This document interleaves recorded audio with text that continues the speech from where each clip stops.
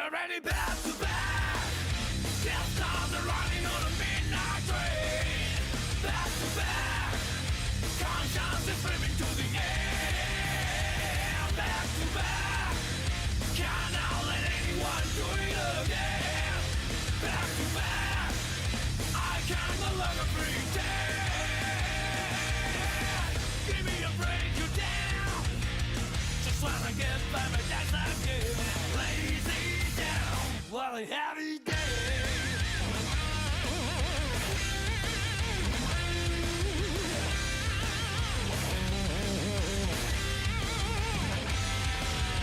Now you hear the rumble from the ground,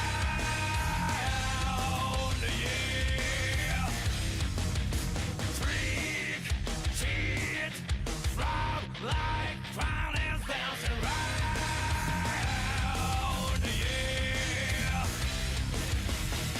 Don't let it be, oh let it be, since I'm the traitor.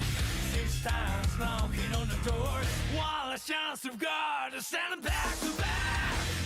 Death times are running on a midnight train. Back to back. Conscience is swimming to the air. Back to back. Cannot let anyone do it again. Back to back. I can no longer pretend. Give me a break, you down. Just wanna get by my days again. Lazy down. What a heavy day.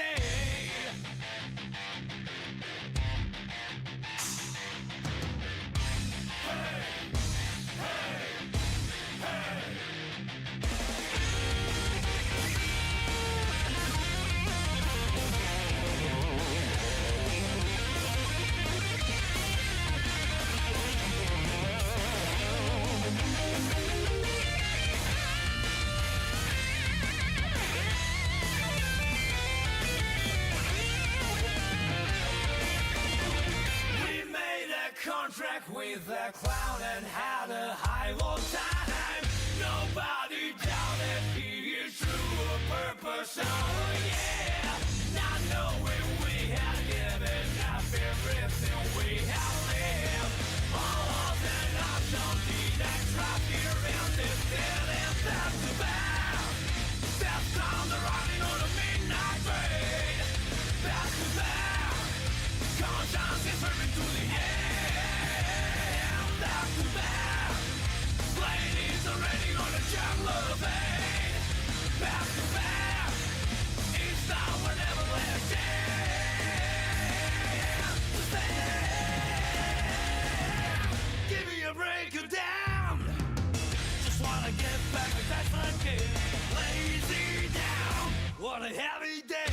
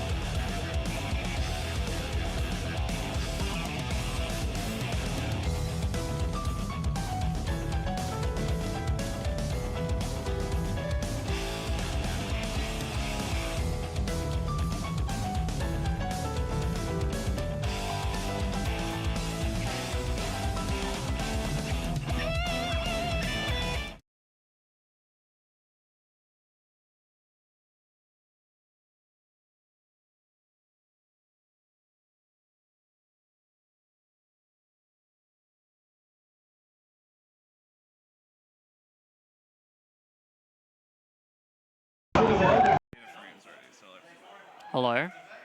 Hello. Wow. Are we coming through clearly? Am I too loud? Oh, just spat, don't mind that. We're not starting, I was just saying hi. We had too many people in the chat. Are we too loud? Too quiet? What's the deal? You're all good? Oh, imagine that.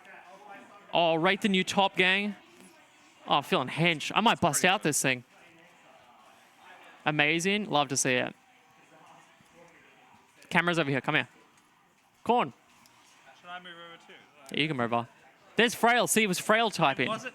Hate that person. So you used the wrong yaw and I noticed instantly. You an Australian? Not Oh, even. Corn? Yeah, true. Say hi to Yaki for me. Dev called you a slur just now. Can you believe? Oh, wait, never mind, wait, never mind. I didn't realize they can actually read it on stream. I lied. Commentators are spelled wrong. Commentator. No, that's correct. Dude, why the fuck is he lying? Don't do that, man. That's not funny. can't be We've had it. so many Bring it technical down. issues. Literally, we packed up the car last night, right? Once we packed it up, we got in this morning, like, yep, on time. We're going to get there early. This is perfect. I go to put the key in the ignition, like it's one of those flip-out ones, and nothing comes out because the key is missing, as in just the bit that goes into the ignition. So we look around, we find it on the floor because it fell off, and then we put it in when tried to turn it with pliers, and the engine died. So we had to Uber with a van. It was a fucking shit show. Luca, do you want to come say hi to the stream? Luca is here. You're interrupting Tyler's set. That's Tyler can eat shit. I don't care if I'm interrupting her Say set. that on stream. I can say that. That's rude. And I mean it too. I'll tweet it. Tweet it. Not the TQ account. Hashtag where Luca. You know what? Maybe we gatekeep Luca for a little while longer. He gave the people. We might gatekeep. We're going to gatekeep Luca. Bye, everybody.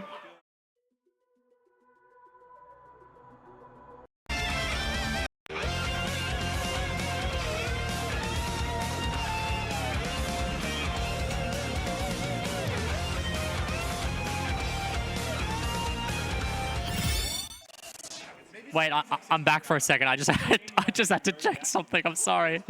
Okay, we're going to get bye.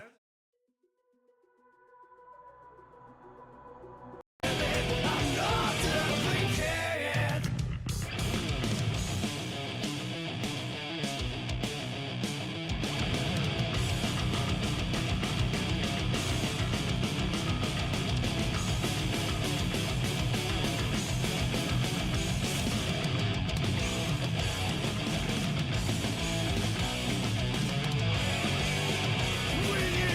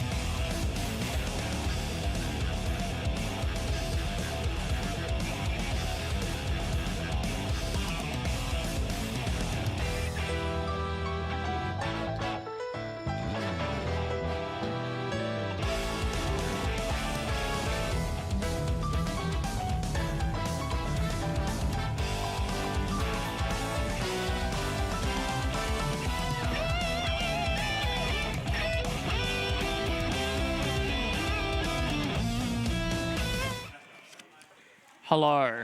Oh, wait, are you guys starting? Yep, go, go, go. We have gameplay. We have the train stage straight up. Oh, what the? Don't mind me. Should test it for audio, eh? Oh, we just got our game started. There we go. Okay. We are still setting up some equipment. This is actual bracket. Hello. And Kring. Who's who? Oh, Kring is Axel. That's a stupid question. Is it Mellowtech? It's also Oh, that's hell. Don't get me started. Let us know how the audio is. If it's too loud, too quiet, if you can hear the game, if not. You got this? Okay. What are these cursors? Okay. You take this headset, actually. I'll set up the second one. Sounds good. Hello everybody, known Xrd player Frail Fox here, and today we are watching a masterclass on Eno Mix. As you can see, we got hit by the high. Oh, wait, good blocks from Kring, but unfortunately RC to go mix again, and we're comboing. What are we going to do next? We tried to parry, but unfortunately Ramona baited it out and hasn't quite killed the Axel play. This doesn't kill yet. All right, we are struggling. Darn, it's fine. We made it work. Ramona takes game one. Jolly good show, as they would say. So for the next round start, oh, nice anti-air from Kring. We now are moving on to... Okay, awesome. That's epic. All right.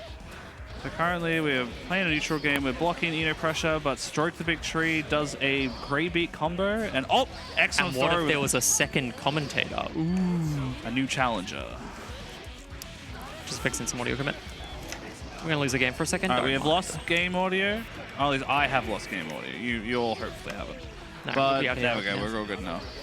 Currently, it's looking like a bit of an even round here. Yeah, we should better hear that bit better. Yeah. Any hit could kill here. Oh, no. The mixed character's in. You're dead. RC combo and Ramona. Oh, I just realized I should have changed the score before. Hang on. We got the game. Or Yeah. I believe this is match first to two in point. this game? Yeah, Or this am I- game is first to two until top 3. Wonderful.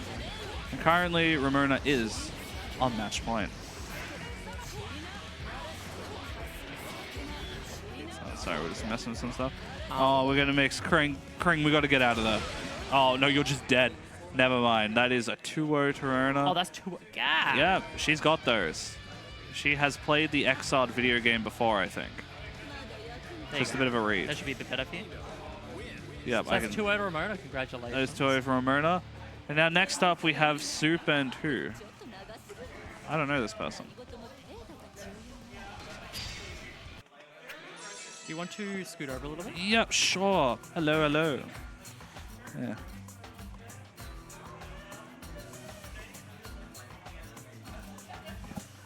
Oh, they can see that. What's that? Okay, do you guys see that? It looks like something is taped to the window. It's because that is our route. That's our internet. That's That thing that is taped to the window. Sometimes we are the best to ever do it. What can we say? Sometimes just have to make do. Am I coming through okay? Can you all hear me fine?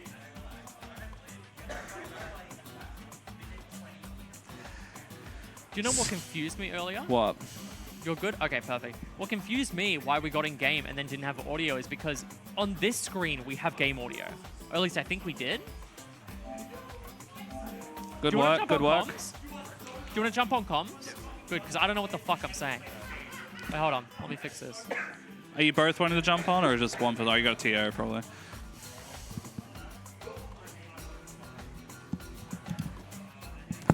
Yeah, oh, careful, careful, careful. Stop.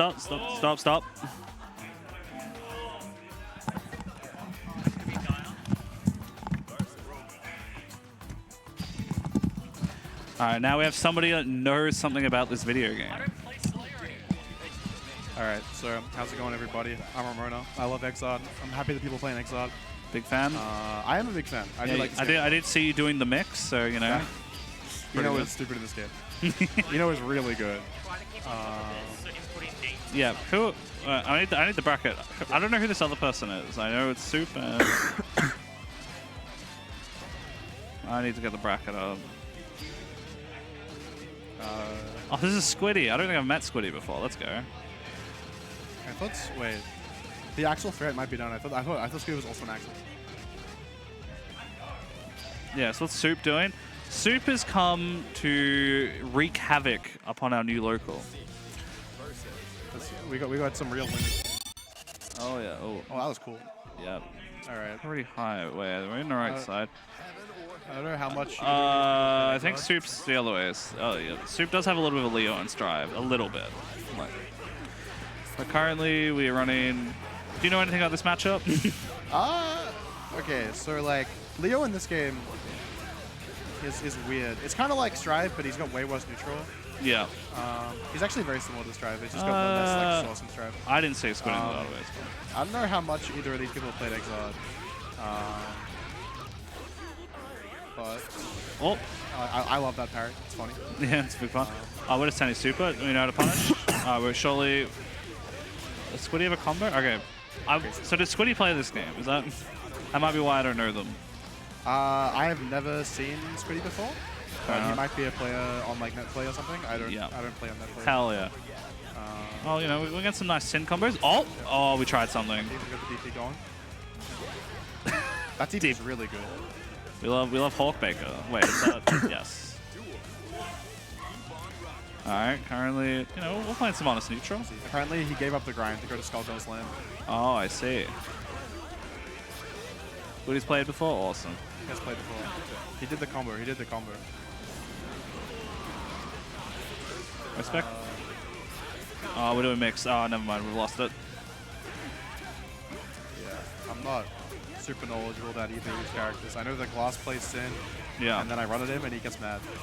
Yeah, hey, you gotta do what you gotta do. But Leo? Yeah, you can use mine. It's fine. It's a little strange. I got distracted there. Currently, oh, hang on. Was that like a triple overhead? Hold up. I don't think Or double, maybe.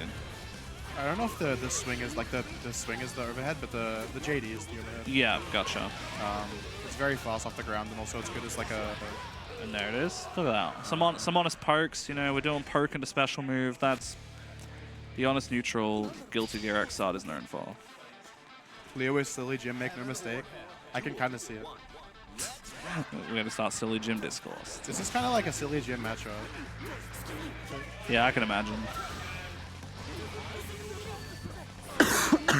Alright, what are we gonna do? We're just like, we're chilling. We're trying to keep Squiddy in the corner right now. Soup's doing corner pressure, but we've broken out. He's eating food. Yeah, I could do with that. I'm kind of hungry, actually. Oh, nice. Doing nervous. Oh my goodness. Jump cancel. I think if I was gonna tell someone to play a character in this game to like 5 minutes before tournament, it'd be Gloss. Not Gloss. It'd be Sin. It'd be Sin. Yeah, like, I mean, just teach them how to eat, I assume, and then, you know, just let the specials rock. You eat, you do the combo. There's a really funny classic Sin guide. Alright, what's the pressure Soup? Oh, He gets zero frame throws. That's what it's all about. Zero frame throws is a weird change coming from being a star play coming to Xrd. Yeah. The threat is very different. And Oh, get bonked. it's like, it's not something you think about, and you try and do a media, and you're like, oh, can't be doing those that close. Yeah, no. Picking up any game when you haven't been doing proximity throws is like, oh. Prox throws are weird coming. It's like a new player to any game with them. Because it changes the dynamic of how you do Urki. And even though it's like, you get used to it quickly, but it's like, if you don't know, you just get earned. Yeah, no, absolutely. Oh, hang on, we got a chance here. Mix. It's mix time. Go. Alright, nice. Breaking out. I think we expected the cross up there. Can Leo cross up into the corner? I think he can. Oh, do we know how to deal with this? Because I don't know how to deal with it. Blitz is weird. Like, I'm like low key. I don't understand it fully. Oh my god. But I know how to use it. If that makes sense. Yeah, it's one of those things that I like can't explain, but I know how to use it. Like, you wouldn't be able to tell someone. You can tell someone how to use it, but you wouldn't tell them how to like beat it. You know? Yeah. Oh, we tried to do something dodgy. Squiddy's like... yeah, run up 2D. First blitz misinfo. We are going to get chipped out here if we get hit by like anything. 2K. The Abari 2K to solve it. You'll love to see it. Alright, I think I'm playing against Squiddy now. So Alright, good luck. I will be back. Alright, so I appreciate the help. I do love commentating, even though I'm very tired today. So I'm kind of just staying shit, but you know, Yeah. I'm happy to be here. Quick post-blitz misinfo. That's true, yeah. Thank you, all the Strive players, for entering Xrd. Makes me happy. I like to see people playing the game. Buy Xrd. Buy Xrd. Buy Xrd.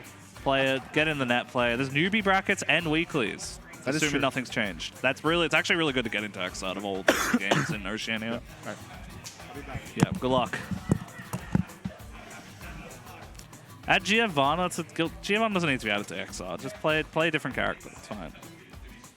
You know, it can improve you as a player if you learn how to play different styles of characters. You know, it's good for you. Oh, we're back. It's not you. All right, return of a special guest, Melotech Ramona. We made it. I thought I had to play. I didn't have to play. We got Jackie and Ollie Dog in here. Do I write it as Yaki for scoreboard? Jackie or? should be good, yeah. And Ollison Dog. Now Jackie is probably the favorite to win the bracket. Yeah, I would say, because I'm washed. But Ollie Dog is a strong strike player, from what I understand. Pretty good, pretty good. Axel, he is an extreme Axel enthusiast. Loves Axel in all forms. Like, Axel is kind of hard in this game and not very strong, yeah, but you can gap on him. That's The only problem here is that the Raven matchup is one that you have to know, because you'll just get ran at and it's not fun. yeah. But if the 5P works out, that this could be the craziest upset of the world. True. I'm keen. I'm a big Raven fan. I got second to Metallic. Metallic is very good. I didn't know that Chip had a 3-frame jab. Oh, And I kept getting owned. yeah, that'll do it. But yeah, he was very strong until in that matchup. But All right, Axel Raven gonna. What part of the bracket are we in? I assume it's like just top. I mean, we only have 8 people, so it is top 8. But I believe this is for winners. That one. I think whoever wins this goes into winners finals. I believe. Yeah.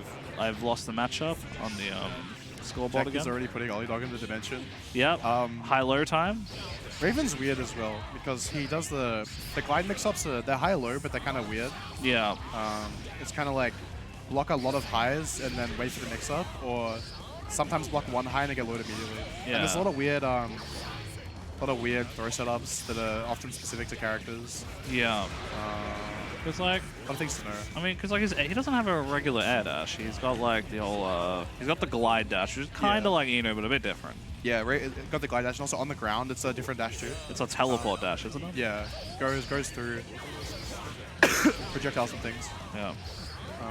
Raven's a very interesting character. Oh yeah. Also quite strong, even though they have a lot of character-specific stuff to figure out. You know, I think Ollie Dog's really enjoying Renson being charged in this game. After they got rid of it in Strive, so it was like, I'm sure you just miss it. You're like, oh my god! All right, we gotta block. Oh, never mind. You block too much, actually. Sorry. Does Jackie know the Axel combo? She knows the Axel combo. Oh. This is getting blocked. Oh, it is getting blocked. No, never mind. We got a chance. We have a chance. Oh, cheeky little overhead. Oh, Nice 5P. hang on a minute. Hold up. We're cooking. 1 round apiece. This is what I said. The 5Ps are gonna make everything happen. Also, when was the last time anyone fought Axel? Like I know Xr's not super active, so I imagine there's a lot of like weird matchups that you probably like don't get a lot of AXP into. That is true, yeah. The classic problem with Xrd in this country is that there's so many matchups and they're all very varied and hard to learn that we have very strong players, even historically, but there's always been things you can't learn here. Yeah. Axel has a few players. There's one from South Australia who I always forget his name, but he's pretty good. I think Aerobius has an Axel, but I don't know if he plays Axel. He plays a lot of characters.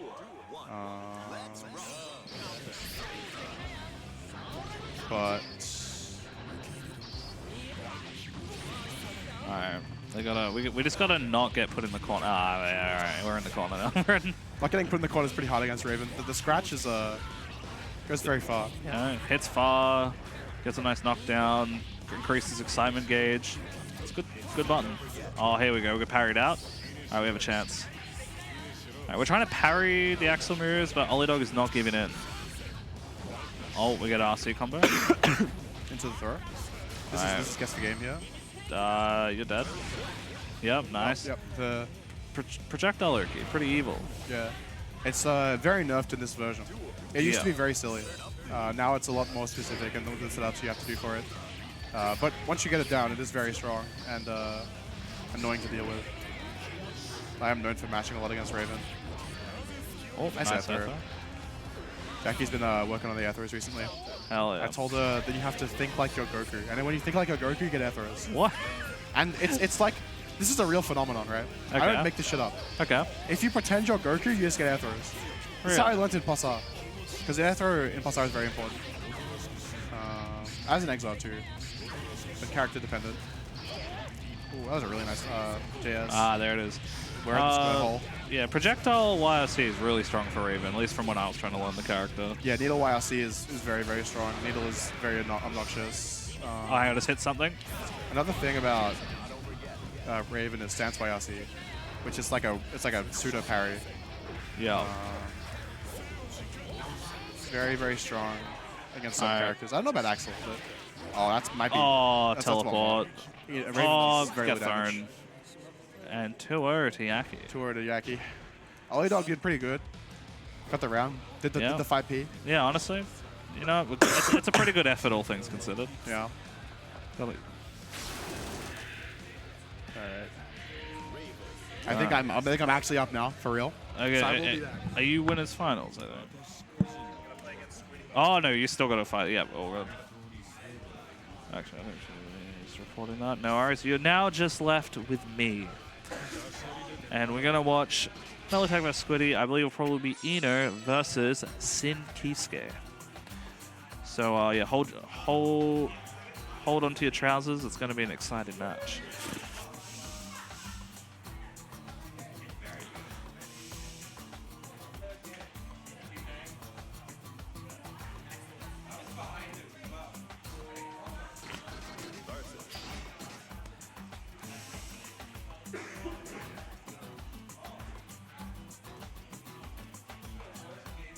Alright. I'm not sure who's. I think people are finding people. And yeah.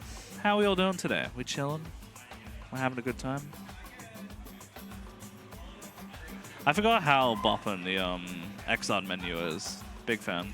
Doing well? That's good to hear, my friend. Excellent. Looking good? Hell yeah, plastic. Good stuff.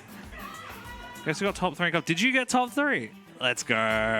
That's so hype. Yeah, Blue Dude got off screen by Ollie. Yeah, I believe Blue Dude called it reparations for the Strive matchup they've had to deal with. So, you know. All right, hello. We got somebody who knows about Xrd again. Hello. Welcome, welcome. How we Hi, Dev. All right.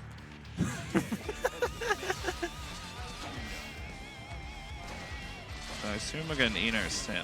Oh, if I remember these people correctly. Alright. Hey, Kalo.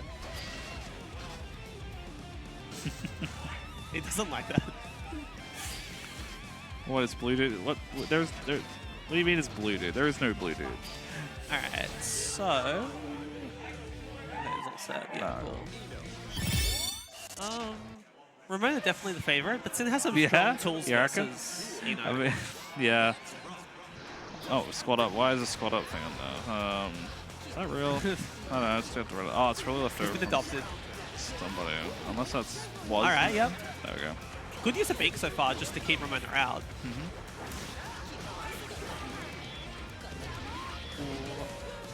Time Doesn't to seem guess. to have an answer to the stroke yet. Oh, yep. The famous hawk into cancel and block. You can back dash OS that, but it's quite hard. Oh yeah, especially if you haven't practiced it much, I imagine. sure. Yeah. Oh goodness. Yep. Ramona instantly burns Death Angle because she wants to get back in. Yeah, fair enough. You know, if we win the round off a good guess I think hit. he, There it is. I think what happened there is Squiddy tried to do, tried to cancel into Elk, but got Leap instead. Got you. Yeah. Okay. Because Ramona side switched him really fast. I see it. Oh, no, that's tragic. Oh, we're in Ramona's trouble. playing the burst game. It's fine. Whipping gold burst in this game isn't that punishing. You don't get you don't lose your burst gauge. Okay, that's Like good. you still recover it as though you hit them. Yeah, okay. That is very handy. Still, we're kind of blocking Eno right now. Or we're trying to block Eno. Getting put in the Eno device, and that'll happen. There it is. First game going to Ramona. Very nicely done. Alright. Yeah, 5D is a projectile. Wait, 5D. Oh, wait. Alright, what about next? There we go. Nice, but that's a lot of damage that's already been done. So I think the Sin guy might be high damage. No! A little bit misleading, because it is just because of how effective Guts is in this game. Okay, yeah, that makes sense. But it's not that misleading, it's still a lot of damage. Sin does big damage, it's kind of one of his main strengths. Gotcha. Alright, well now we're in the call. Oh. Yeah, 5D YRC, That's Ramona's crazy. favorite. Yeah, I've never seen that in my life. Holy. Yeah, nice. Oh, he's got a head Oh, beacon he instead. dropped it. That's unfortunate. Alright, now match point for Mellow Tech.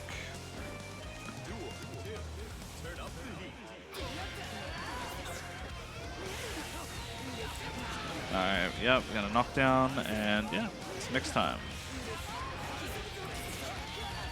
Oh! Crazy Nice after on the throw. tech.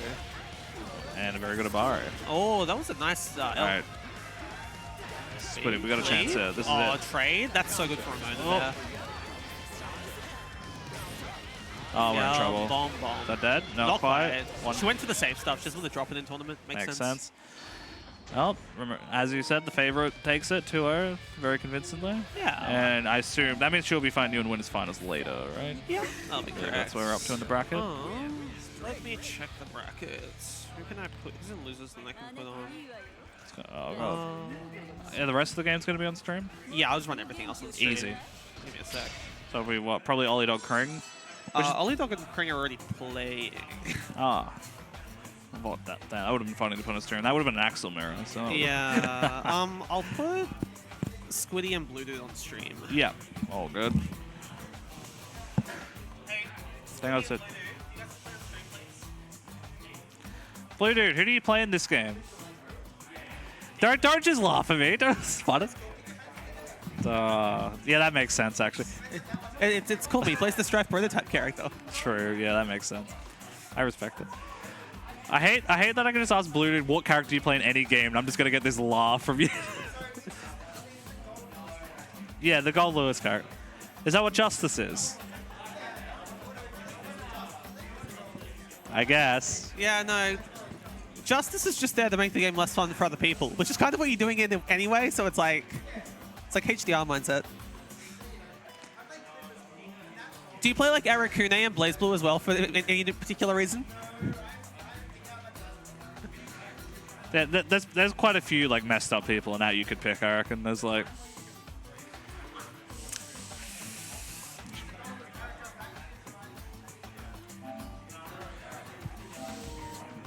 Ollie, how'd you go?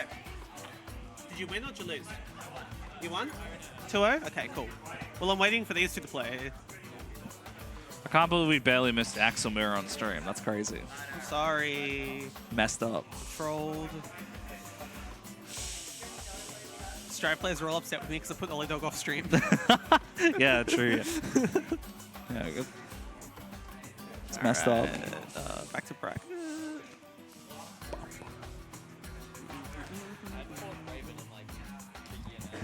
Yeah. Raven's hype. Big fan of like. You're probably gonna have to beat like, I don't know, like an Eno to get there maybe. Like. I play Axel though, Eno's good. True. You gotta. Axel's evil because I have to actually.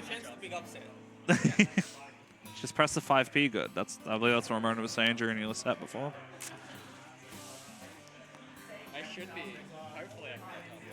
I think. I know I can beat Blue Dude, so. What is Blue Dude's wheel spin to? What wheel? Blue Dude, do you have a wheel? Oh, I see. Are you doing that now? Or? No, because Chloe was asking, like, what? No, there is no wheel.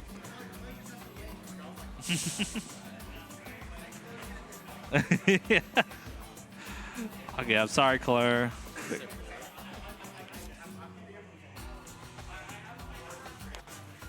Wheel broke, yeah. There is no wheel. The blue dude has an answer, does he? Is there anything the blue dude can't do? Is there anything? I feel like if you're a new player, Kum's like unbeatable because like you have to know how to beat the clap super to beat Kum, Yeah. and like that thing is like Is that the one that becomes unblockable eventually? Like it yeah, vacuums yeah. in, So it's like the way it works, right? Is let me make. Oh, is it all set? Yeah, cool. So the way it works, right, is Kum clap is frame 1 post flash, right? Okay, yep. Not automatically. It loses its full invuln as soon as that happens. But it gains hyper armor when that happens as well. Okay. So, and he has a gravity field where he can control you. Yeah. If you can throw him or super him out of like the hyper armor, Yeah. but Oh, sorry. I was gonna. Oh, oh yeah, we're off to an excellent answer. We'll start with 6H. All Yep. right. Oh, dude, Yeah, we're getting checked. This is a blue dude. I feel like 5K like ground higher booster would check a lot of new players. Oh yeah, I can imagine. This is yeah, this looks like a blue dude special for sure. But let's see what Squiddy does in Maybe. response. Oh, we're getting it. Squiddy's played a fair bit of Xrd, not a whole lot, but like enough. Yeah, I didn't know that until like I saw Squiddy start playing before. I was like, oh, someone. I'm Yeah, seeing good this E. in combo. Nice. Oh, yeah, hit by B. Hit by fucking. Wait, what was that ground bounce? It's counter hit Elkunt. Ah, I see. Fair enough. Does the counter hit. Oh, yep. Okay, yep, throw back. Proximity Should have throws. been further away. This is Dizzy stage. It very is. pretty. I really like this stage.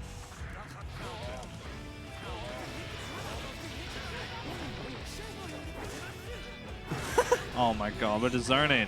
This is something like Glass does. Glass like fishes with Bull Bash randomly. Yeah. Oh, we're jumping. We're trying to dodge Alright, Trigger. Uh-oh.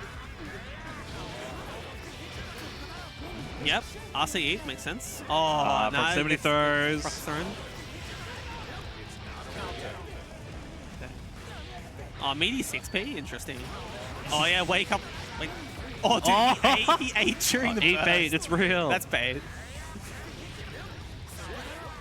Damn. That was like the old Strive classic before Strive was like they made it full screen burst. They'll just Sin players would just do eat debate burst sometimes. Yeah. To When troll. sometimes I do like Raven stance debate burst. Ah, yeah.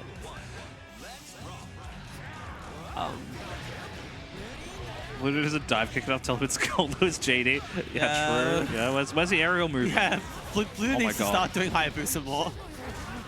These are Strive 6Ps. What's going on here? What's going on?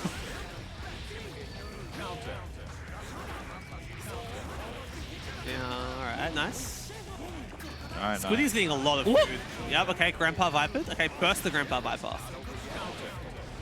Trades with L. Oh, yeah, you This should be is Gonski. looking pretty convincing for Squiddy, I think, at this point. Yeah, I think Squiddy just has the consistency that Blue Dude might be lacking right now. Blue Dude needs to dig deep. Yeah. Yeah. Yeah, but it's time for self-reflection. Do the Oki. Oh, nice with the overhead. All right, we're doing it again. Just do, yeah, low damage mix. That's what it's all about. Come on.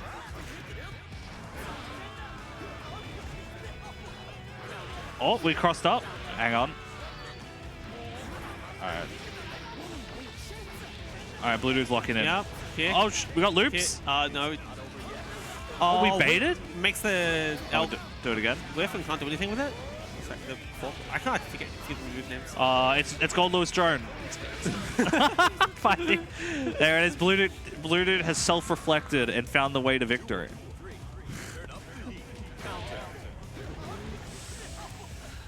All the it's really funny. All the Kum players on NetPlay have like really bad connections. It just becomes like the King Crimson character. And what do you? So what, you already can't see what they're doing behind the orb, and then he's just lagging high low. Yeah. And then like he has like one of the best mashables in the game. Oh, they're micro-storing as they're mashing 4P.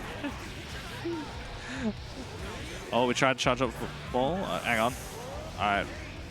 Hamgood has like a weird connection sometimes. It's usually fine, but sometimes it's really not. All right. All right, we're gonna lock Nice in. 2K. What last chance? Oh, Does he know that? Okay, charge blitz. hang on. Let's go. This is it. All right. Does he know how to clap? Does he know how to clap? Do we have a clapper? We do not have a clapper. It's over. It's Oh, no, it's burst. not. Oh, we got one chance. One chance. Just don't get L-conted. Well, he can't do this. This is gonna punish him. He's gonna get. He's gonna No, start. it's time. It's no. Let in. Lock in. Lock in. This is it. No, crossed up. Oh, yep. 5H. 5 people. Tragic. There was a vision. There was a vision, but we couldn't quite make it work. All right. Cool. I'll go play Ramona. Yep, all good. I'll hold down the fort. Did he early practice with 6-speed the Shinken? Maybe, maybe. Is that the only way you know how to do Shinken? Is it from 6-speed? Ah, right side.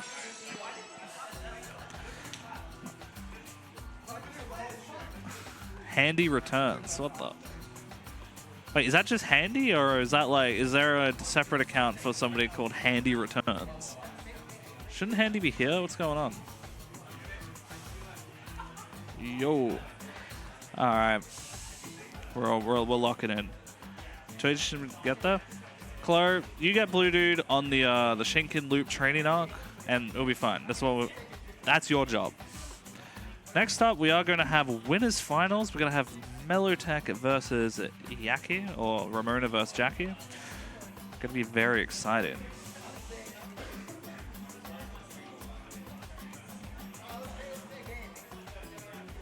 I believe we're Eno versus Raven. So yeah, these two are the favorite top two, I believe, from what my understanding. So yeah, I'm excited to see the match. We've been all trying to get him on Goom for months. I'm sorry, Clarence. Yeah. What's up? Yeah, I can probably do that at some point, or I will eventually, yeah.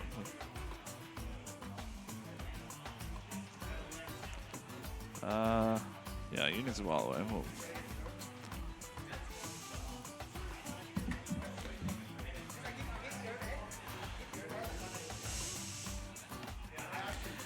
Alright, I'm very excited for this one. City Twitch with that Urky on 6 free. Thank you, Blue Dude. Very cool.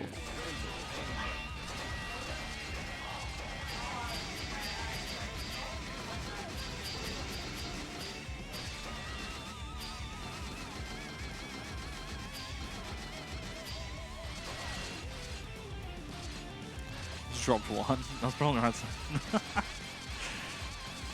Alright, the players are preparing. So the problem is, both the people that know how to play Xrd are playing right now, so it's going to be hard for me to commentate. Oh my god, I forgot how quick load times are in Xrd compared to Strive. I'm just not ready for it. Alright, we're going to play some neutral. We're going to be... I imagine Raven could probably keep Eno out a little bit, but both are going to mix you once there's a knockdown. Oh, I didn't change the scores. Oops, hang on 1 second. There we go. Alright, currently both struggling to get the Urki ready. Oh, no, we drop. Unfortunate. Straya hits, and... Okay, we bait burst, but we couldn't get a punish. I don't know if that's usually very punishable if you bait burst like that, but regardless, Ramona cannot afford to get hit one more time. Otherwise, going to be in the mix. Alright, we're in the mix. Oh! Backdash made it an air hit, so we weren't ready to confirm. And now we are doing more mix. Instant dive kick to break out. Nicely done. Alright, we gotta deal with the Eno mix. Oh, nice counter hit him with the overhead. Now we can take and burst from both sides. Oops, all overheads. Yeah, this is pretty much what this matchup's gonna be. Everyone's doing overheads. Better not be cold block and low. Not in this society.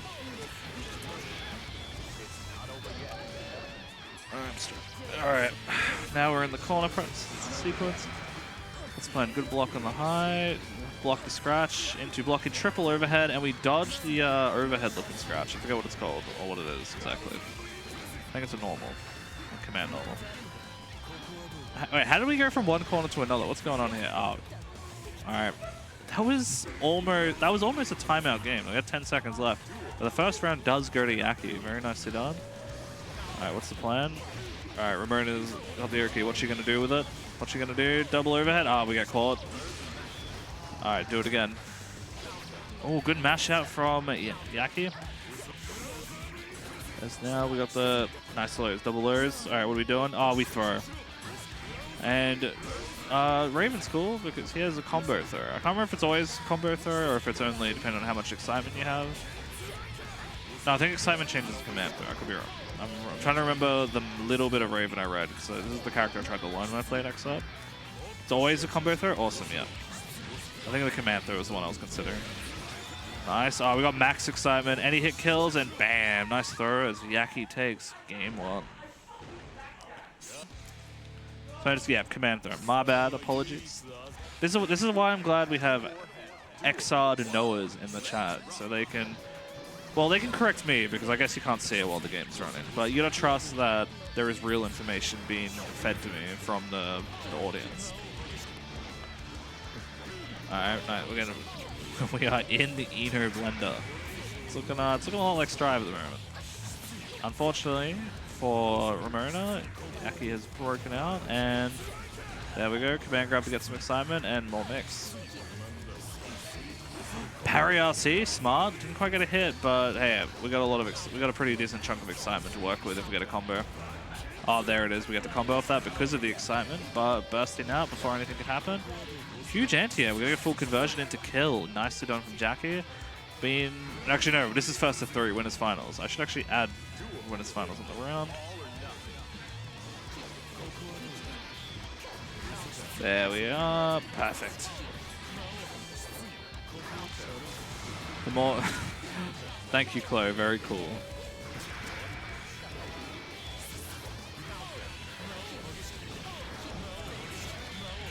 Yeah, this is... I hope Chloe and Camham are the ones that are filling out the dust loop for these characters. Sounds like very official terminology. Alright, currently it's looking really good for Ramona. If she can just like pin down Jackie at any moment here. Unfortunately, Jackie's playing very evasive, double jumping, dashing, but we get hit by the JH. Nicely done. Yeah, I'm on it, Chloe. This is why you're the GOAT. Thank you. Oh, we bait the burst. We didn't get a full conversion off it, but you know, that's a good start. Obviously, did not get opened up by Jackie here. You're doing the Raven pressure. Very nicely done. 2H whiffs, but we anti-air with... I think it could be 4P, but I could be wrong about which normal that is on the anti-air. I feel like it's a 4 normal. Yeah, we taught Jackie everything we know. 5H? Oh, it's 5H. Never mind. There's a different 4 normal I'm thinking of. Or is there... I'm going to stop saying misinformation. I'm going to stop talking. I'm saying things. I know it's the anti-air button. Thank you, Thick Man Meat. Very cool. Alright, we are in danger right now. It was looking really good for Ramona, but Jackie is like brought it all back. Oh, good. Yeah, mashing to stop the reset. And that is dead with a full conversion. Don't listen to the Faust player. Hey, I'm a fan of Faust players. I like Faust. Faust is cool. Alright, it's 2-0 Jackie's way right now. She is looking to maybe try and take this with a 3-0. And yeah, it's looking like that from the way this round is starting. We're already in the corner. We've already lost almost 50%. And we're trying to parry. I think we're just assuming Ramona's going to like do some sort of a barrier, but nobody's working. I pray that you throw no meteors. What the? We have rude anti-Faustas in the chat. That's crazy. Oh, nice bait on the burst, but yeah, we're just not getting conversions off it. All right, here we go. We're dropping, unfortunate. All right, this is what we need. This is the sort of knockdown we need. Oh, good whiff punish. No knockdown. All right, using the Gatlings properly. Oh, that was a cheeky landed to throw, and with that, Ramona is still in it. Finally taking a round. I'll take another round. But like, this is the momentum shift we need if we don't want to like lose this 3-0. All right, big throw, nicely done. Oh my god. Trying 5 DRC, but we're just jumping out of it. I guess it's not real from that knockdown. Hang on, this is huge for Ramona. This might be. This is almost a game. We baited with the air throw to get the perfect. Oh my god. Clean. She's back in it. It's time for clutch. Trust.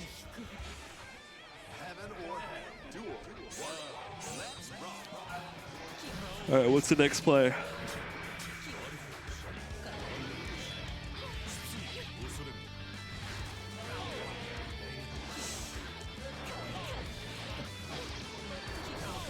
Alright, currently got knockdowns. Mariner is currently on the life lead, but we are back to neutral. And with these two mixed characters, anything could happen off any knockdown. We just got to be really careful here. Fractal, your teleportation circle, I think it's out in the front lobby. I think you should be fine as long as you do it within the next 30 seconds. Thank you. But currently, oh my god, we got so much excitement from that. We're going to do a lot of damage if we get in. Alright, welcome, welcome. This is, yeah, the two people that know what's going on with the game. Hello, hello, hello. I'm Sharif. Actually, no, I'm Frail. You are Frail. There's been some identity. Who are you? I'm Sharif. I'm Hey, Sharif. full stop, full stop. Full stop. All right, so we got Raven versus Eno. Ooh. Yeah. Last time I fought Jackie's Raven, I got absolutely mauled. You really cannot let her start up, or it's just Oh, it's yeah. bleak from the get-go. I'm not too sure. I've not had a chance to see Ramona's Eno yet, but I imagine it's quite fierce, knowing her Pretty good. mix. Like, Jackie was about to, or like 0-3, but Ramona brought it back. So hopefully, okay. but yeah, Jackie is currently on a match point now. That is- Hey, Harold, what in the bar? Hold up, it's mixed time. Perfect blocks. Oh my god. Oh, it's Okay, not- gets the... Wait, that wall splat? That was crazy. Oh, this is huge. Yeah, burst straight back into the corner. Oh, Still we're playing projectile wars right here. Oh, the mix. Oh, it's fierce. Oh, we made Gets the reversal. Oh my god, it was safe. Oh, we're gonna get some good damage from here, and probably one more mix to the end of the round. Tree's volume's a little low. Thank you, Cordial dude. Wire. All right, Ramona's staying in it right now. That should be a little better. Is that better? Both characters are hella snowball, yeah. Oh yeah, big time. Yeah, now we're in a pretty dangerous spot here. Oh, the pressure. The blocks. Oh, Okay, 6 yeah. feet whiffed. Ramona had her chance to mix. It is now Jackie's turn, and goddamn, they are really going. We got out of the right? corner. That's Okay, the most perfect. important thing. Oh, the 5Ps. Let's go. Oh, the feint into the high-low. Oh, hang on. Oh, I don't know what that was. That was the what you call it, the blitz. 6H is 5 frames? Wait, what's the fastest Sabare in this game? I think it's like 3, right? 3 I think frames? like Okay. so it'll be like Soul 5K and Chip Okay, 5B, okay. right? So that was a historical I length? think. Yeah, something like that. How fail? 3 frames? Okay, that Yeah. makes sense. Oh my, what mix? She brings those back. Look She at that. brings those back. Ramona ties it up 2-2 in winners Bring him finals. up. It's like you put Ramona on the losing side, and she's just gonna clutch up. What can we say? Oh god. I Final remember having game. to fight Ramona in KOF, worst experience of my life. Just cannot It is an interesting experience to say the least. She's got Eevee Road? Farting at the venue. Yeah, thanks, dude. Thank you, appreciate it. Oh, she's right behind me, Yeah, dude. That yeah. scared me. Yeah, surprise. The high-low. Oh, god, these resets are so oh, the Oki rather is unreal. It just looks so cool. Oh, the teleport. Also- got the super. Yeah, that's huge. Also, is Soul 5K not 3 frames in this game? Chip and Jam have it on 5. For some reason I thought it was, but I guess 3, I'm but it's tripping. only Chip. 5 to 4 frames. Okay, that's what we would expect. Right. Oh, the double high. Oh, They nerfed Oh. it. Gotcha. oh my god, what a perfect mash out. Oh, we jump out? Never mind, get caught. We can kill. Oh my god. Oh my god. We went This? from match point on Jackie's side, but now it's Ramona's match point. EB, can you hear the stream game out there at all or no? You can't hear the stream What? game out there, hey. All right, oh my god, it's looking bleak for Jackie right now. We need to get out right now.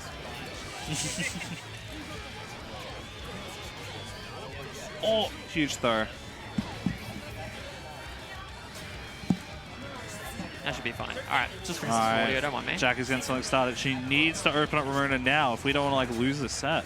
Oh yeah, this is looking really dire for Jackie. They're also just low HP period. Oh, gets the hit. Oh, it's huge. Did we confirm? kill? No. Not quite. Oh, we're Oh, doing the 5 dubs. DRC.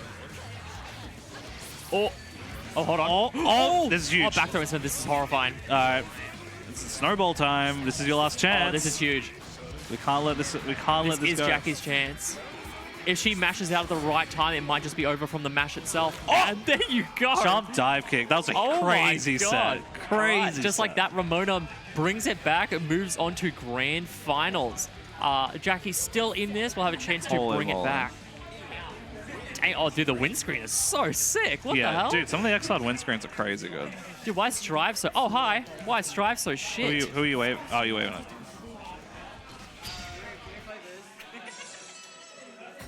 What the fuck is this? Is it the OST for Yeah, Dungeon it's on Meshi? DVD. I didn't know they made DVDs. I believe it's called CD actually. Oh, CD. You're a bit too right. boomer to like. You My know, bad, my you know, bad. Come on. It's is this one of those VCRs? Yeah.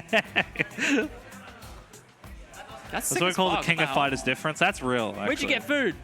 I have a laptop with KOF on what it, the that I blazes? need to boot up and play some KOF with people.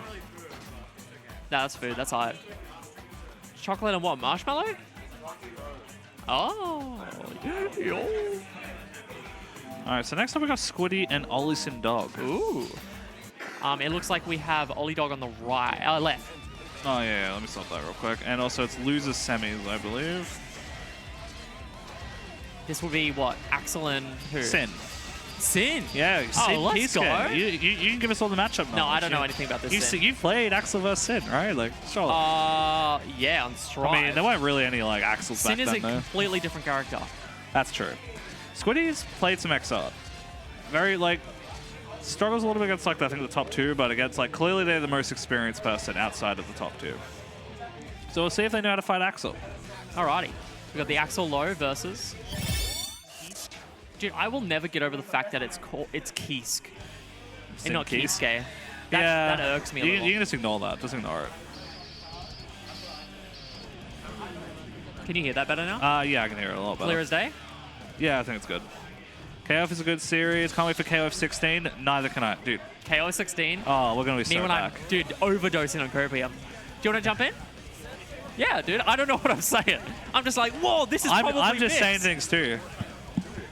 Yeah, don't listen back to the comms on the set you just had. It's like it's me saying things, don't. Yeah, what's up? Pardon? I mean, it's not hard otherwise. You hop on. What up? It's Ramona. All right, we're in. Now Squiddy has combos, and played a little bit before. I heard from Chloe. Yeah, I remember him playing a bit. Yeah, Ollie Dog, good strike player. Yeah. Loves his Axel. I think The strive bursts are crazy. the strike bursts are That's a crazy. crazy comp, Dev. Earlier on, people were talking about how burst is very different, because it's not full screen, and it can be baited. It can be baited in strike, but it's a lot easier in this game. So it's a bit more of a commitment. Generally, there's a lot more you can do. I'm glad I wasn't doing the wrong burst against you. Yeah, you were doing well into the burst game. Yeah, there's plenty of counterplay to throws in to burst and Xrd. Yeah, there's lots of it. There's some parries work. A lot of Throws are routing really just good. OS's throws in this game. Yeah, a lot of them do. Yeah. Yeah. All right. That's Round one Svensson to from Ollie Ollie Dog. Dog. Yeah. Burst is something to get used to when you come to Xrd for sure. Yeah, for sure. One of the things people don't talk about as much, but it's when people play the game, they immediately realize. You kind of like, you have to be kind of conservative with your burst in this game. Yeah. You have to burst in good burst points, and that's a lot of matchup knowledge stuff that a lot of people won't have here. Yeah. There's also OTG burst, which is cracked. Jazz Fairy. I love OTG burst. Makes Campam really mad. I love OTG burst. Makes everyone really mad. It's really good in plus R against Arbor, because you OTG burst the Arbor, and then she loses the round. Whiff super. Oh, no, it doesn't whiff super. No, Never mind. Super does not whiff. All right. All right, Squiddy gets in. Yeah, the burst is used. He's eating. Food is being eaten. Yeah. Nice. That was a really nice Ooh. success. getting that he doesn't like. He's not used to playing around Axel's like normals and neutral. Yeah, they It's, it's one of those things. I'm Yeah. not sure how much they played in Strive. yeah, it's tough, but like yeah. It's, Squiddy does actually play Axel in Strive. Oh, does he? Okay, Yeah. interesting. But- Don't both these players play Axel and Strive? Yeah, this is what I'm talking about. This is an Axel bracket. I see. All right, interesting, JD. All right, yep. Do you, We're in. get a Oh, that Elcom's gonna get earned. Oh, what the hell? the Bull Bash Clash? The Bull Clash? That was some funny moments. Xrd is known for its funny command moments. grab. That's it, I think. Bonk. Yeah, that's it. All right, going into game 3. All right. Ollie Ollie Dog, looking quite strong. yeah, very, very commanding over the neutral and giving Squiddy a hard time in general. I don't know what this matchup is like. I assume it's Sin favored, but I can see theoretically there's some stuff that Axel will be good at doing, like annoying him while he's trying to eat, or like Yeah. he's got the DP, which is pretty good against the flip and stuff. Yeah. Well, the thing is, Sin doesn't have like good YRC abuse, and that's what really blows up Axel in this. Yeah, yeah, that's true as well. Sin does not do that. That's why Axel's like not great, because he's just not Yeah. fantastic against a lot of Fireball RC Yeah, or Poke RC. it's really awkward for him to deal with. Me and Ollie Dog were just talking about that earlier. Yeah. Oh, counter here. That'll be a full confirm. Thank Yep. you very much. Alrighty. This is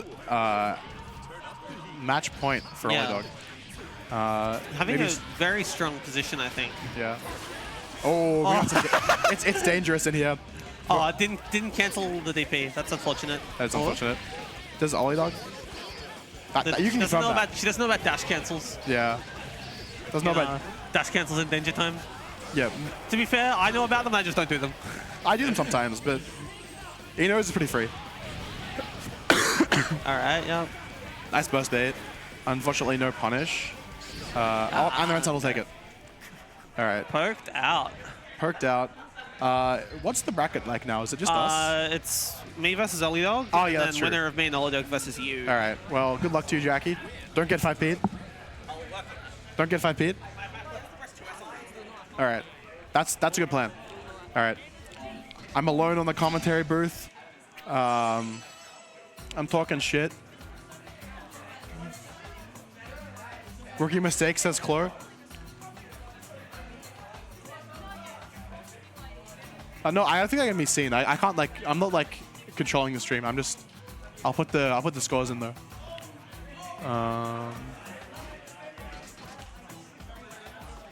So Ollie Dog has shown that the Strive fundamentals do something. Sorry. Do you have the overlay here? The overlay. Yeah, I just put these in, then press swap. Oh, press. Yeah. Oh, you gotta update. Yeah, I can do that. That's fine.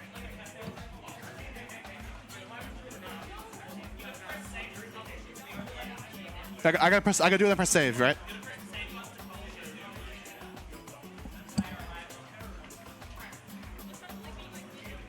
All right, I've been instructed on how to do the thing. I'm not sure. I'm gonna check the sides before I do anything, because that's the way. Okay. Jackie. And Ollie Dog just stays.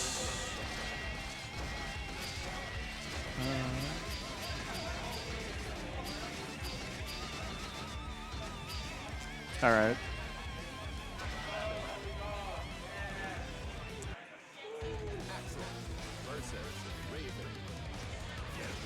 Alrighty. So we saw this same matchup earlier, and Ollie Dog did surprisingly good. He took a round and stuff. Raven is one of those matchups that is not in Strive and is very obnoxious and hard to deal with for a player who's just learning the game. There's a lot of things to know, kind of like how to beat stance, which is very hard for a lot of characters. And how to deal with needle YRC, which is you kind of don't. All that kind of stuff can be very frustrating for a new player to learn. But Ollie Dog is strong in Strive and knows how to play Axel. So if those fundamental skills can pull through, we can see some rounds being taken. Jackie is a little more warmed up than she was.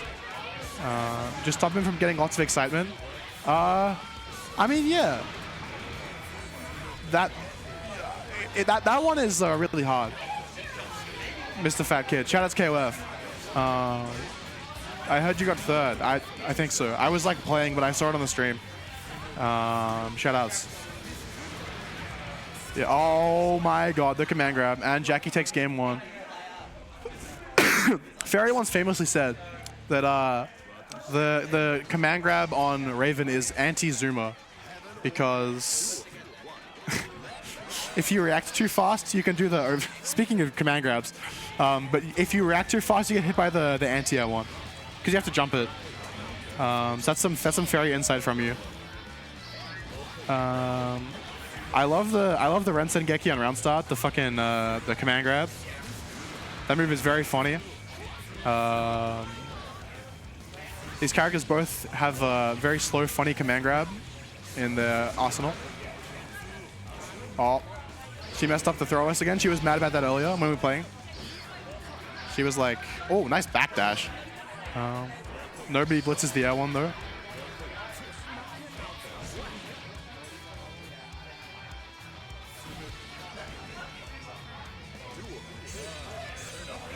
Alright. So we're kind of seeing a repeat of what happened earlier, which is Raven mix is like imperceptible to someone who does not play Xrd. There's a lot to it. Close as unbeatable.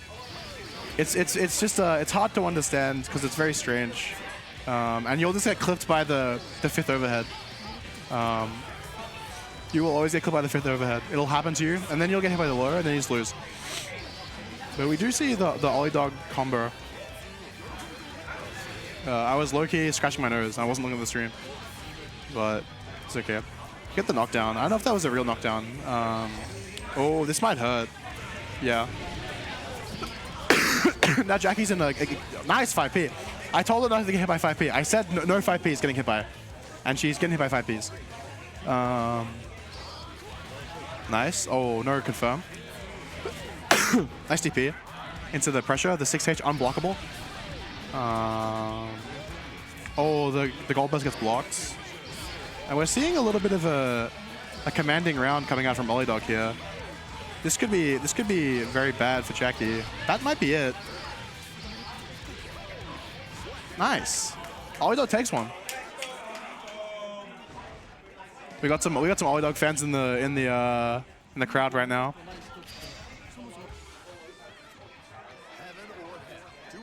I still believe in Jackie. However, Axel is a weird matchup. She's holding back. First documented timing. Nice. Oh, just not burst safe. I think what she was trying to do there was push Axel out of burst range, but I could be wrong.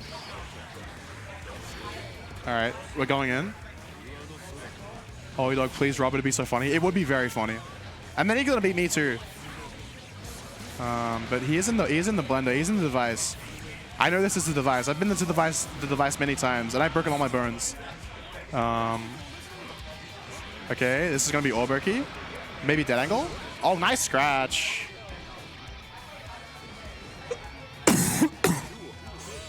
Alrighty. That was the quintessential Raven round where you get knocked down and it happens 4 more times. There's a couple characters like that in this game, including Eno. Nice burst. That's actually a very hard burst to combo. Combo to burst, lol. The 5D hits. Because it's very burst safe except for on the jump. So good awareness. I had to be told that. I was like, this is unbeatable. Nice. The Abari DP.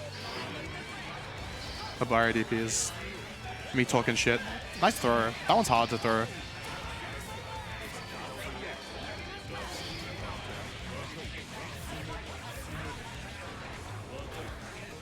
We do love Ben 10. Shout out to that green guy. Oh, shit. Oh, the resets. The classic resets. Alrighty. Now, Jackie really needs to get an in here. That's kind of the win con. I think also getting meter is important. Oh, that's it. Nice, the throw reset. Again, another cheeky maneuver. Oh my god. Oh, Jackie, you fuckwit. My bad. You mean man. You mean person. You very mean person. Oh, nice. That'll be it. Yeah. One more actually. Dead angle time. Oh, nice. The chip. I love seeing Jackie pull out all the funny maneuvers during bracket. Oh, that's so good. I could just the propeller hat is spinning whenever I see the scratch into the command grab. It is strong. Oh, unlucky. Got to delay the FD usage against Axe a little bit because the resets are annoying. I got hit by a lot of the resets in Pulsar. Cheetah forward dash. High key, yes. Oh, nice throw. Really, really good.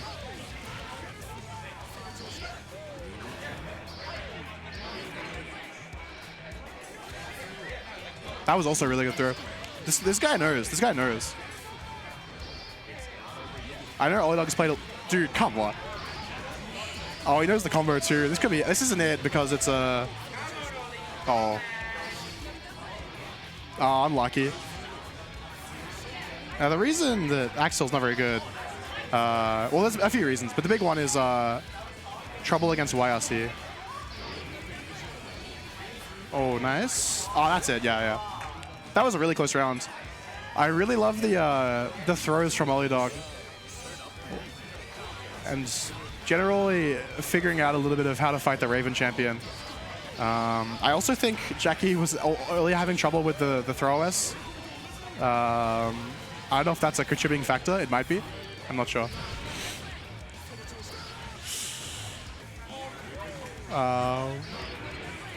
This Raven agent? This Raven agent's fair, dude. I don't know. This is my most played matchup. I play this matchup like every week. Oh, nice gold burst. That's a gold burst I would have done. That's what I would have did. Nice. That's a knockdown. that was a messed up throw OS. Into decent damage for Olidog here. Nice counter hit. This is gonna be into a oh, no JD. I thought maybe a JD combo. Shout out JD. Raven low tier champion unless you're European. Nice. Did Jackie? Yeah, okay. Unfortunately, I don't know if it's not punishable or if it's just hard to punish, but I don't know, I'm not very clued in. And Jackie is being the zoning. I'm trying to think of his zoning Zoe. There we go, zoning Zoe. Oh, nice 2H. She's doing the funny game where she runs away. I love Jackie's funny game where she runs away. This really is anyone's game though. Axel can trick you. Nice, GG's. Well played. Well played from Olidog. Well, very well done. Love the throws. Love the defense. Love the 5Ps. I told Jackie not to get hit by the 5Ps. All right, I gotta go play. Someone else gotta come to the stream.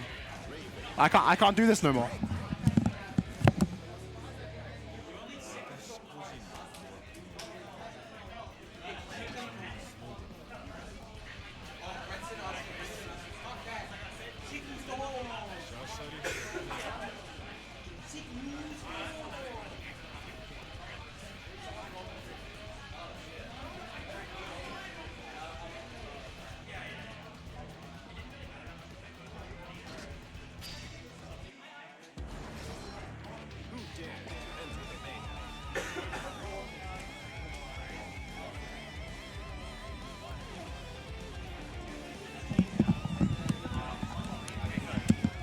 I'm wearing a really cool shirt today, by the way. I'm gonna like stand in front of the camera. I'm wearing a really cool shirt. Hello, I'm Sharif. I said that like someone else was claiming to be. It's on the monitor. There you go. Wait, what is the shirt? I can't tell what that is. What's the shirt? Was the shirt? I don't know. There's a shirt? Oh, yeah, I think so. Alrighty, is this Grands? Yeah, it's Grants. Oh my days. Grand final, I guess. Yeah. Oh, Yaki's already in here. And then Ramona. Is it Ramona or Mellotech? I don't know. Ramona. Is it Ramona or Mellotech? What? Ramona. Easy peasy. Squad up Ramona. Yeah, is that happening or no? I don't know. You got to ask Soup about that. Is Soup like the leader of Squad Up? More or less. Squad Up Ramona? I love Squad Up. He does. Yeah, I know you love Squad does Up. love Squad Up. Yeah. What were we saying? Sharif asked me to Huh? keep Squad Up on one of them. Look at the hat. I don't know what the fuck she said. That's prestigious hat. She just listened to me. I don't know what it was, but I already said huh, and she already said it again, and I missed it a second time. Sharif was like, Alrighty. should she straight be to Grant. Squad Up Ramona because it was kept on there from the tags? And I'm like, I can't say on this. It's Soup to say. Okay. Oh, we're straight into it. Okay, last we saw Yeah. these two fight in winners finals. Yaki was winning quite firmly, and then Ramona brought it all the way back. Yeah, made the to win that full adaptations. set. It was quite unreal. Oh, straight into the mix. Honestly, I really assumed Jackie would be a lot more in control, but I did not expect Ramona to be this strong. Yeah. Oh, okay, wait, hold on. Here we go. Okay, blocks the mix perfectly. Oh, okay. All right, lots of Side mix. swaps, that's We're perfectly in. good. You know, Ooh, pressure's very scary in this game, I've heard. horrifying.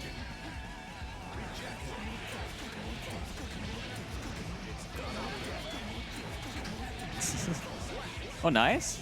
It's Handy in our hearts. What are we talking about?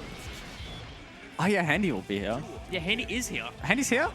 Yeah, right there in the blue, the denim jacket. Oh, that's Handy. Oh, my God. That is Handy.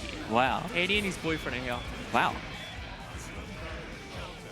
Oh, Ooh, nice perfect. counter. That's a big count out too. Yeah. Count out, counter. I don't even know what that move was. Handy on comms. Your ass. Yeah, I'll ask. I'm sure I say yes. All right, inner pressure. Stroke. I know stroke. That's a move. HCL. I know that one. Okay. I don't know anything that Raven does. Oh, the super where he goes to the ground. Wow, scary. Goal burst. Goes through the goal burst. Overhead. Okay, combos. Eno. Overhead. Overhead. Low. Stroke. Classic Eno stuff. Okay, good tech out. Situation seeming good. Evil needle YRC.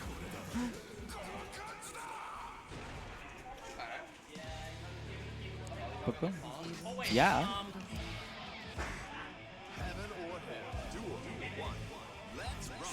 Oh yeah, do you want me to pop of it? Handy, it's me, Oh Dog. my dog, what the fuck is up, Guilty Gear Xrd? This is Handy right here. Hello, people. We got him in real life. Alright. I will let Do you know what everyone- happened? Do you know what's happening in Xrd? I have a solid enough idea of Yaki playing and not too much Ramona, but I know what Eno does and I know what Raven does and I know that this is a pretty damn good set. I know what Eno does. I don't know what Raven does. Okay. Raven... Well, I Raven's know gonna what he be- does to me.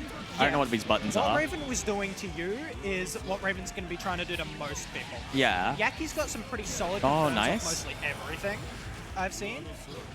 And All right, playing throw a surprising combos. amount of strike throw right now. Yeah. Raven's a pretty solid leader, Oh. but Yaki just couldn't make it back. Scrambling it through. This is absolutely tragic. Hello, Dev. That is indeed me, Handy. Oh, gee, Handy. Alright, nice. I had the same reaction.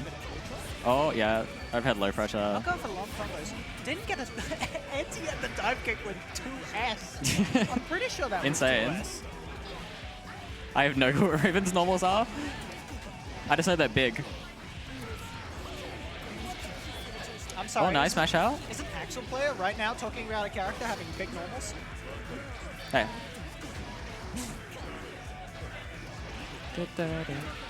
Okay, good, good. Yeah, damn. Yeah, this not quite it, Every but time it Ramona is Eno. gets Yeah, a there we hit are. off, she just manages to set up for the next one. It's impressive. All right, so that's game That is one game to one. Ramona. You should probably report that. Yeah. I'll do it. It didn't change. Come on, Ollie Dog, you can do it. I don't know. No, I'm confused. Maybe we hit save. Save? Where? Save. Oh my There we god. go. Let's go. Experienced commentators. I'm pretty sure one of them already won a round though, so this is an inaccurate score.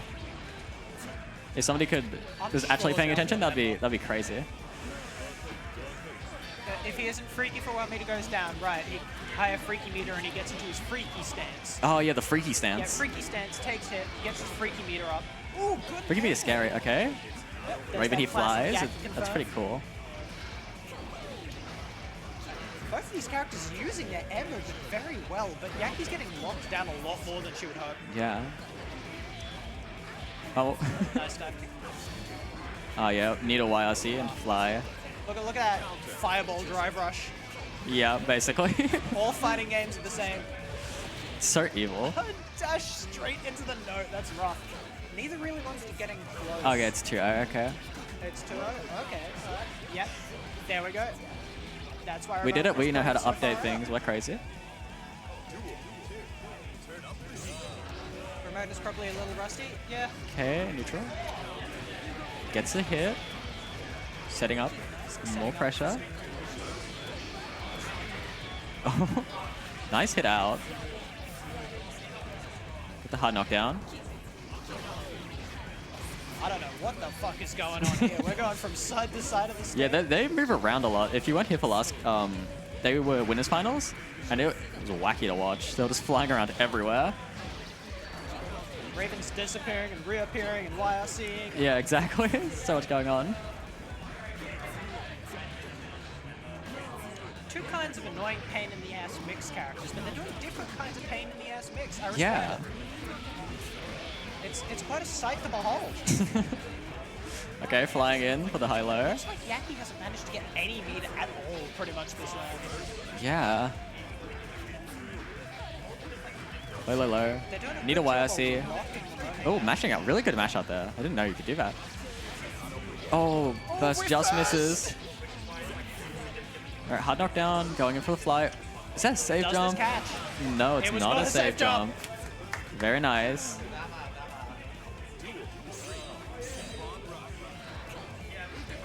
No meter build because she's always Neil YRCing. Right. Yep. I mean, look, Raven teleport. it could be working. Yeah. Needle YRC is really strong, I think. +2 super? What a fucked game. What a psycho's game. I know, right? No, nobody would ever have like plus or really minus, or really barely minus supers in this game. That'd be crazy. They'd have to be broken for that. Oh, nice. Okay. YRC. Another classic. Ooh, nice YRC. blitz. Stealing our offense back. Okay, nice combo. Setting up the mix. Enough back. Back Yaki's to the blocking mix. it well. Oh, airway gets fucked. I probably shouldn't be swearing. Oh. Okay, super. Oki. Oh, gets hit by the high-low. That's it. There it is. I think that's, yeah, that's Yep, game. Looks like Ramona takes it. Free save. Wow. Free arrow, nice. This is some classic Delta gear. It really Gotta is. love it. Good stuff from Ramona. Great stuff from Jack. Yeah. Some impressive stuff from both players. I'm glad we ended up actually seeing If some asked, good like, Xrd do it players. Because it's funny. Yeah. Alright, I'm gonna disappear for now. Excellent stuff. Well, we're gonna put the Xrd players on.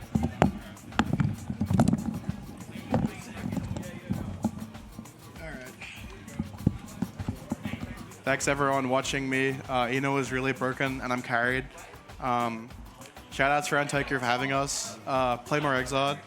I love Xrd. Other people play Xrd. Hey Saf. I like to thank my mom. I like to thank my dad. I like to thank all my fans, all my loyal fans. I thank my cool shirt. And yeah, just keep playing Xrd. Good game. Not enough people play in this region. And the online's pretty good. I can't play online because my my internet sucks balls. But it's got a pretty decent online experience now. People are playing it. It's a very fun game, very deep, lots to learn. And I hope everyone enjoyed playing. Thanks for all the Stripe players for entering. I appreciate it muchly. So, you know, thanks for gaming. Yeah. Yeah, Xrd done. Oh, yeah. I was just saying that. I was doing a speech. No, you're all good. Hello, hello, hello. Yeah, thank you for everyone who came out for Xrd. Damn, Ramona kind of cleaned up. Where's my mouse? Okay. That was 3-0 to Ramona. Okay, cool. Alrighty. We will actually be beginning Strive soon. Get excited. We are currently sitting on, I believe that's about 37 entrants. At this rate, we are larger than a number of majors in the country, which is kind of funny. So thank you for all the interstaters who came out, all the people who were able to get out of their homes. For now, we'll go to the intermission screen and we'll be starting shortly, so keep an eye out. Also, hello, Sav.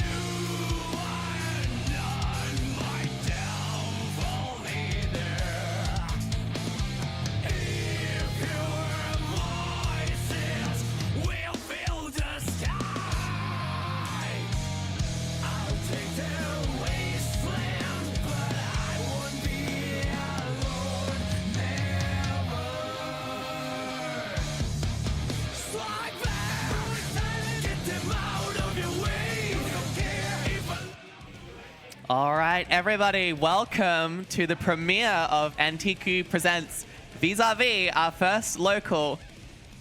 Very, very exciting here. My name is Tartarus. Welcome, everybody, to the venue. Hi, guys. Hi, guys. We are running our very first Strive local right here in Kew in Victoria. Very excited to have about 37 entrants at this offline. Very exciting. All competing for podium stage prizes. First prize has also got a secret special surprise too. But if you win the bracket, we'll give you the special prize. All right. Starting off here, we're going to be waiting for Sharif to call out the next stream games. Everybody listen up to her. And we can also all thank her for putting this local together, by the way. Thank you very much, Sharif. Shout out as well to Frail Fox and Civis all the way over in New South Wales for keeping NTQ alive and well. Okay.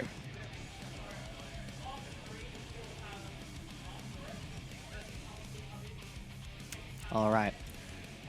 And thank you all for tuning in into our chat as well. Appreciate it a lot. Hi, Void Juice in the chat. You're sitting right across from me in the audience. I see you, girl. Dev, how are we? What's going on? Yanto. Thanks, everyone, for tuning in, making this a really special premiere for our offline scene and our offline circuit. This is looking to be a once-a-month event here that we're running down here in Victoria. And we're really excited to kick it off with a very big name over here. If it wasn't already advertised to our viewers, Luca has traveled all the way down from far north Queensland to join us here at Vis-à-Vis for his very first offline debut. So that has been an absolute treat. We've already been running casuals. I ran a couple sets into Luca already, and he absolutely tore me apart, as to be expected. But I'm really keen to see whether he can translate that skill that we all know him for into an offline bracket run. That's kind of been the question so far. Can Luca hang offline? We'll wait and see. Over in the audience, got IB there. Hi, IB.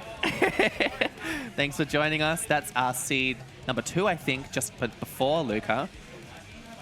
Over in the audience. A couple other people in the cam as well.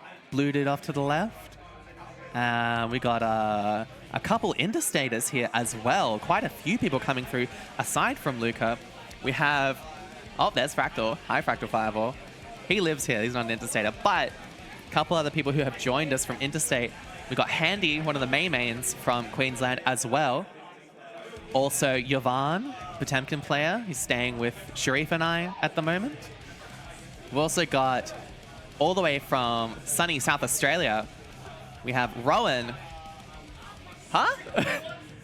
I'm just saying you're joining us. Welcome. She's joined us all the way from SA, and a couple other people that I'm surely missing as well. We also have the usual troupe of Victorian locals goers. We've got staple names in Ollie Dog, Wed Bob. Tartarus is not playing today, but I am doing solo commentary, so that's how it's got to be. Yvonne is here. Yvonne is here over in the audience. He's not in camera shot just yet, but to start off with, though, we might be getting into our games very shortly. And Yvonne, oh yeah, this is Yvonne. Yvonne's here with us. Tar with the go-to-coms, thank you very much, GLP. Thanks for joining us as well. Is that Luca? You'll see Luca when he's on the cab, all right? Relax, everybody calm down. I know we're all very excited to see the big reveal of who Luca is and what they're doing here, but we gotta wait, because it looks like we're getting into our very first game here.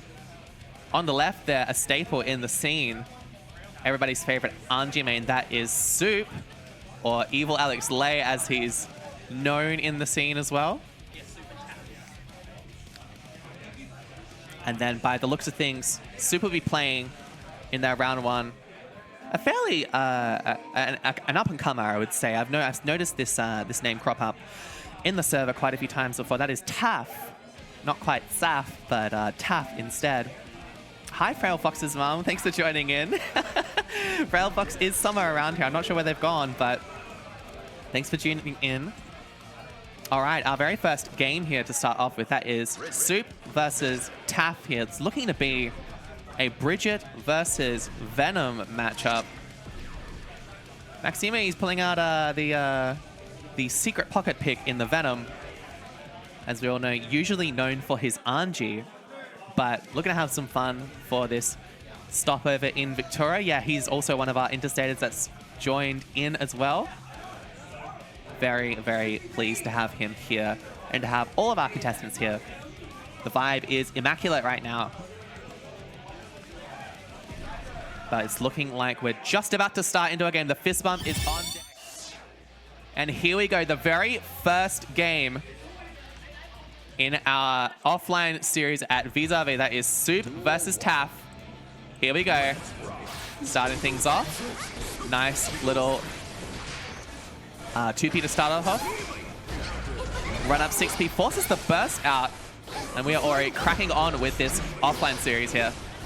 I'm curious to see how much practice Soup has been giving this Venom here, by the way. I'm very interested to see that. Haven't seen him play it in Park as much.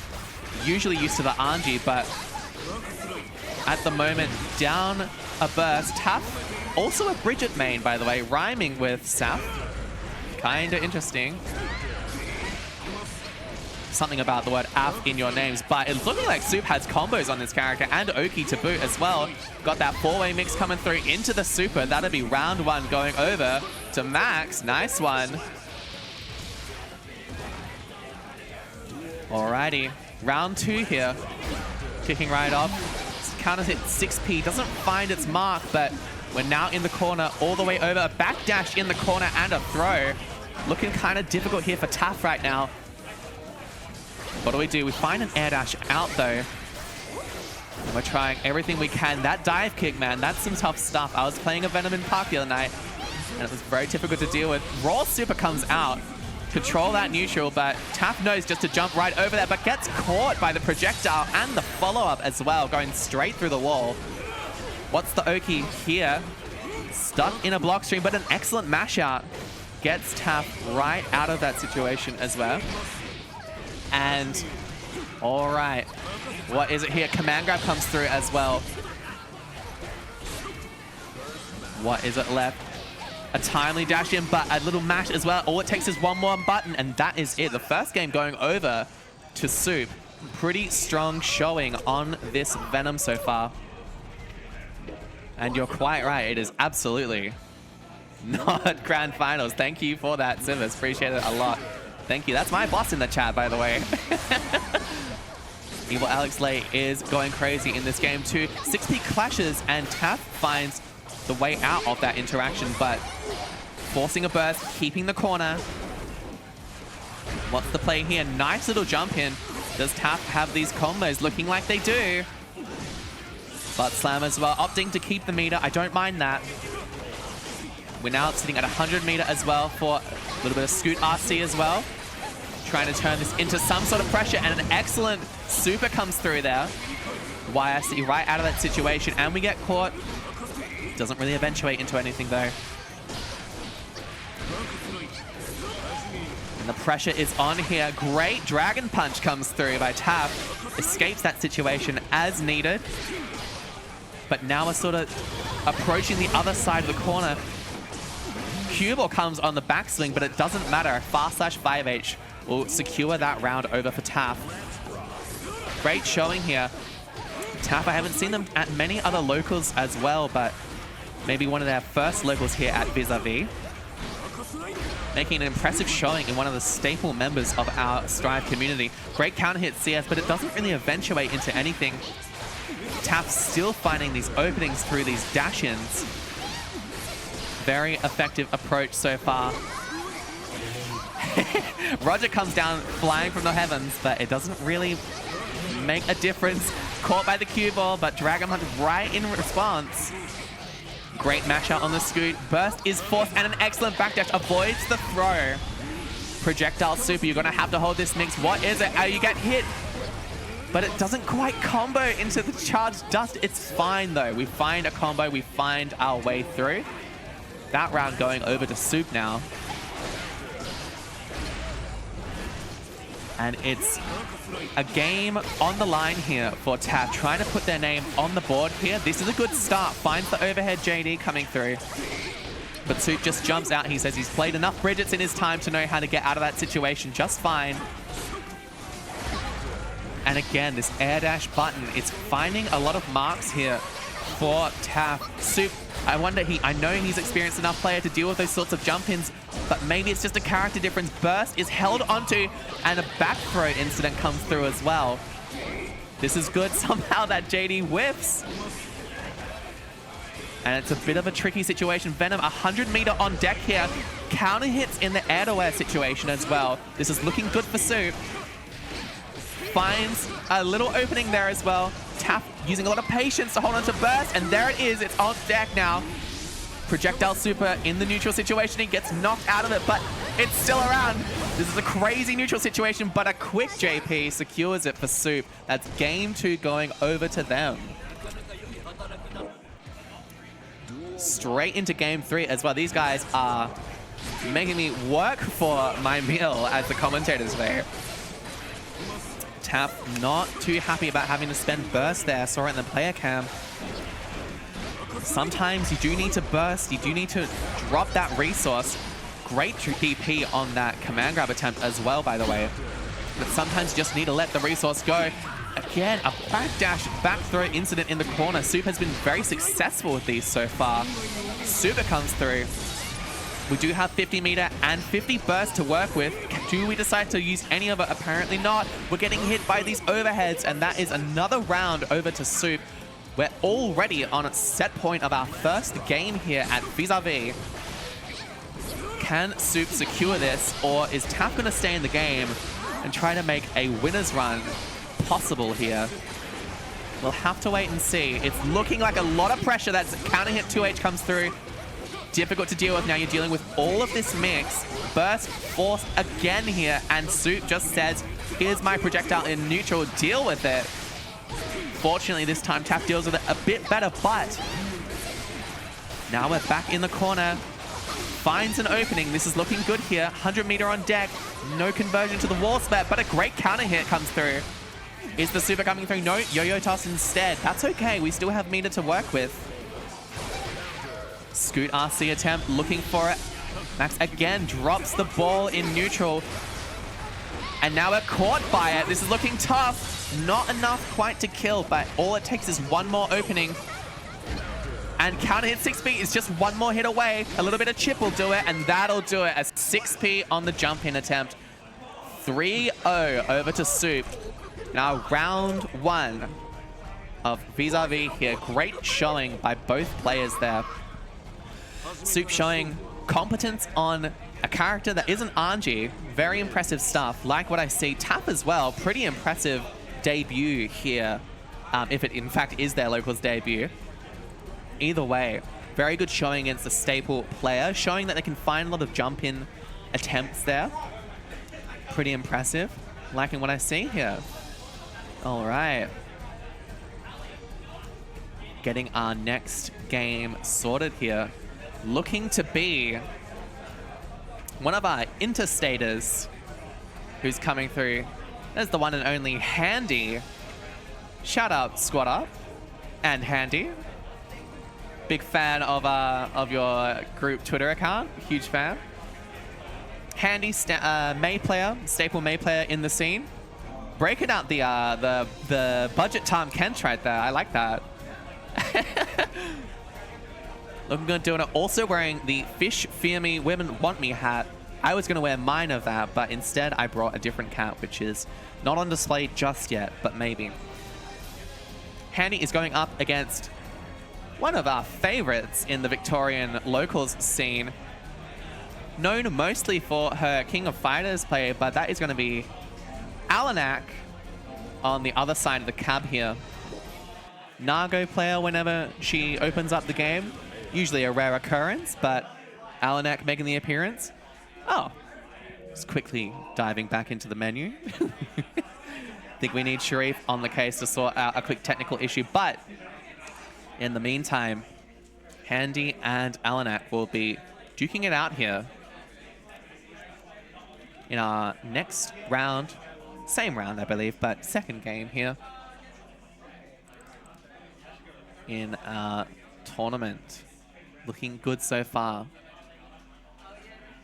Alrighty. Thanks again, everyone, for tuning in, making this debut local tournament a very special one. Really appreciate it. You guys are the best.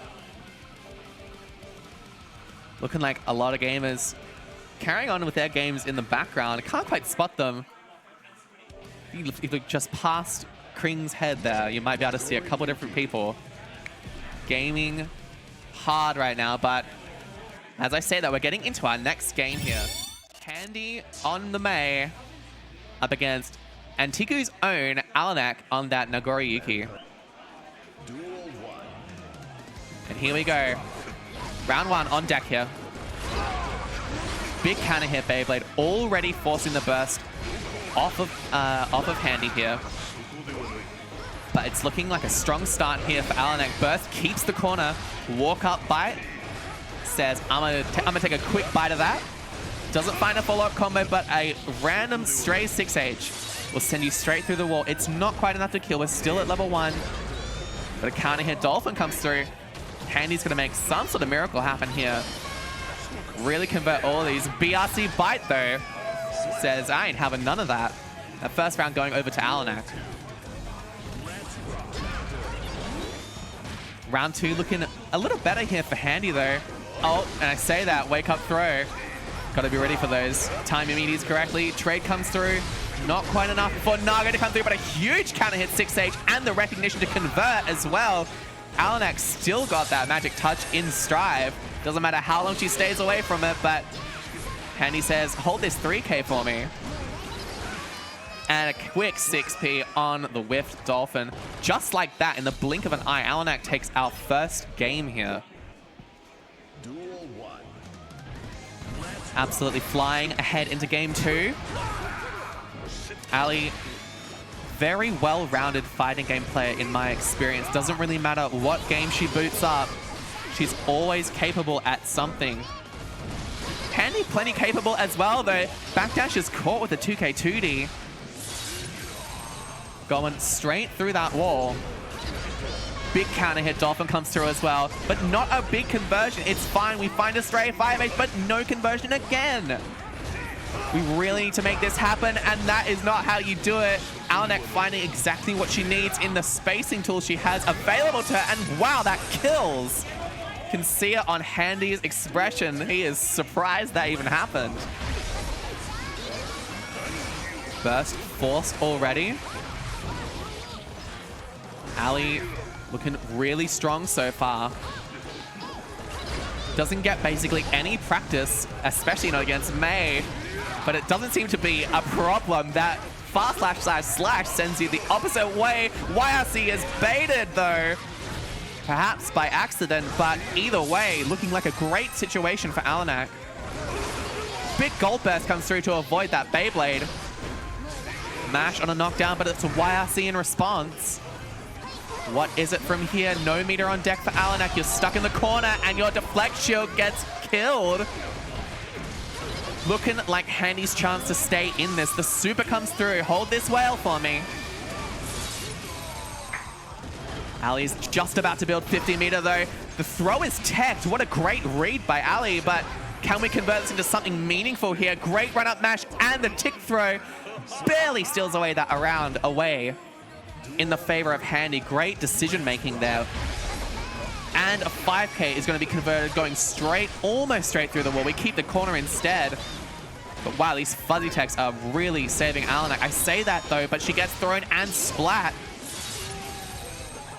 Can we make it happen? Handy does have 50 meter, 100 meter to play with now. But the clone comes through. YRC is the choice. Run up throw as well. What do we have in response? And we're popping, but we're not blocking. Looking a bit grim.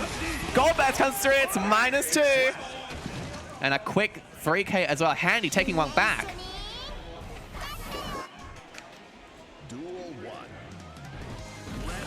All right. Yeah, these round start 5Ks, they're looking really strong for Handy, but got to make sure we can convert those. Burst is already off deck for both players. And a big counter hit to us. That button, let me tell you, the casual set I ran with Luca, he was making that button work.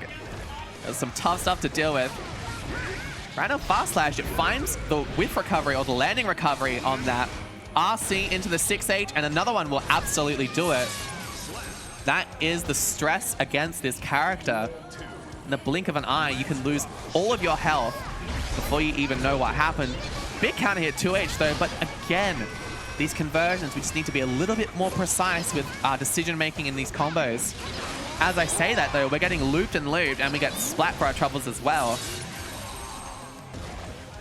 Through the wall, on the other side, 3K makes a fortunate interruption on that Beyblade. Don't want to imagine a world where that didn't work. Bite comes through as well. And Handy has been making great use of this YRC against his character. You kind of need to against a character with such overpowering offense. Just one more touch though, as I say that. Alanak will make it happen. Wild also comes through. Gold Burst is a try, but it doesn't work. Up Dolphin finds a mark and a counter hit Dolphin. It's just not enough. And the 2H will come through as well. Handy again clawing away around to stay in the game. What is it from here? That's a big starter for Alanak. All the tap dust is tried, but it doesn't work. He FD'd out. And then he deflects, he'll get thrown, but it's just a bit of a scramble right now. Enormous 2H counter hit there for Alanak. This is going to be huge damage. All it takes is one more counter hit here for Ali, and she'll be up another round, but she predicts a poke that doesn't come through. Now you're stuck in the corner again. Counter hit 2S comes through though. And from here, what is it? RC comes through, and you just get hit by the Beyblade. That's another game going over to Antiku's own Alanak. She's showing she can still hang in this game. Game 4 here. Burst already gone. These players are so eager to get these resources off the table where they see a disadvantage very close. Alanak tries the conversion, doesn't quite find her mark. Not quite enough blood levels. A lot of prediction this neutral, trying to find these pokes. And a timely counter hit S-Dolphin comes through as well. Hold this mix, by the way. You're going straight through the wall. Maybe not. Just hold and dash, I guess. Maybe it's controller technical difficulties. Oh, you hate to see it. What's the situation? Controller disconnected. Tough to see that. What's going to happen? Maybe just quickly logged out. Players are deliberating as to how to handle the situation. Looks like Handy's doing just fine though. Unfortunate disconnect, but you just gotta bounce back as much as you can. Alanak tries to charge dust. Very cheeky of her. But she can afford to take those risks, especially when her character is giving her so much to play with on these counter hits. Couple Dolphins, but Alanak is more wise than that. She just sends 2 5Hs, and that is Alanak taking that set 3-1 over Handy. Very well played, both players, but Alanak, absolute killer in this game. Still to this day, she's been playing since Season 1 on the same character as well. Her consistency knows no bounds here. Great stuff. Handy, great performance as well. Unfortunate about that disconnect, but it happens. You just gotta bounce back. Ain't no thing, it's all good. And Handy will be moving right along to our losers bracket as well. Meanwhile, we're trying to get into our next game here.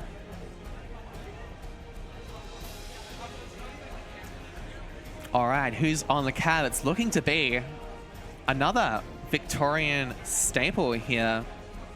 Recently moved, somewhat recently, she's been here for a little while, from New South Wales. That is Potemkin Install, Oops' very own hero, making an appearance here at Vis-à-Vis, joining us for a once-in-a-lifetime opportunity. And she hasn't been on the game as much these days. Kinda busy hanging out.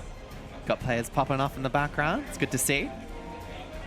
She's been a little bit off the game.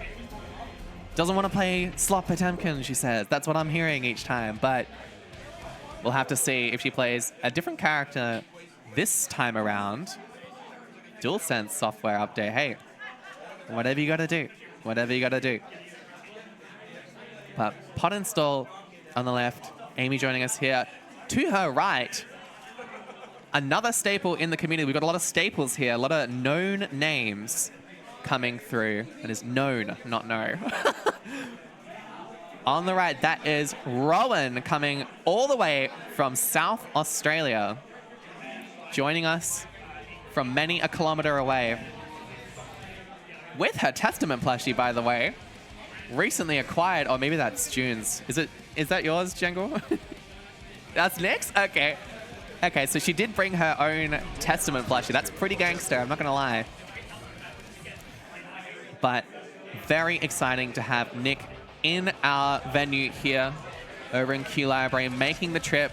Very much appreciate it. Very much appreciate all our interstaters joining us, flying over, bus tripping it over.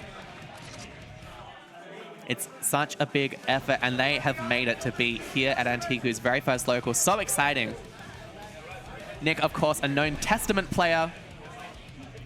Are they doing the button check? Didn't quite see the fist bump, but I might have just missed it. That's fine. We'll skip over.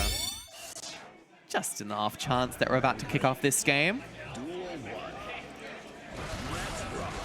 All right, it's looking like probably just a cheeky little button check. Yeah, I think that's what we're seeing on our screen right now. Looking like it. Making sure those buttons are working just fine. Jump forward. Deflect shield. That's like Amy classic right there. She's been doing that one for a minute. Alrighty. Here we go, the fist bump comes through, and we are kicking off our next match here.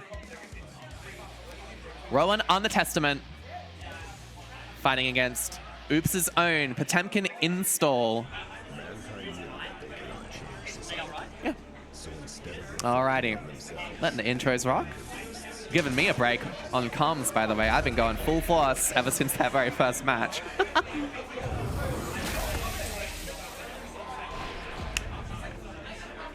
A lot of people in this venue today. Absolutely wonderful to see. Such a spirit for the game.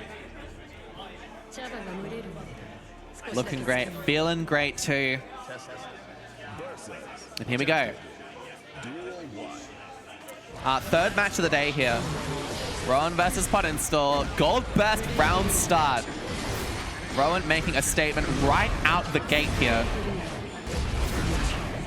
What is it? It's a counter hit 5H in response by Amy. Couple of hammerfall breaks, but Nick has seen this one. This is one of the most played matchups, I think, not just for Nick, but also maybe in the entire region. I remember when I used to play Testament, I was absolutely swamped with these Potemkins. This matchup was so brutal to learn back in the day, and this is the reason why Amy makes every single hit count here. Tries a pop buster, but it doesn't eventuate into anything. It's fine, though. Slide head RC. Big counter hit forward Mega Fist. Tries a Garuda for our trouble, and another forward Mega Fist. Excellent opportunity taken by Amy. Nick not so happy about that one, but it's fine. It's just one round in the first game. We can bounce back just fine. Stay confident in our knowledge about the counterplay, in our experience with the character. Slide head comes through, and a grab, the first of many to be sure. Amy looking for another shot. The second hit of that Grave Reaper saving her, and also a throw. It results in the burst coming out. Doesn't find, oh my god. Shenanigans afoot already, and just like that, as it tends to go with Potemkin, first game stolen away by Potemkin install. It can all end so quickly. That's just sort of the name of the game, but especially for Potemkin. You get grabbed one too many times, and that's kind of the end of your tournament run. Nick wanting to make her time in Victoria a little longer than that. But can she make it happen? It's looking a bit tricky. We're sort of not finding our balance here in neutral. Amy playing quite a patient game to her credit as well. Walkbuster comes through, can't predict that. Plus a charge does as well. Nick decided to hang on to all of her bursts here as well. It's a good choice, I think, and tries a huge prediction on that Heavenly, but it results in nothing. The counter hit, 2H comes through, and it's burst in response. This is a mammoth task ahead of Nick right now if she can make it happen. This is an okay start there, and we do route into that super great recognition there. We're going to have to make some miracles happen. What's it going to be on Oki? She's going to try something. It's dash JH and a run-up throw as well. Great reset the pace. Super comes through just for the control. I like that a lot. What are we going to do about it? Tries a run-up throw. Recognizes it didn't connect. This is tricky though, and the slide head finds its mark. This is a tough situation for Nick. Can she hold out here? Gigantic Kai comes through. This is tricky. Oh, and the heat tackle is interrupted, fortunately. But she's so aware of that wall, and the Arbiter sign comes through. Rowan steals it away. Great effort by Nick there. Amy trying to find her way in. This is enormous. Keeps the corner. Mega Fist is the name of the game here for her. Oh, but an excellently spaced 2D. Finds a knockdown, and there is that round gone in the blink of an eye. It can go away so quickly. Nick is showing that she has the fortitude to fight this character, to keep her patience, but we just need to execute. Big counter hit, 2H comes through. Amy drops the burst in response. This is a tough situation. Not in range for Pop Buster, and a jump out is a good choice as well. Tries a fake, and a great TP. Doesn't bait the YRC in response though. Forward Mega Fist have been working out so big, and it's going to be a throw punish in response. Back to the corner you go. Hold this knockdown. You're going straight through the wall and the stain state. Looking great for Nick here. Excellent run up 2P to interrupt that Garuda attempt. Very brave choice, and the right choice as well. It'll just take one more attempt with that stain, and it's going to be the empty load. No burst in response. Rowan takes that one, fighting back here, saying she's traveled all this way from South Australia to play the game. She's here to play right now. She's feeling it. As you can see, Amy, though, showing a bit of composure here. It's good. A lot of shenanigans afoot, but Amy knows her own game. That said, Rowan seems to know it just as well. That was 2 backdashed command grabs, but this is tough. Command grab on the Oki as well. It's only going to take one more hit. Nick not letting any hit go to waste, though. Keeping that pressure up. YRC is forced. Oh, and Amy sees that she's been backdashing and calls it out. Great choice by Potemkin install. It takes so much precision. Also, these slide heads have been coming through time and again, and these command grabs as well. Burst is gone already. We're already under half health here for Rowan. What's the situation? Nice counter hit H-Reaper as well. That's going to be a super straight through the wall. Stain coming through. Meter on deck, both burst and the tension gauge. Run up throw. Noticing Potemkin install, just holding block here. YRC, lot of good usage by every player, and this is going to hurt a lot. Could this be enough to kill? I think so. You're getting tossed back in the wall. Oh, before that, you just get killed. Pod install taking that third game. If there's anything you can rely on Amy to do, it's get those optimal combos every single time. It's her great strength as a player, and Nick is taking the time to think things through, gather her composure. She does not want to be sent to losers so early here. But Amy's not making it easy for her. Game 4 opens with a brutal Potemkin Buster. And a gold burst as well. Amy is taking a lot of liberty here. She's quite happy to play Silly Buggers. And it takes a lot of conscientious gameplay to get through somebody who's just content doing all the silly stuff. Garuda comes through, forward Mega Fist as well. It feels absolutely unbeatable. And we're already on set point here for Potemkin install. Nick feeling the pressure. I've seen her come back from worse though. Can she make it happen? Counter hit JH comes through. Nick as well grabbed one more time. Once more, and that would be it. Amy with 50 minutes to play with, predicts a jump. Nick does not actually bite on that. Great choice. It's going to take a few different knockdowns here for Nick to make it happen, but a slide hit, it's traded though. Probably in Nick's favor. Oh, but you get thrown in the corner, and all it takes is a jump forward, deflection, and the air throw coming through. Potemkin install taking that one quite convincingly. 3-1 over Rowan. Rowan not happy about that, but it happens. We all feel that one. All can relate. It's a tough situation in these circumstances, but sincerely well played by both players there. Test pot, that matchup comes and haunts us in OCE time and time again. But Amy's showing she's played Frail Fox once or twice before.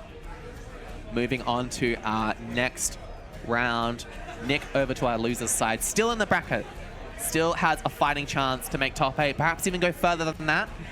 But the competition here is absolutely brutal today. All right, great match, by the way. A lot of shenanigans happening afoot in there, as you could expect from Potemkin install. But we press ever onward. Where's Luca? We'll have to wait and see. If he pulls up to the cab, I'll let you know. He is in the venue somewhere. Somewhere in this venue, I promise you. The pots scare you? Yeah. They're tricky. They're everywhere in this region, obviously. It's an absolute pandemic, an endemic of Potemkins here. But they sure know their combo game quite well. All right, I think we're waiting on Sharif to call the next game here. Sharif TOing as well as having organized the vast bulk of this local. Thank you very much to her. Thank you very much to Antiku for hosting this event as well. And it's looking like up on the cab here, we have the highly anticipated top Nago of OCE. That is Luca on your screen right now in that MG Ultra jacket.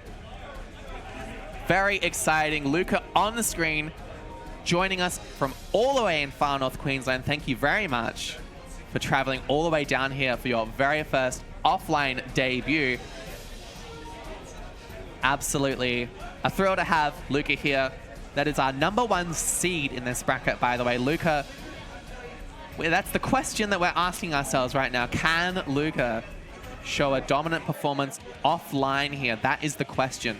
Online, there is no question. Obviously, we've all experienced it, seen the incredible runs that this kid is capable of, but does it translate to an offline setting? We'll have to wait and see here. On the other side of the cab, we have another staple. I think I'm doing solo comms. If that's okay, is that good? Is that okay? Yeah. Oh, yeah. I'm doing solo comms. Sorry to interrupt. But we are carrying onwards here. As I was saying, across from Luca, Staple Slayer player over here in Victoria, that is Squiddy. Regular contender in our Antiku Let It Ride series as well. That's our Inters scene. Quite capable at the character, but it's really a question of can we keep up with the region's strongest Nagoriyuki player? That is a huge question to ask. Huge question to answer as well. But we'll see if we can make it happen. Hope everyone in chat has been having a great time here. By the way, everyone here in the venue is having an awesome time by the looks of things. A lot of smiles, a lot of games being played. I'm being told to hydrate. Thank you, Genas and Eves. Not your vest, but Eves.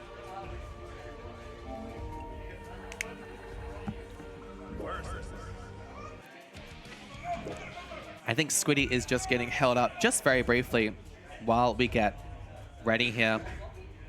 Luca already well and truly warmed up at the game.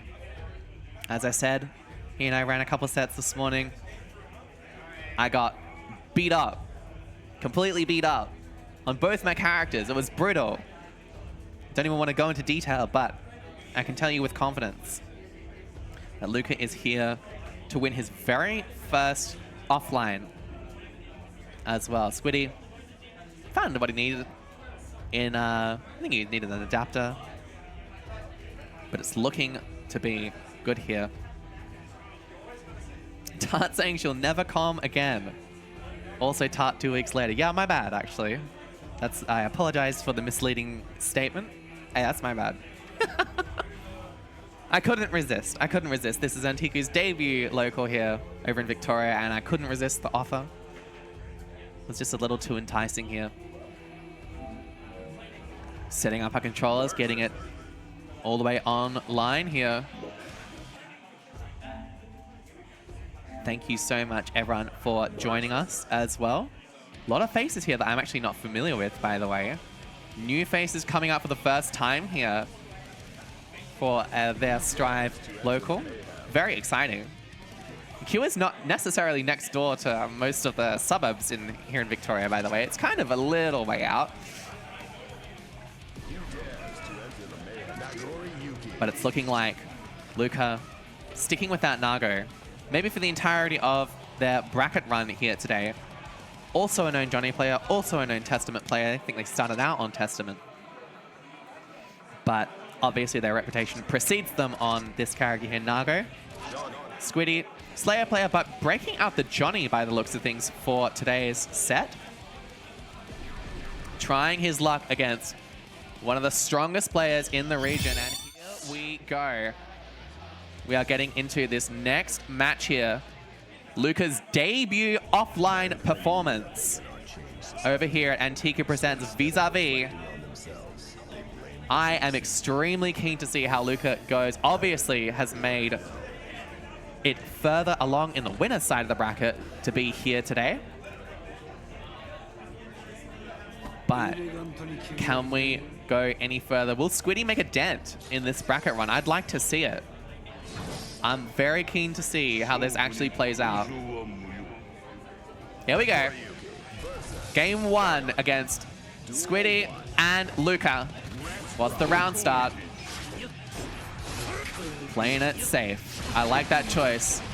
Plume coming through. Burst gone already. But it's another way in by Luca. And now you're stuck in the corner. Luca going for a quick hop, skip, and a jump there. Finds that conversion. Luca, one of the top players in this region for many reasons, but in part because his conversions are so excellent, and a reversal super will interrupt that quite handily. Wow, and just like that, round 1 over to Luca here. Excellent reversal super there. Big combo as well comes through. Straight through the wall.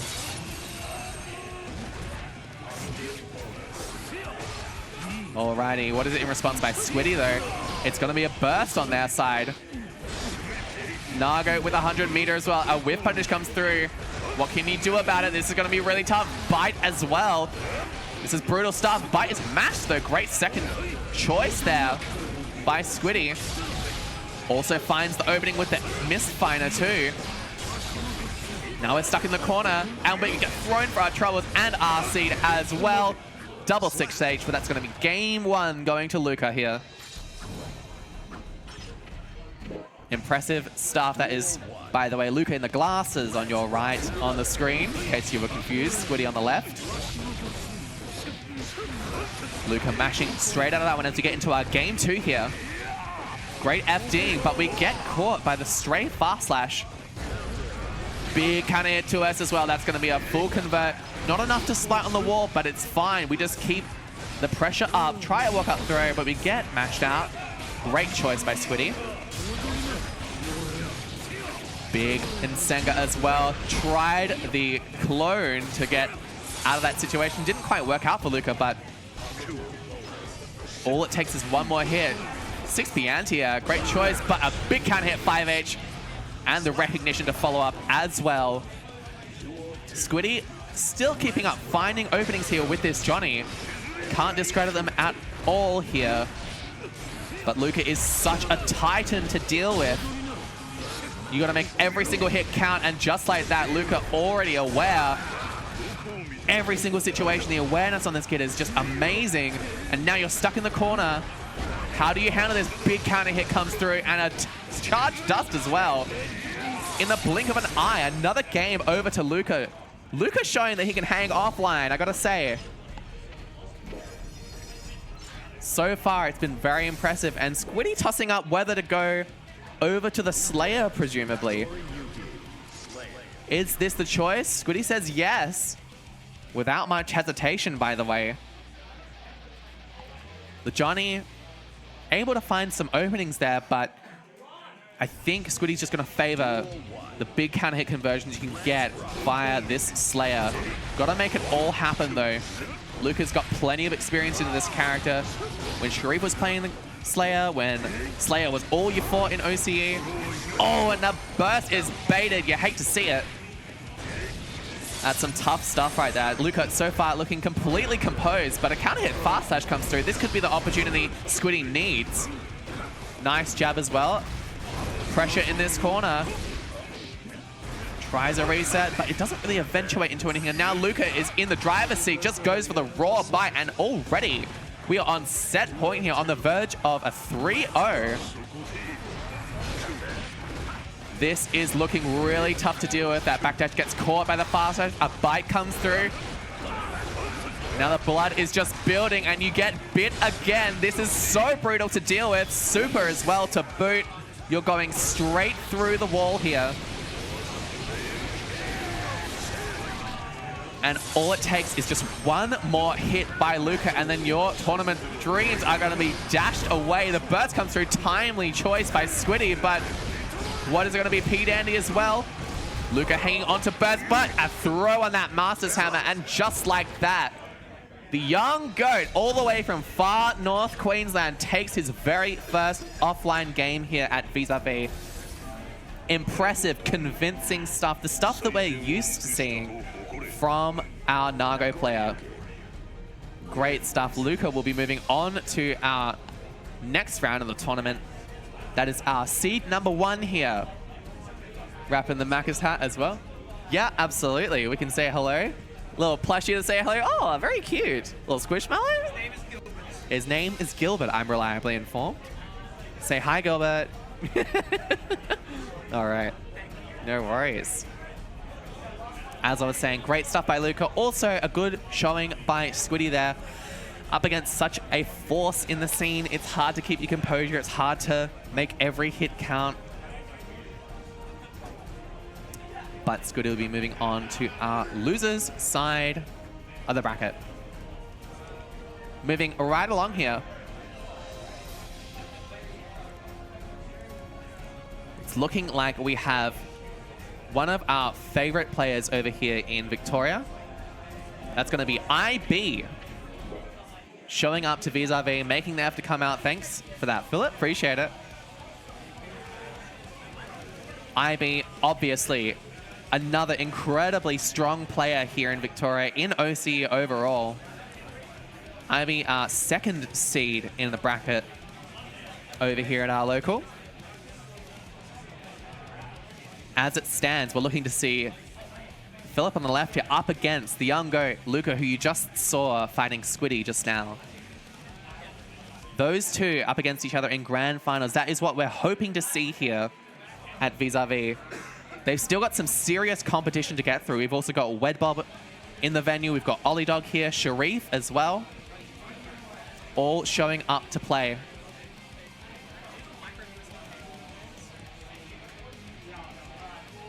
All right. And very shortly, I will tell you who IB's opponent is, or maybe IB's not playing. A cheeky little fake out there by me, my bad. Can't forget the bluest of dudes. Yes, Blue Dude is here as well. Staple Vic Tony goer. Showed up to just about every single one, by the way. At BAM. Great performance at EVO Japan as well. Got top 100, Meta's seed. Great stuff, Will. But it's looking like it was a false start there for IB in the player camp. Might just be waiting for their opponent here. I can see over in the distance in the background, Potemkin install fighting Wedbob. That'd be a good one to watch. Also got Bread. Another Vic staple. Known for his multi-blood affinity. Brought the laptop. Thanks for that one, Brad. Noah and I have to fight. Let's go one round with that together. Are you on stream? All right, all right. Looking like we got some clarity on the situation. Here we go. Our next match here, repeat performer in Handy, repping that Macca's Run bucket hat. Liking what I'm seeing, by the way. Up against another Victorian local goer. That is Cornelius Fuzzy Boots. May versus Potemkin, presumably. But Handy, repping that Tom Kench on the shirt. Sticking with the bit. That is the icon, last I checked, of the server, by the way. Handy is OCE in a nutshell, it must be said. Up against Korn. Korn, pretty capable player in their own right as well. Known similarly to Potemkin Install for their shenanigans. Very curious to see how and what they pull out against Handy. Known shenanigan enjoy. We got a couple of those in the scene. Not a couple of people who enjoy shenanigans.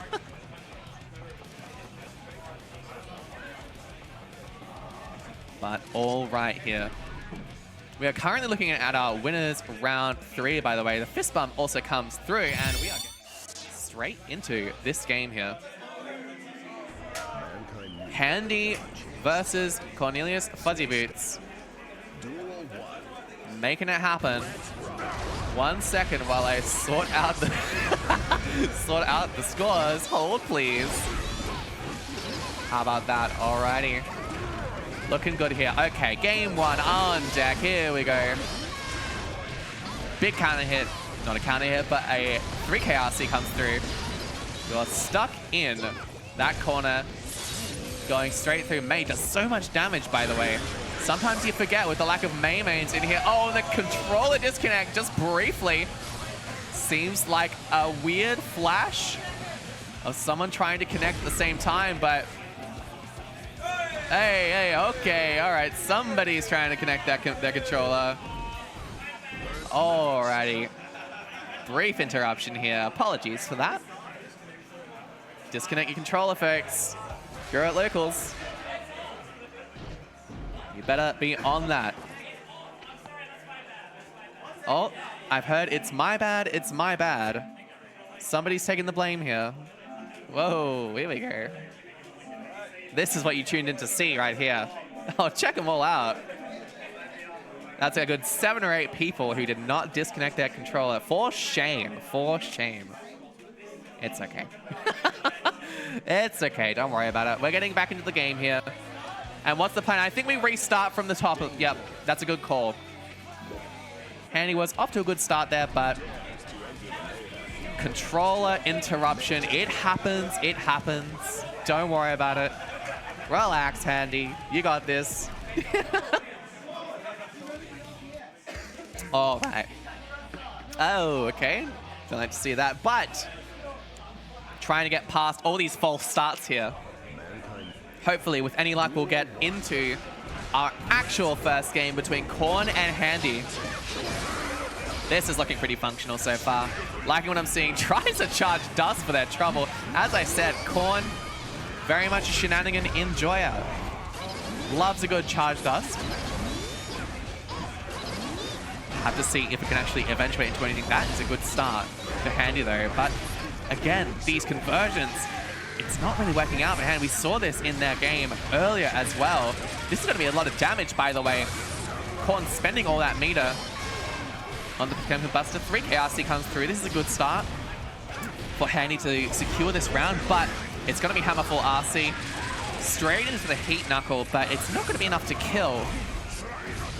Oh, Slidehead finds the knockdown and a Fire Slash as well. Korn quite happy about that one.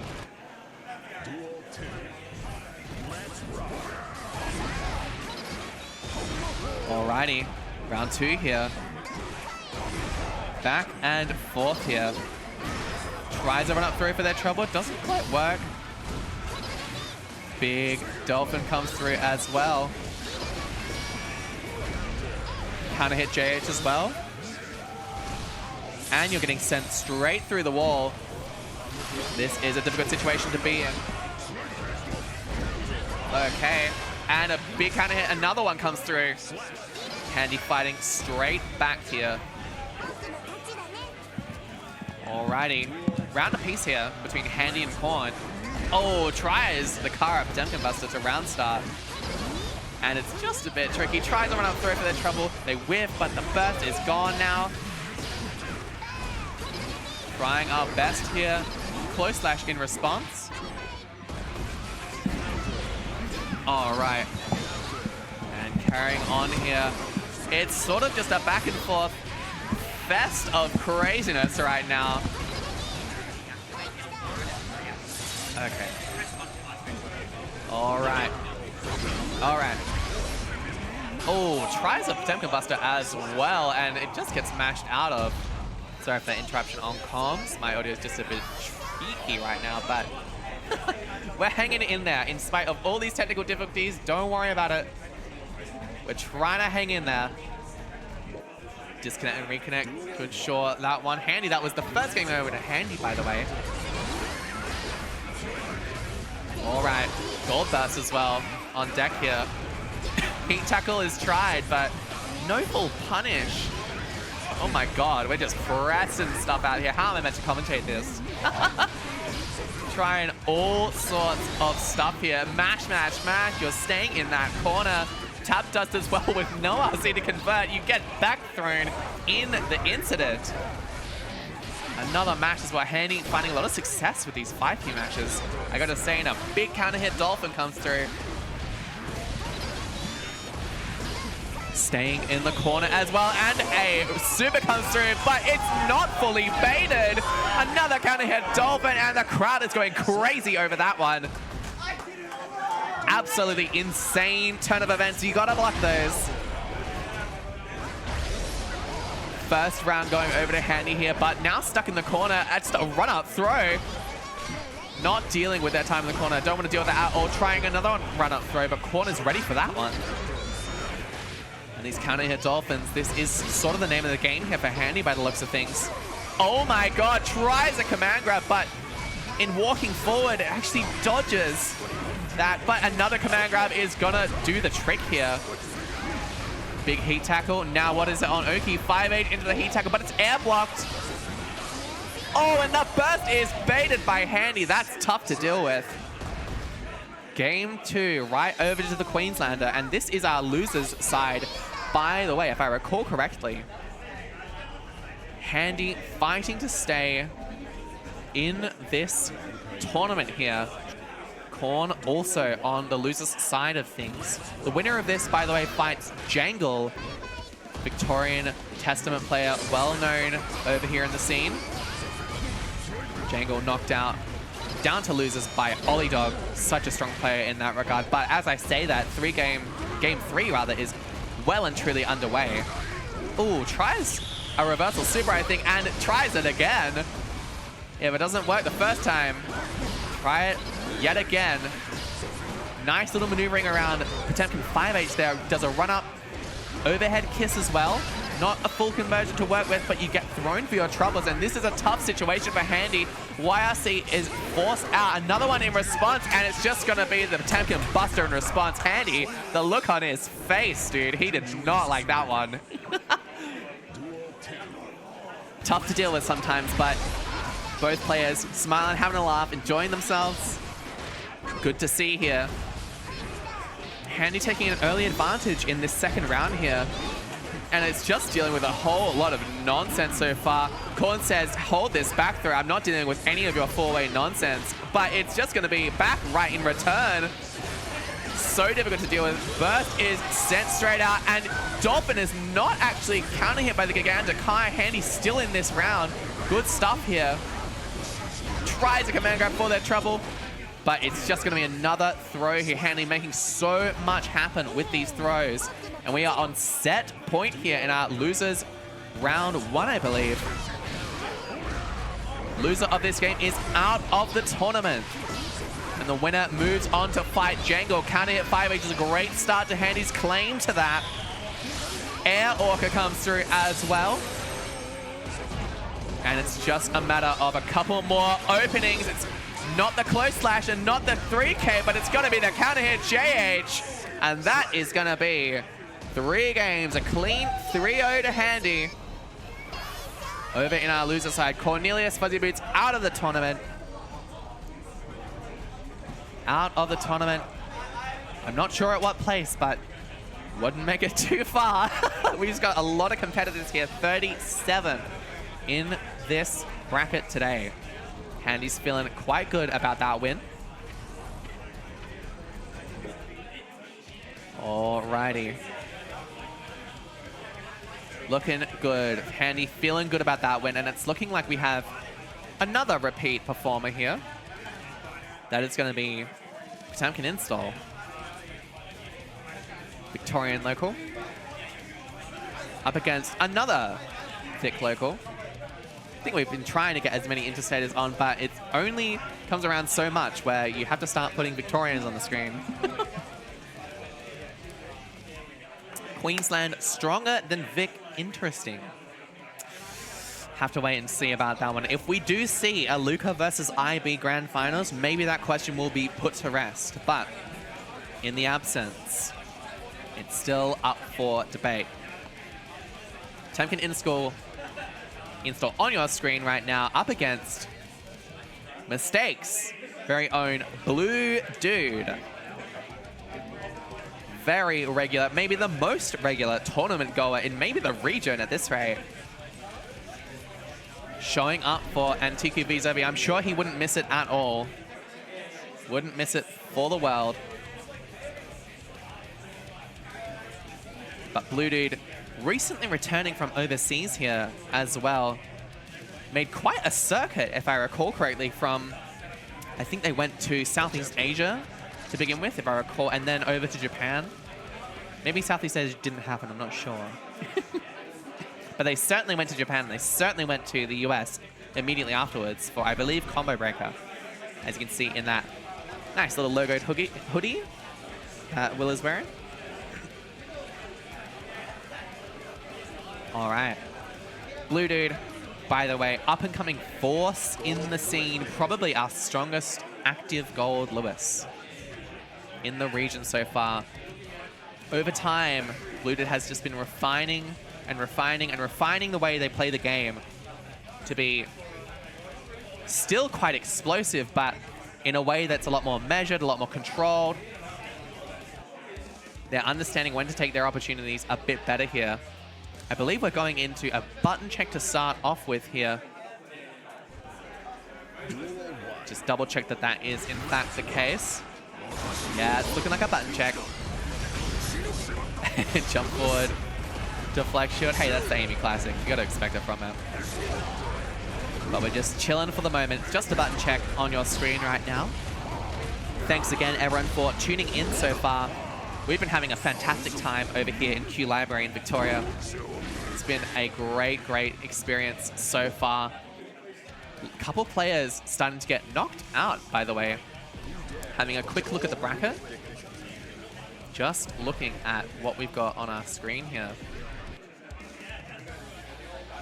trying to see what the latest updates in the brackets were. It's looking like Rowan on that loser side fighting up against Glowflame, and Yvonne on losers as well fighting against Roxy Fury.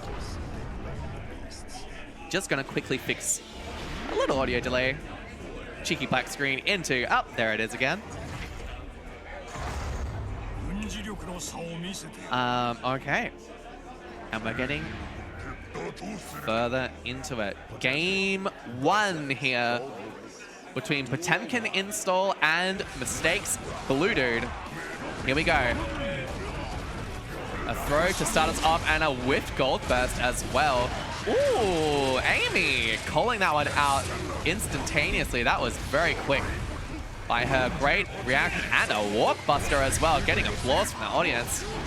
The people like that one, and we're sending them in the other direction as well. Wow, I thought that was going to kill, but still impressive routing from Amy. You can always rely on her to do that. Great stuff from Potemkin Install. That was the PI route indeed. Wild Assault is dealt with by a slide head, but you do get counter hit fast slash in response. Blue Dude sending it straight through. Cheeky little super as well.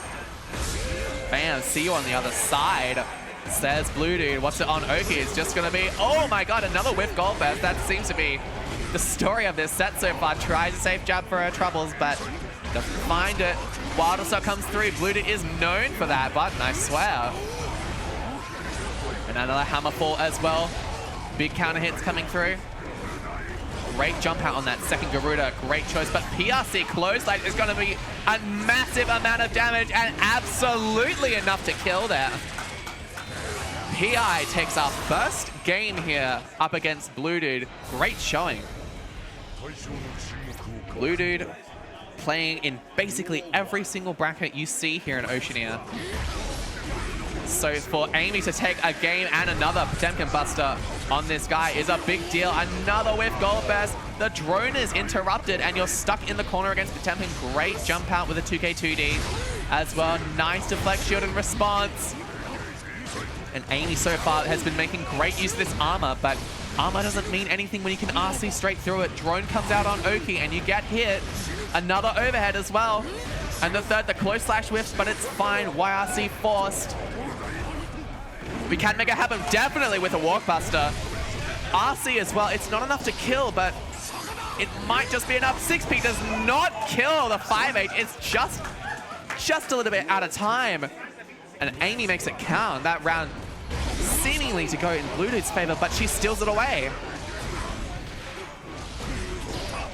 And almost sends her through the corner as well. Half your health is already gone, but this is a good counter hit JD route here. Stealing that corner, no security cancels, trying to be patient here. This is what I was mentioning, and there we go. But a big hammer fall in response. It's looking like we're baiting this though. Big bait there by Potemkin Install. It's going to be the Walk Buster into the flick. Send him in the other side. Tries a JD for her troubles. Tries a Heat Knuckle for her troubles. It doesn't quite work, but the backdash into the command grab. Potemkin Install 2 up over Mistakes' own Blue Dude here.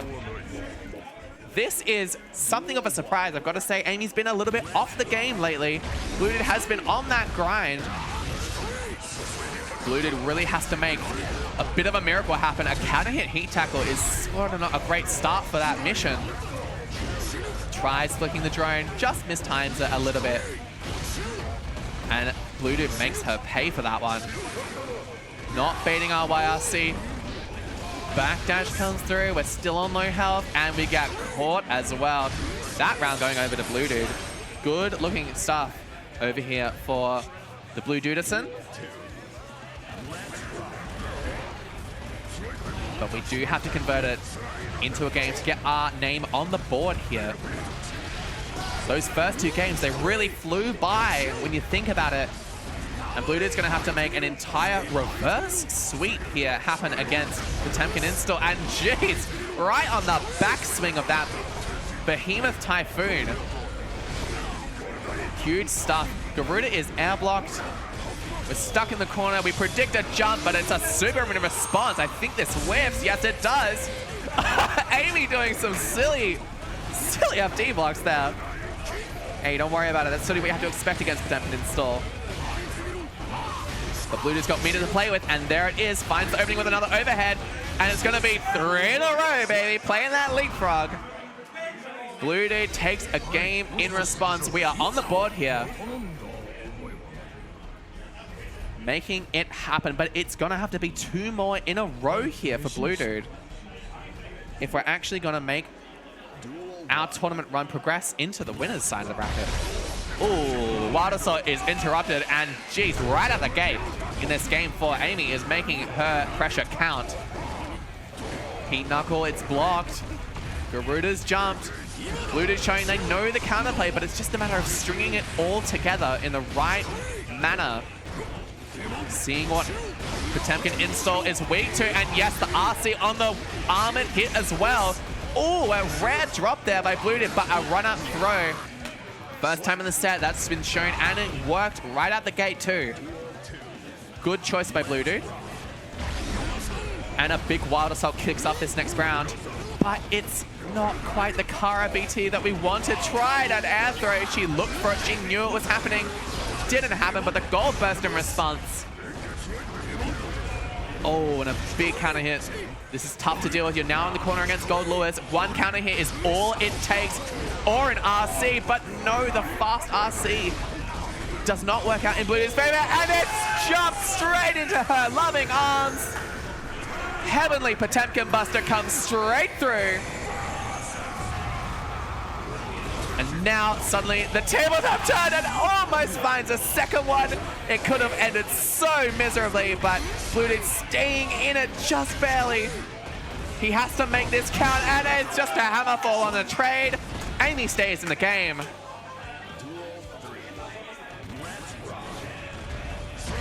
That is absolutely a mental shattering moment if I've ever seen one. Amy can make this count for so much here.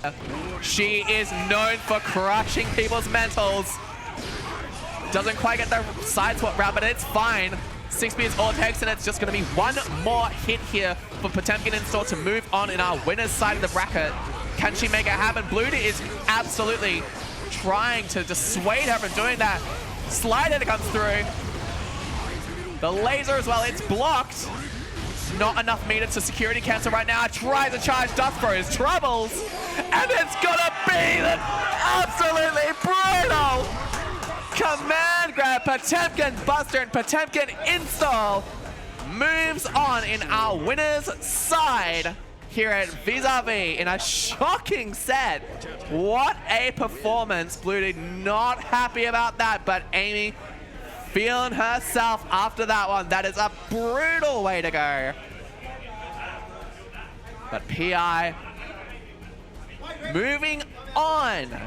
Amazing performance by Potemkin install there. Great, great stuff by her. Crazy stuff we're seeing here today. Blue Dude losing that matchup a bit convincingly too. PI pulling out so many shenanigans, it's just so difficult to deal with.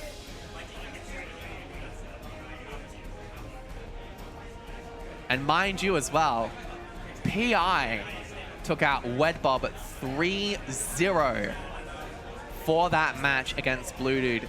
She is cooking today after a pretty significant break from the game. She used to be on that grind, since took a break, and now is coming back in full force.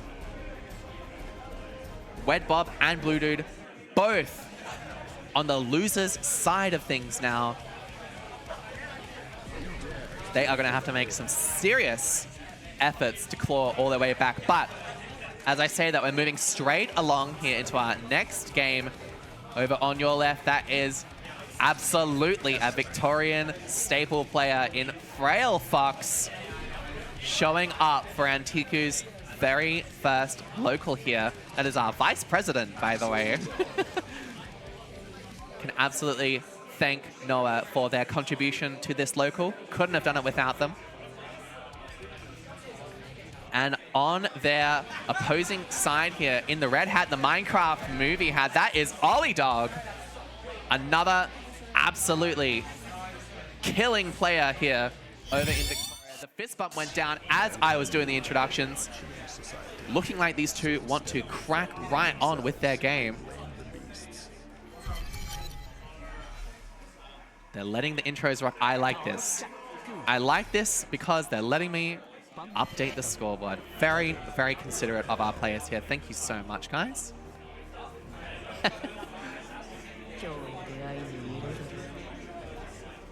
Testament versus Axel Low. This is going to be an interesting one. Game 1 here, Olidog versus Frail Fox. Here we go. Starting right off with a counter hit everywhere, and Ollie says he doesn't want any of that. Renson, 8 comes through, tries a command grab for their trouble. Frail Fox, they just run straight up and say, I'm not dealing with that nonsense. Ollie fairly content with blocking, but a backdash is caught by the fast dash and a 6H as well. Excellent moves here from Noah so far. They are making it look easy, and an overhead is not reacted to. Convincing first round here by Frail Fox.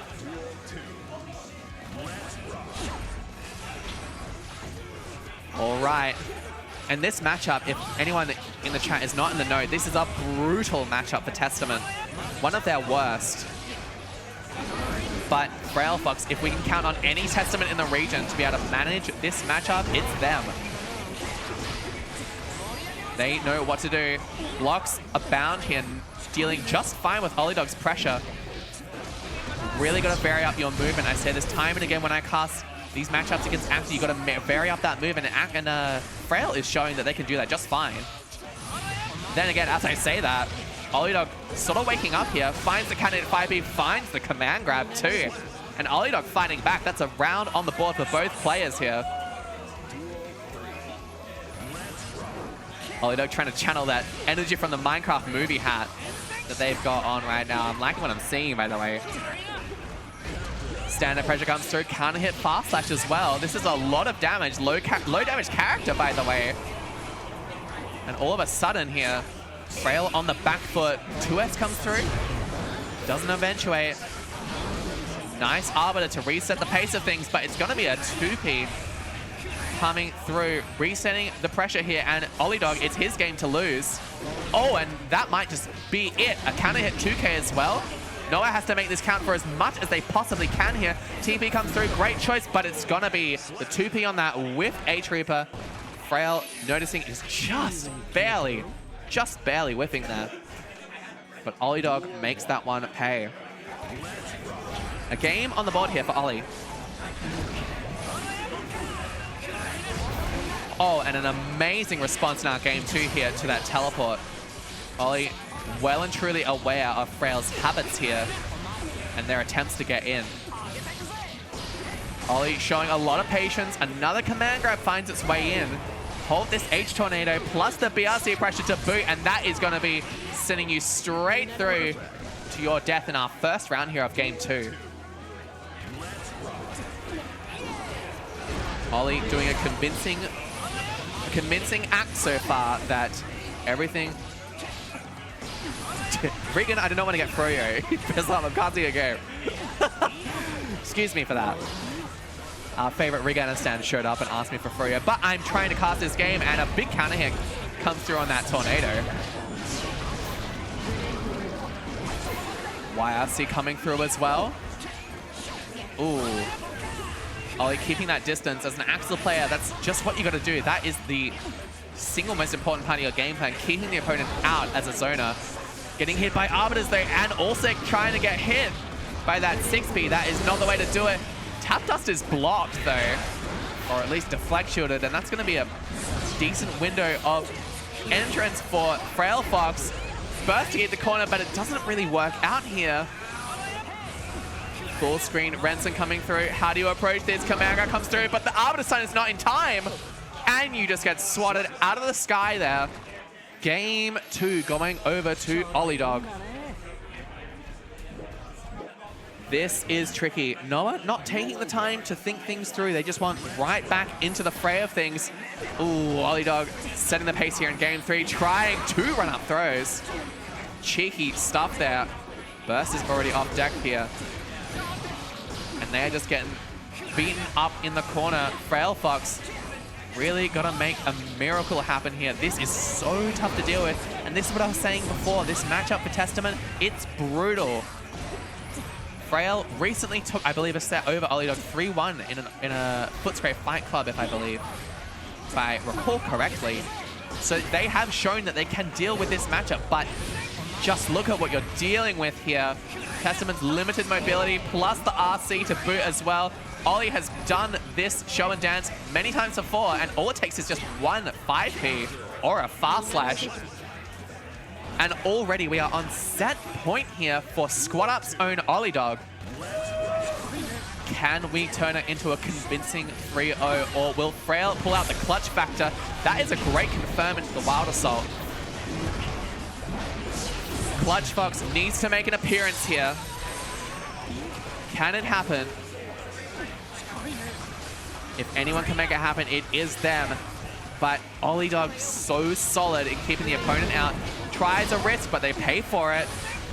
All they need to do is keep their distance, but this set, I believe, is getting caught by the command grab. And there it is, your super is getting completely dodged. What an interaction. YRC is baited out by the BRC, but it doesn't matter. Tries a point-blank command grab. Absolutely insane sequence of events here. 6K command grab. Frailbox is on their last life here, by the way. Finds the JH. Burst is forced out. This is a very advantageous for Olidog, but not if you can't block Arbiter. H-Reaper as well, and the trade will be in Frail Fox's favor. Just barely in the nick of time, stealing that round away. We need to make this turn into another game. We need to put ourselves on the board here. Counter hit fast slash comes through. That is not how you want this to start. Tries an air dash for their troubles, not brave enough to press into it, and I don't blame them. BRC pressure coming through. It's just gonna be the shimmy into the throw. And you're dealing with all this pressure yet again. One counter hit is all it takes here. Renson 2 comes through, teleport as well, tries the throw, but it's just barely out of range. And the time stop comes through. See you in the next round. That is Squad Up's own Olidog 3-0 over Frail Fox. Very convincing performance by the young Axel player over one of our Victorian veterans. Good showing by Frail, but it's just so brutal to deal with sometimes. Testament's mobility, Testament's answers to a lot of the stuff that most of the cast has just is not present in their kit. And Olidog knows it, takes full advantage of that situation, and it's looking like Olidog is back on the cab here, up against the highly anticipated top player that is Luca on your screen in the glasses. This is going to be a crazy matchup here. Nargo versus Axel. That is a tough one. Can be a real tough one for Axel, if I'm reliably informed.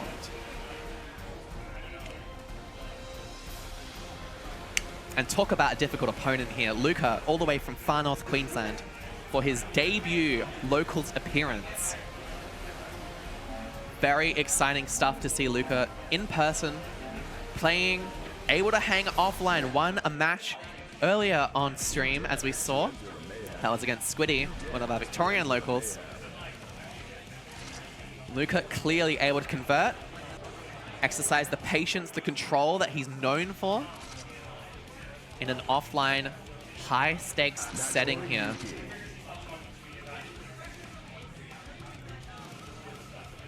So it's going to be Luca versus Olidog.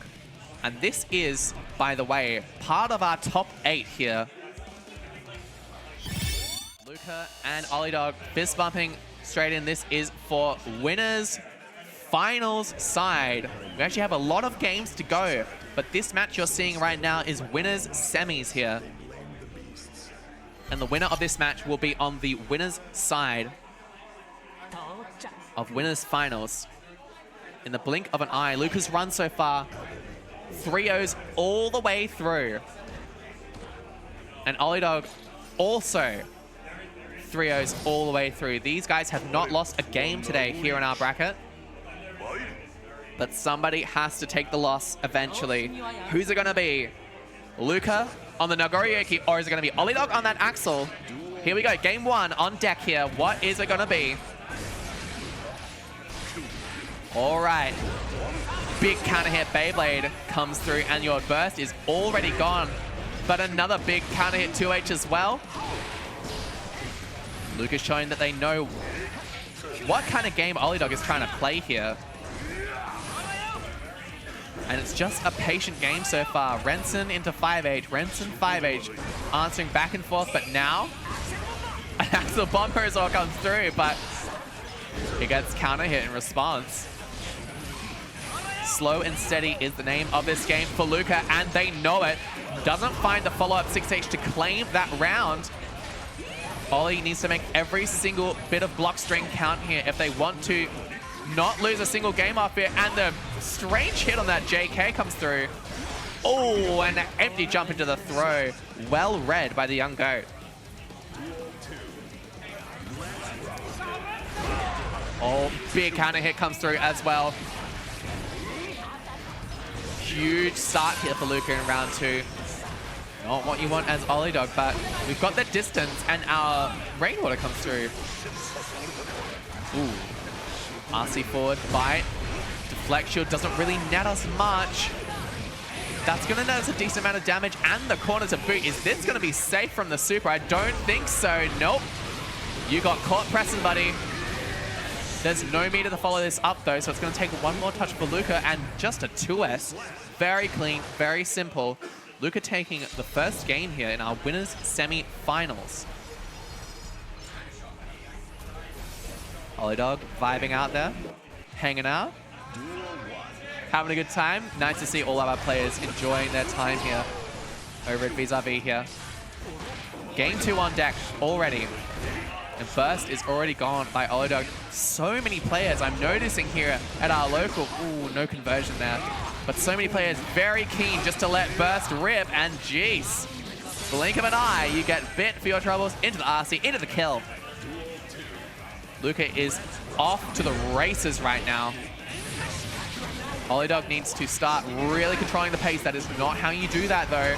Need to be really precise with our Oki, and ooh, we get caught pressing on that 6K frame trap. Oh, bite gets RC'd. Burst to keep the corner. And this is a preferable situation for Olidog here. Just keep the distance. We've got level 3 blood available here for Luca. It's tough to deal with that. A Fuku forward.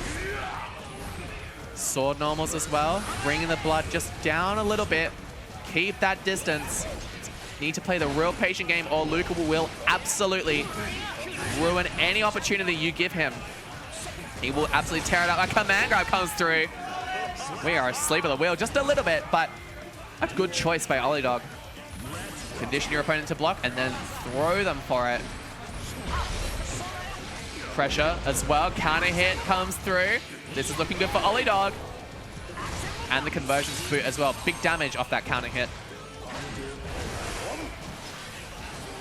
Olidog has made the adaptations they need to, but as I say that, it's going to be just a full conversion here for Luca as well. Super comes through. You are going straight through the wall. Olidog has full resources going into this post-wall break situation. It's not the worst it could possibly be, but ooh, that is tough to deal with. And the burst gets baited on the far slash. That is not what you want to see if you're Olidog. And the second game right over to Luca's hands here. Convincing stuff by the young goat. And we're jumping straight back into a game 3 here. Ollie not taking the time. Doesn't feel like they need to take the time to think things through. They know their game plan. They know what is required of them. It's just a matter of putting it all together. Big counter hit comes through. Keep that distance. Keep Nago out. Keep them on level 3 blood and also get that counter hit. Renson through. Command grab is dodged. Luca very much got that awareness and a big counter hit 2H to deal with that 6H in response. Tries delay button, a big counter hit CS. That is so much damage off of 3 buttons and you nearly get thrown for it, but there it is. just like that, the pressure we're used to seeing from Luca is on full display here. And he is on set point, looking to move into winners finals of Vis-a-Vis #1. Oh, you get bit. This is a tough situation to be in as Olidog. Burst is available, but you need to be so purposeful with how you use it. There it is. What is the plan here? Strike into another strike. Nago, 1 level of blood to work with, 1 bit of meter as well. How do we make this happen? Command grab, backdash. We have to RC that in case Luca's ready. He's just so dangerous to deal with. RC forward on that block 2H. Patience is the name of the game. A jump comes through. Excellent awareness by Olidog. He stays alive in this set. It is still set point, but Ollie trying to make it happen. Trying to show that was not just a fluke round. Jumps out of the Beyblade attempt. Very important. Big counter hit 5H as well. That'll be an OTG conversion for Olidog. Controlling this neutral. That is the name of the game. RC's recognizes Luca is in your territory right now. Critical gameplay on display by Olidog right now. Absolutely how you need to play it. Play it patient. Luca is only 1 touch or less away from getting killed here. And command grab, you're in block stun. Oh no, this is the start of something dangerous. Can we make it happen? The Pumas come through. You're getting absolutely exploded here. Not quite the burst. The blood is going to come through though. Ollie knows they're completely aware of the situation. You've got burst to deal with. You get bursted though.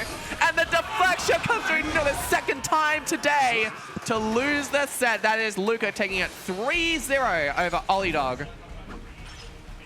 The 2nd time we've seen a set end like that today. The first was Potemkin install taking it over Blue Dude. It's a tough way to go, but that is how it happens in Guilty Gear Strive. Sometimes Luca has now gone through our bracket with a 3-0 4 times in a row. This kid has not lost a tournament game yet.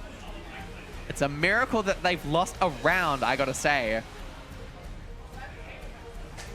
But they have not lost a game. It is a clean sweep through our Victorian bracket so far. Maybe there is some merit to that Queensland over Victorian debate there. We'll have to wait and see. But Luca secures their place in winners finals here absolutely convincingly, as you would expect from such a strong player. Olidog moving on to our losers side of the bracket here.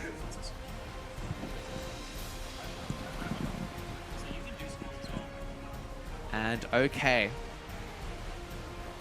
We are trying to move right along here. Great set there, by the way, in our winners finals. We have a player in this bracket. For those of you without the link, we have a player in this bracket. I'm going to have to say that one out loud, aren't I? Is Dungeon Meshi Foot Gifts Far Out, man. That is their name. That's the name they signed up with. They have shown up. And big surprise. That is a big favorite. EB Void Juice on your screen. It's the first and last time I say that name on stream, by the way. I'm gonna have to think about giving you a penalty for naming yourself that. But anyway, Void Juice is here in the venue. Also hasn't played the game in a little while, sort of in and out with Guilty Gear Strive. Used to play a lot more back in Season 2. Kind of known for a gold Lewis. Was playing Slayer there for a little bit as well. I don't really know what to expect from her today. Don't bring that up. My bad. My bad, Evie. But Evie Void Juice is up against Potemkin Install. As I've said, PI has been having the run of a lifetime here at Vis-a-Vis so far. Very impressive stuff from her. She take it 3-1 over Rowan, we saw earlier in the stream. We also saw PI take it 3-1 over Blue Dude. That was quite convincing. Crazy set, that one. And prior to that, off stream, PI took it 3-0 over Wedbob. That's our 3rd seed here. Seed number 3. And Bobby is now on our losers side of things. Wedbob's still in the tournament right now. Currently up against Alanak as well. Alanak put into losers by Blue Dude. But it's now a knockout situation between Alanak and Wedbob off stream, on stream. As I say, Void Juice on your left here. Amy Potemkin and Thor on the right.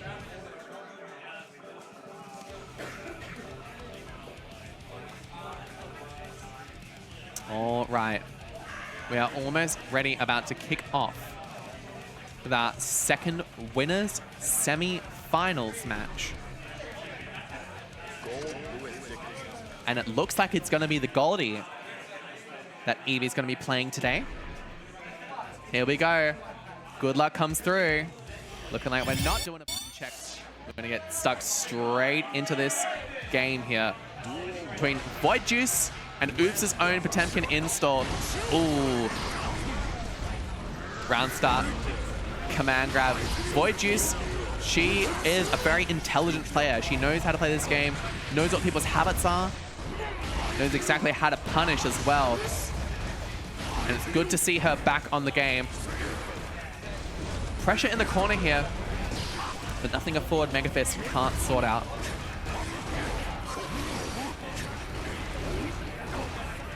PI, block screen in response. Stuck in the corner, but it's nothing a 486 can't deal with. Tries a mix of the JK, and we get caught pressing. Security cancel into that. That's going to be round one going over to Void Juice.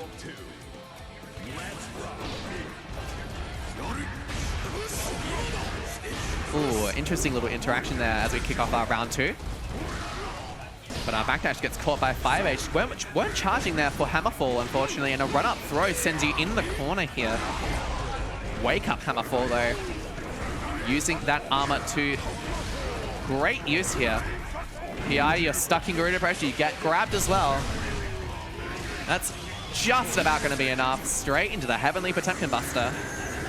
Amy saying, yeah, that was pretty easy. Giving the limbs a stretch. She's done this one before.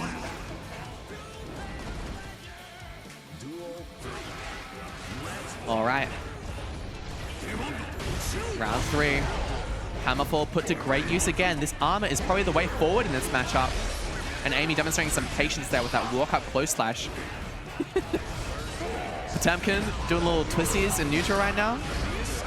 Standard Potemkin install gameplay, but it has been working out for her in this local, by the way. Damn, that back turn on that backswing. Or the backswing on the Behemoth Typhoon, rather. Pressure on pressure on pressure, and that is not quite enough. The conversion, we do not find it. Maybe a little bit out of practice, and the Walk Buster comes through. Oh, we're looking for the burst, but Eva doesn't bite, but she does get hit by that follow-up 5P, and she is running away from the cab. Doesn't like what she saw, I guess. We'll wait to see what the follow-up is there, but that is a round on the board here for Potemkin install. That's not her tag? Yes, it is. Yes, it is. I only know Void Juice. Evie was just getting her water. We're all good. Not having a freak out or anything. Let's go. Okay. Okay. Oh, and by the way, shoutouts, Kyriachos, by the way. Oops' own Potemkin as well. Known player shoutouts. We're getting into our second game here between Void Juice and Potemkin install. Oh, great backdash on that, and the armored Potemkin Buster. Evie not really playing since Season 4, so maybe that's a bit new to her, but either way. Comes through, still in the corner. Somehow the tide's turned in the blink of an eye. As I was saying all of that, and Void Juice takes a round on the board here.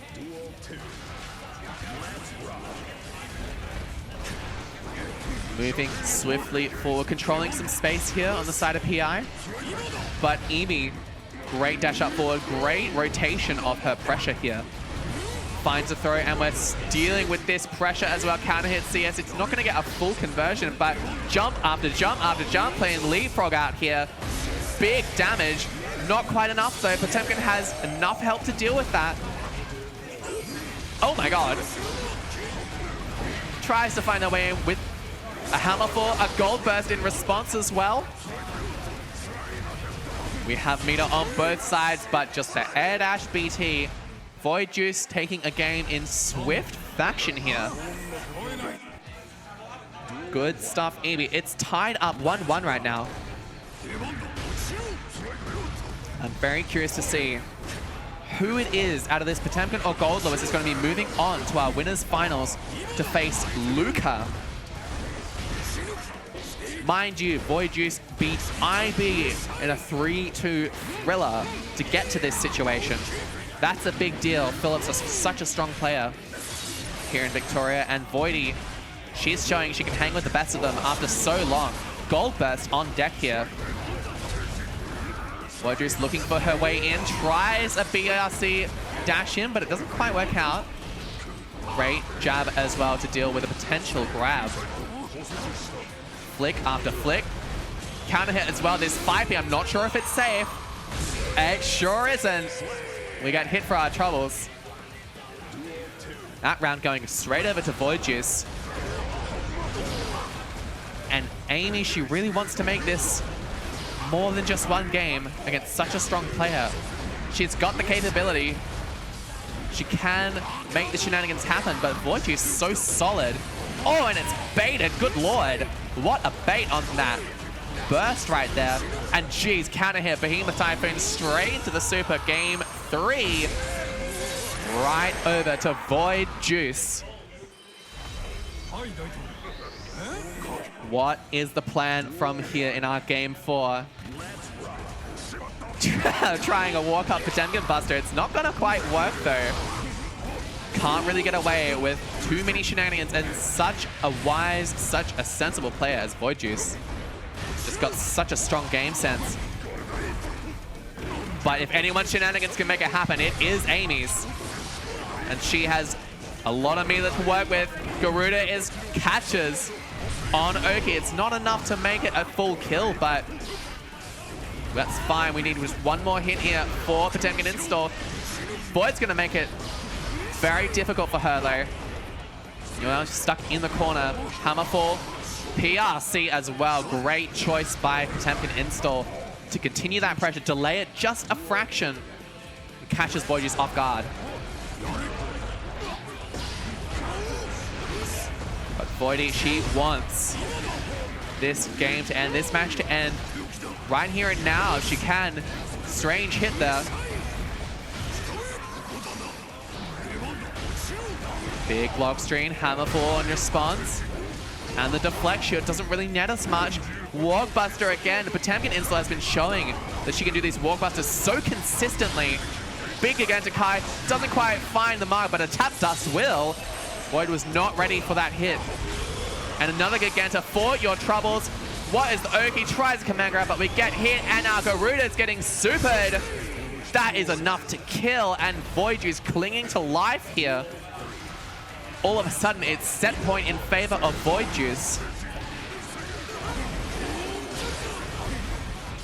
What is the plan? Can we secure it? Or are we going to have to go to a game 5? It's looking more and more likely here. PI, it just takes one more hit. Oh, maybe two more hits. But we've got the meter to work with. Great hammerfall through the BT, and that's going to be tied up 2 apiece between Potemkin install and Void Juice. Excellent showing so far by both players. PI wants to meet Luca in winners finals here. In a really unprecedented run, she's been playing amazingly so far, but Void has a plenty lot to say about that. We are in game 5 here.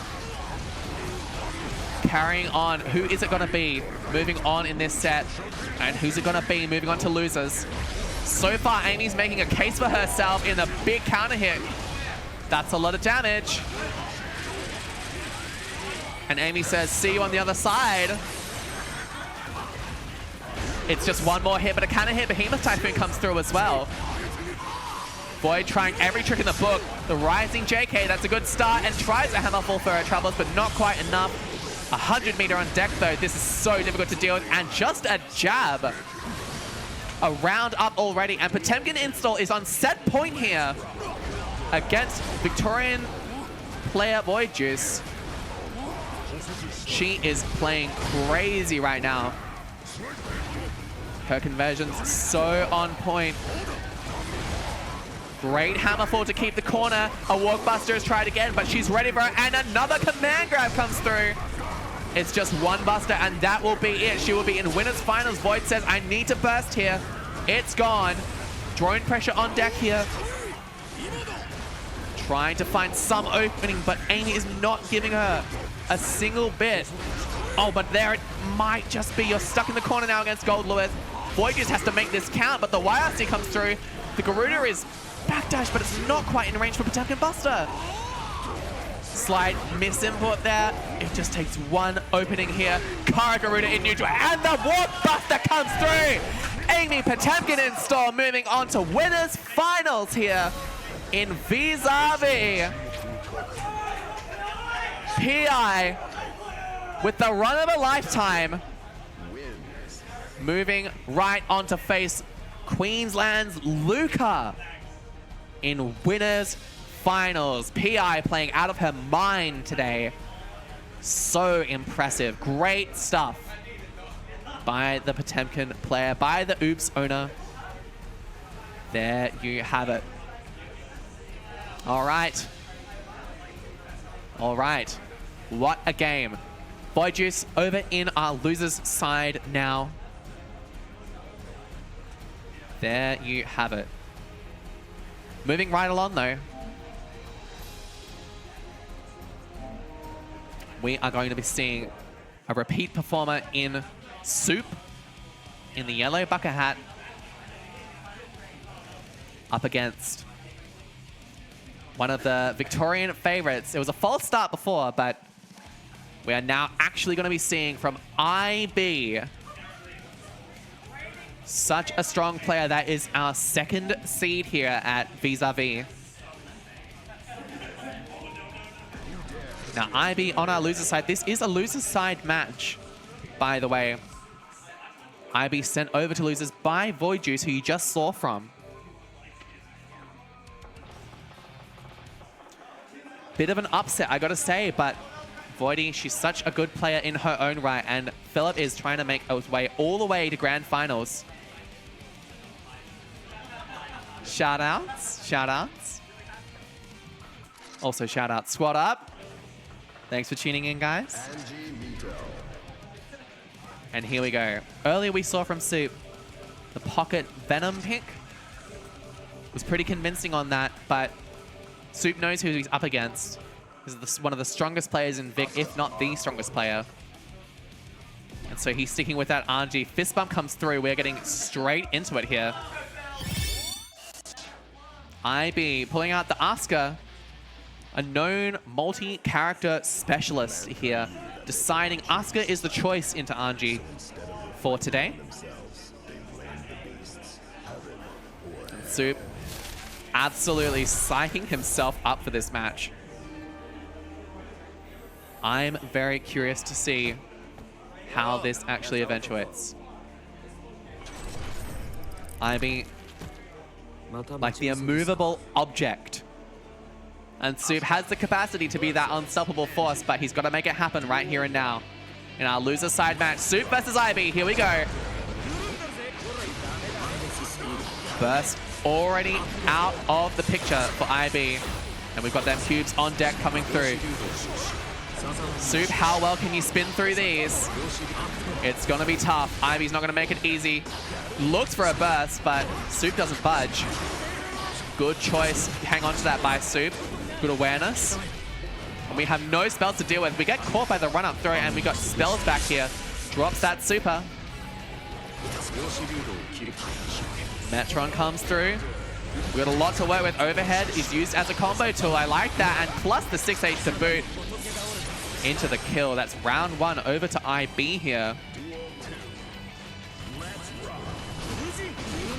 Fujin on that round start.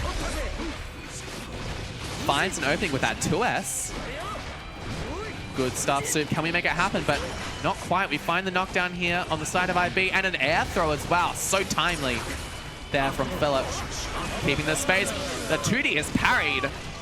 Nice stuff from Soup there. Tries and baits out a throw, but IB is not biting on that one. Oh, and a big charge dust comes through. Can't see that one happening when you're all the way up there on the screen. That's a lot of damage here. Ooh, tries a run-up throw. Doesn't quite work, but it's no big deal. And again, another air throw by IB. Big parry on the blue square, but not quite enough. Wild Assault will secure that first game going over to IB.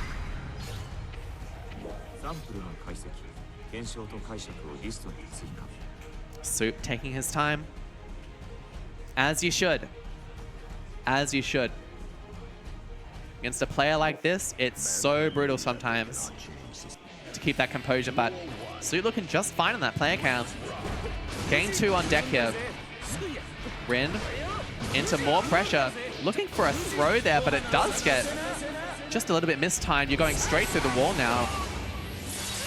The mana situation, we've still got a little bit to play with, but we're dealing with all this. Oh, and a brave back throw by IB there, and suddenly the tables have turned here. 6K is dodged, though. Big counter hit 6 stage, not really eventuating into anything, but a tap dust is blocked. Oh my god. Such reactions here. And now we're stuck in the corner here. Burst comes out, and the, the spin is thrown. Like a dog hunting its prey. I swear he's looking out for those spins time and time again. Now you got to hold all this mix just to run up throw. Not even dealing with any pleasantries, but you get thrown in return here, and Soup a run up throw in response again. Incredible. All right. Round on the board here for IB. Or rather for Soup. And tries to tap dust in neutral, but doesn't quite really find it. Hashtag Soup up in the chat, and it's looking to be in Soup's favor so far. We are out of mana right now. Any hit is going to absolutely destroy us, and just the recognition we needed, but no, we caught pressing, and Soup takes a game over IB here. Impressive stuff there. Encouragement from the crowd. That is exactly what Max needs here. Going into game 3. Big spin on that 6B. Forces the burst out of IB. Absolutely necessary, and suddenly all resources are off deck here. Spin comes through, but it's just not enough. IB recovers in time for a throw. We've got a couple of spells to play with now. This is tricky. The overhead spell is avoided, fortunately. Timely, JD, but your spin gets thrown yet again. Oh, the parry comes through. Big parry there by Soup. Important stuff, and also we're so low on mana as well. We have to be really careful about these spins. IB has shown that they can throw every single one of those on reaction. It's just a matter of being perfectly executing with it. That is not how you do it. Oh, and the backdash is caught by the 2D. Max not happy about that one.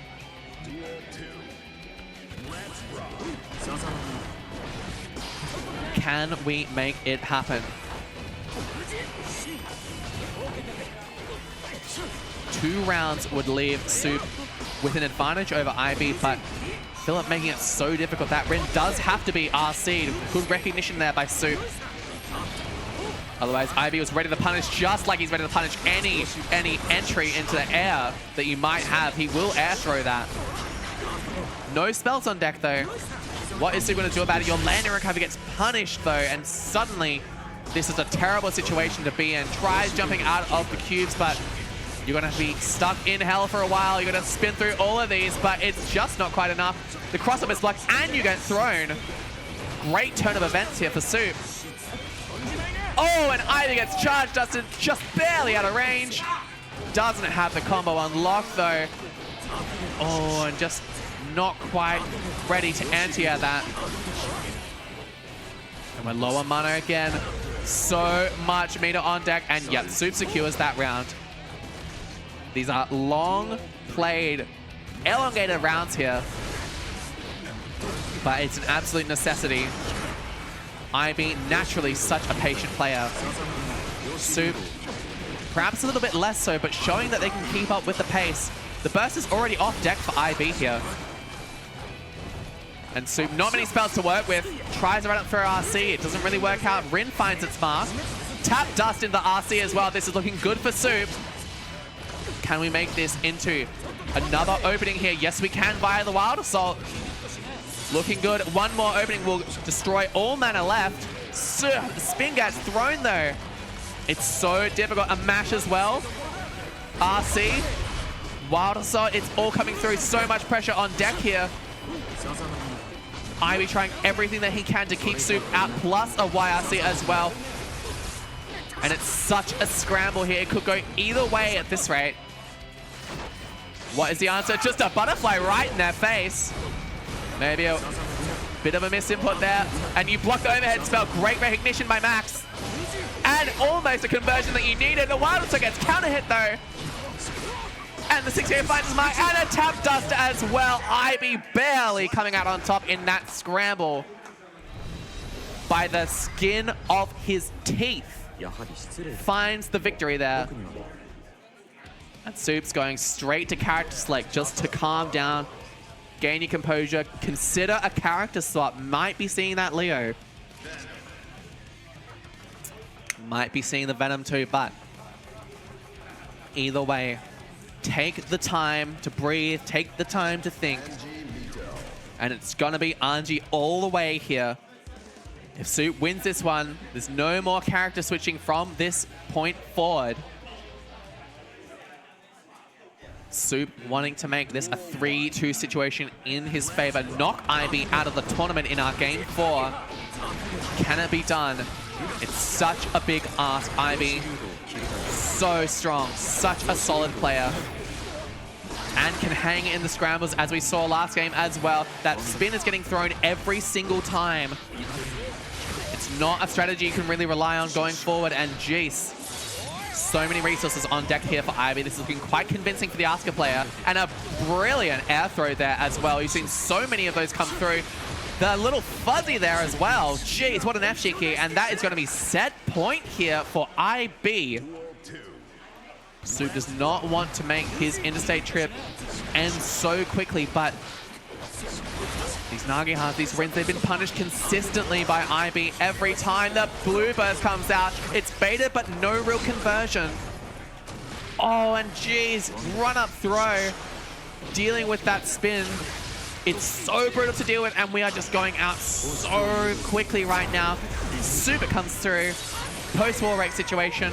Needs a miracle here. Wake up slash. Why not? Absolutely make it happen and finds the fast dance into the rim. Tap Dust is blocked. What can we do about it? Looks for an air grab, but it's just not what we need. And we get thrown on the backswing. And that is going to be IB taking it 3-1 over Soup. Convincing performance by the Asuka player. Great stuff there, IB. Soup now out of the tournament. Made their way all the way over. All the way over from New South Wales. Thank you for showing up, Soup. We appreciate that. Great showing as well. They are now out of the tournament. IB moves on in our very first Vis-à-Vis tournament. Looking at the bracket now, Wed Bob has moved on in our losers side bracket here. Alanak eliminated from the bracket now. It was a close set though, 3-2. Soup, as you just saw, out of the tournament. IB now has to fight Frail Fox. Crazy, crazy that these two are now fighting for 9th place here at Vis-à-Vis. Amazing set of circumstances have just unfolded here today. But one of those players, IB or Frail, will be out at 9th. In the meantime, though, it's looking like we have got our winners finals match on your screen. On the left there, you've seen her many times so far this stream. That is Potemkin install. Right up against Mistake's own Luca. All the way down from Queensland. Luca has been making an absolute name for himself, if he did not already have one, here at our local. Welcome, Sharif, to the commentator's booth. But Luca has been absolutely dominating this bracket so far. Has not lost a game. Seed number 1. Not lost a game whatsoever. So impressive. Such impressive consistency there. Up against Potemkin install. Can her shenanigans, her tomfoolery, her walkbusters, which have been so good so far each time on stream, her walkbusters, so consistent. Can she make this happen against Luca? All right. This is our winners finals here at Antiku Vis-à-Vis number 1. Potemkin install versus Luca. Here we go, game 1 on deck already here. Oh, and that is going to be a great start for PI here. Big counter hit to us as well, and you get grabbed a second time. Amy is here to play. But Luca, calm and collected as he tends to be, says, I might not have nearly any of my health, but I can send you right through the world just as easy. Block string, Gigantic High. We're blocking these, but it's the tap dust coming through. Great choice by Amy. Convincing first round going over to Potemkin install. Slide head has to burst after that second fast surge comes through. And wow, what a Beyblade right over that slide head. Perfect timing here by Luca. Oh geez, and the wake up 2H, why not? Do it to him. Now you're stuck in the corner. Couple FDs, sort that out, but wow, what a 5H in response to that 6P. But Luca sends one right back. And you're back in the same situation you were in. Get bit, you get close slash, and that's a round going over to Luca right back. Nice walk back fast slash to kick off our round 3. PI could take this very first game here. That would be a huge statement. If that command grab connected, we might be looking at a bit of a different game here, but it's not doom and gloom here. PI trying to find something strange Oki choice, but it happens to the best of us. A Fukia forward plus the throw. Big counter hit comes through as well, and you're stuck in the corner yet again. This is the place where Luca shines, and it's just going to be the 6H wall splat. Luca taking game 1 of our winners finals here.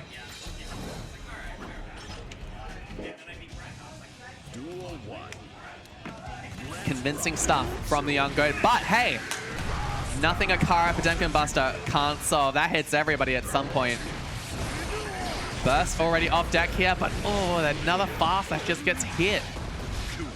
Finds its mark, and now you're dealing with so much pressure.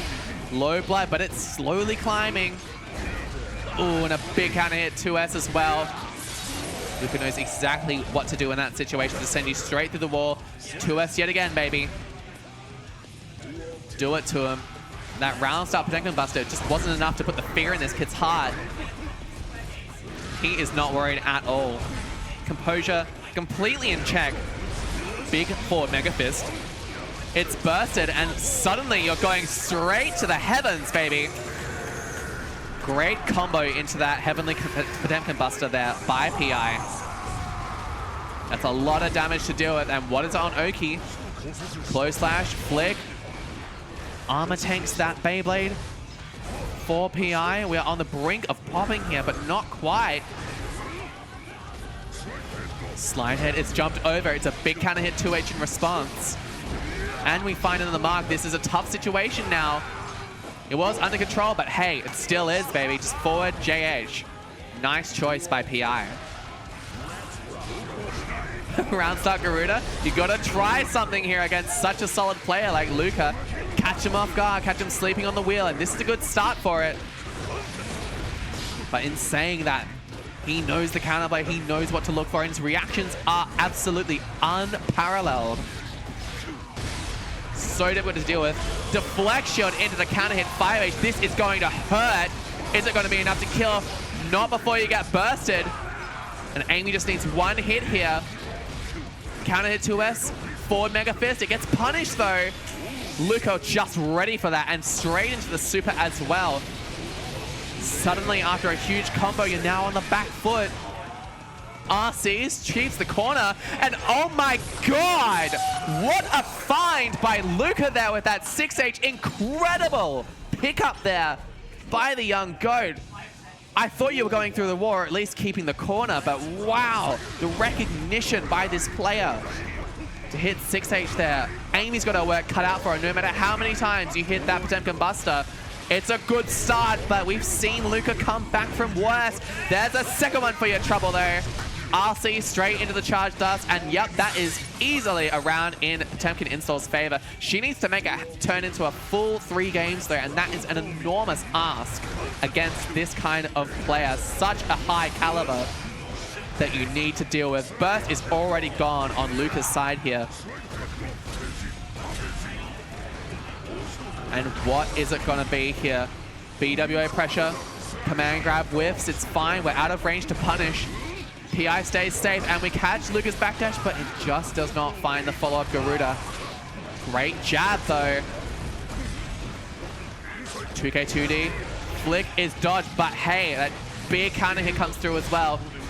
No meter on Luca's side, but the Fukyo forward throw. Luca completely confident in their abilities here. And it's already set point against Oops' Potemkin install, but we're getting grabbed, and this is exactly how it starts. Can she make it change? Can she convert it into a real victory? It's looking like she can.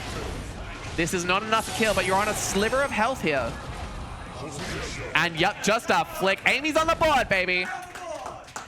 That's 2-1 here in our winners finals match. Can she make the reverse sweep happen? We want to see it here at Vis-à-Vis. We want to see the reverse sweep happen. Upset the young goat. Traveled all the way here from Queensland to be here. It might well happen. Getting caught there with a Garuda does force the burst out. And yep, just a raw bite as well. Hasn't represented that. Great choice by Luca. Rotates their options perfectly, and a super's going to send you right through the wall there.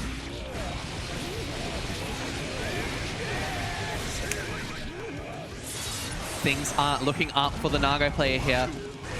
Can we make it into a full round though? Maybe not. We get grabbed again. These command grabs are really working in PI's favor every time. Big Garuda there. Doesn't really eventuate Garuda after Garuda after Garuda. Playing a bit of silly buggers there. 2K2D finds his mark, and oh my god! She almost rips the PI, and a tap dust finds the mark! PI secures that round in the scramble. Great stuff to her. And Luca's mental, if it ever was taking a hit today, it's now. Can PI make this into a full game 2 and tie it up here? Again, what an ask. 5K finds its mark. Tries some sort of button, but geez, you're caught pressing, and there you go. Hold this close slash, and we are again on set point here. Luca, the first game that Luca's lost here at the hands of Potemkin install. She wants to make this a 2-2 situation. She wants to make it a 3-2 situation, but Luca is making it so difficult. Deflect shield comes through. No counter hit 5H this time. What's it going to be? Enormous Gigantic Guy counter hits the Beyblade, and it does force the burst. This is a big counter hit 5H. What's it going to be? It's bursted! And just as he pops, Amy finds the command grab. Potemkin install tying it up 2-2 against Luca. An absolutely unprecedented run here. She is absolutely lost for words after that one. There's one more game to play though. Can she make it happen?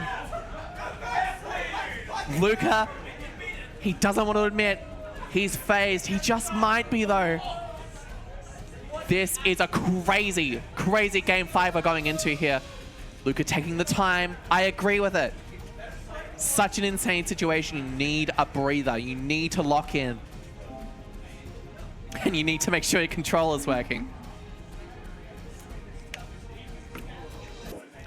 It's 2-all here between Luca and PI. Game 5 of our winners finals at Vis-à-Vis #1. Who's going to take it? It could go to either of these players. They're playing incredibly well so far. Burst already gone on PI's side, and Luca's just waiting for a mistake to be made for him to capitalize on.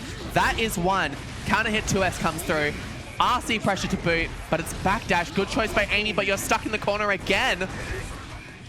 Slide head finds some opening, but just the quick fast slash and 5H. Luca making it clinical, and it's set point here in winners finals. Luca wants to end it right here and now, but if there's anyone that can do it so far, it's been Amy. She does get counter hit for her troubles. Great mashup right there to escape the corner.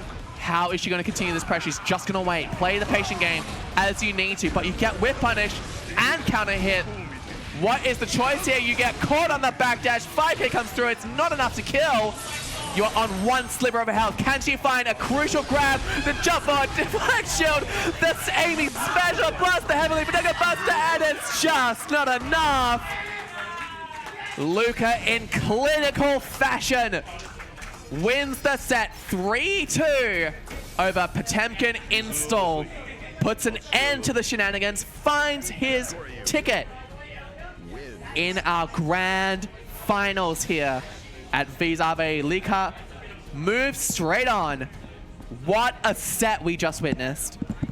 Absolutely amazing stuff. And we've got Sharif joining us on comms. Just for a moment. All right, we will be having Blue Dude versus Ollie Dog next, a Victorian classic. Blue Dude might just be a moment. He is moving his car. Also, we will be starting Uni 2 for anyone in the audience listening.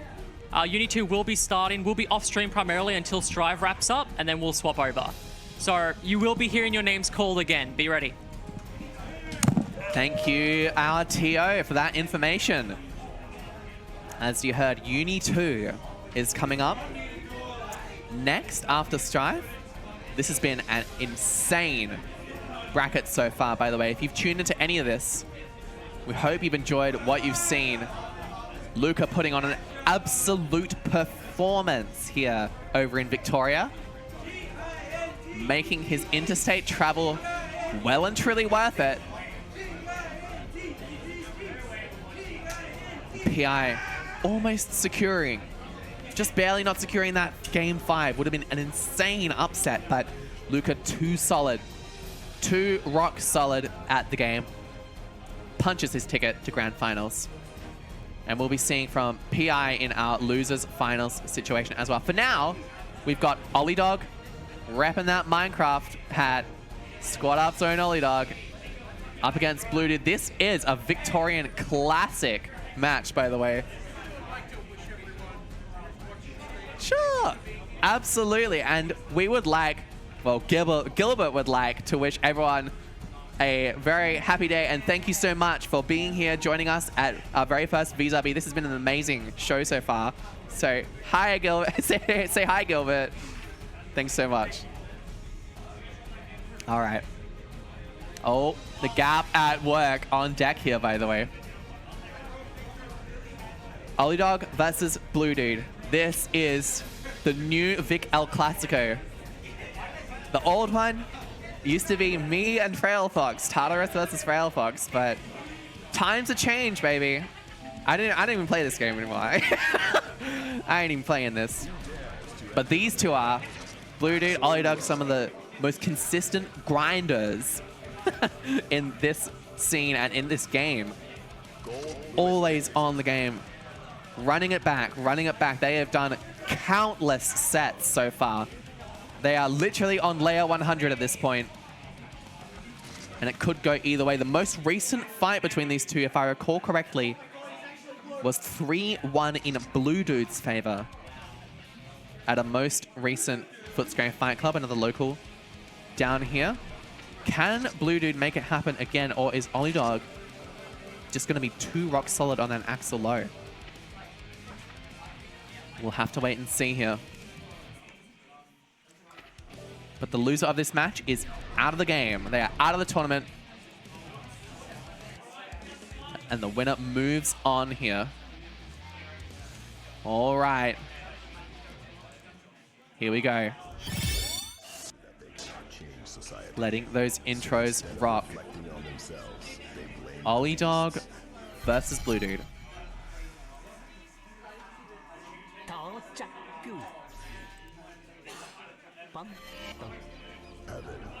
Get that time stop in, baby. You're gonna need it against this guy.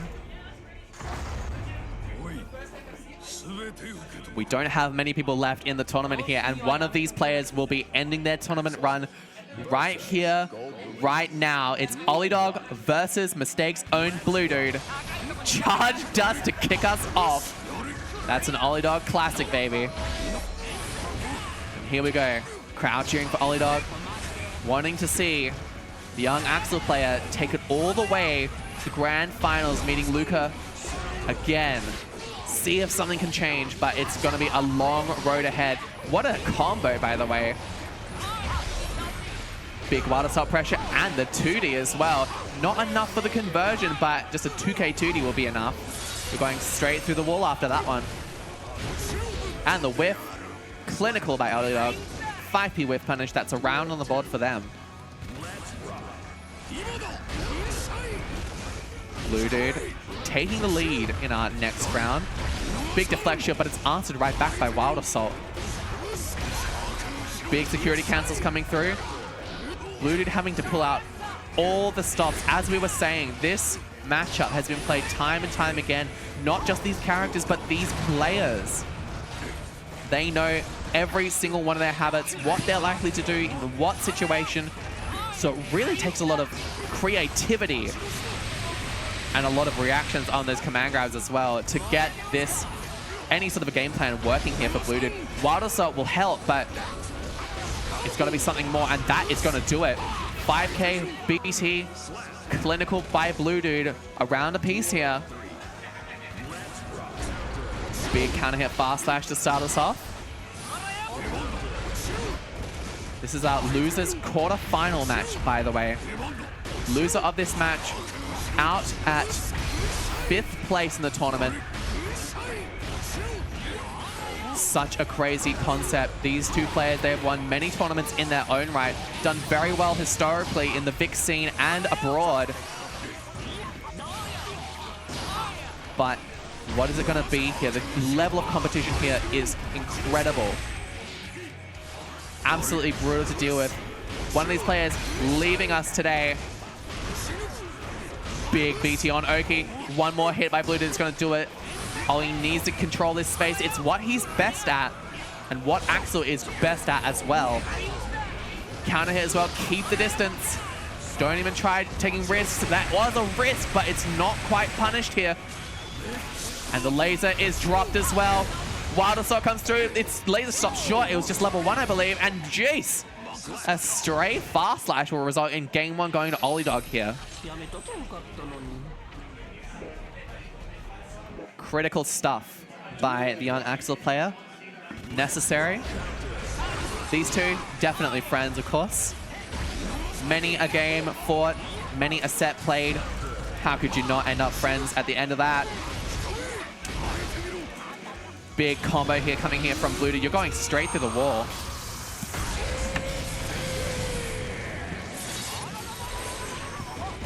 All right, post-wall rake situation. You get caught by the 5K. It's not really going to eventuate into anything. And you are getting reversal supered here. This is a big stuff, and your command grabbed as well. Blue Dude probably not sweating it though. He's only just got so much health left to take from Ollie Dog. But we do drop our resources in the process. 2 Wild Assaults are dodged. Clinical stuff by Ollie Dog, and suddenly the health is almost even. One more mix. It's going to be empty jump low. It's blocked. BRC pressure to deal with. What do you do in this situation? You get hit. Unfortunate. Good timing by Ollie Dog. Good choice. Keeping that pressure up. Keeping the block string going. It's a round on the board in our game 2 here. Blue Dude, run up throw. Oh, and that is an enormous find here for Blue Dude. Big super on the way as well. Level 2 is going to do it just fine here, and just one more hit. And we'll be back to even Stevens here. Just 2k into the overhead. That's enough. And a perfect on the board here for Blue Dude. Great stuff here. Back and forth. That tends to be the name of the game between two players who are so evenly matched. Wild Assault, it's tried, but Olidog is so ready for those. Olidog's seen so many iterations of the Blue Dude game plan, and he's seen what he's likely to do with Wild Assault. And that, the BRC pressure results in a baited YRC, excuse me, and that's going to be 2 games to Olidog.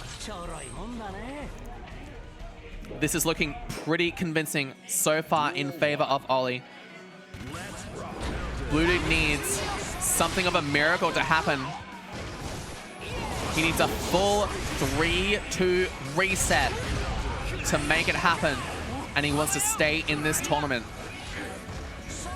If he loses here, this game, he's out at 5th place.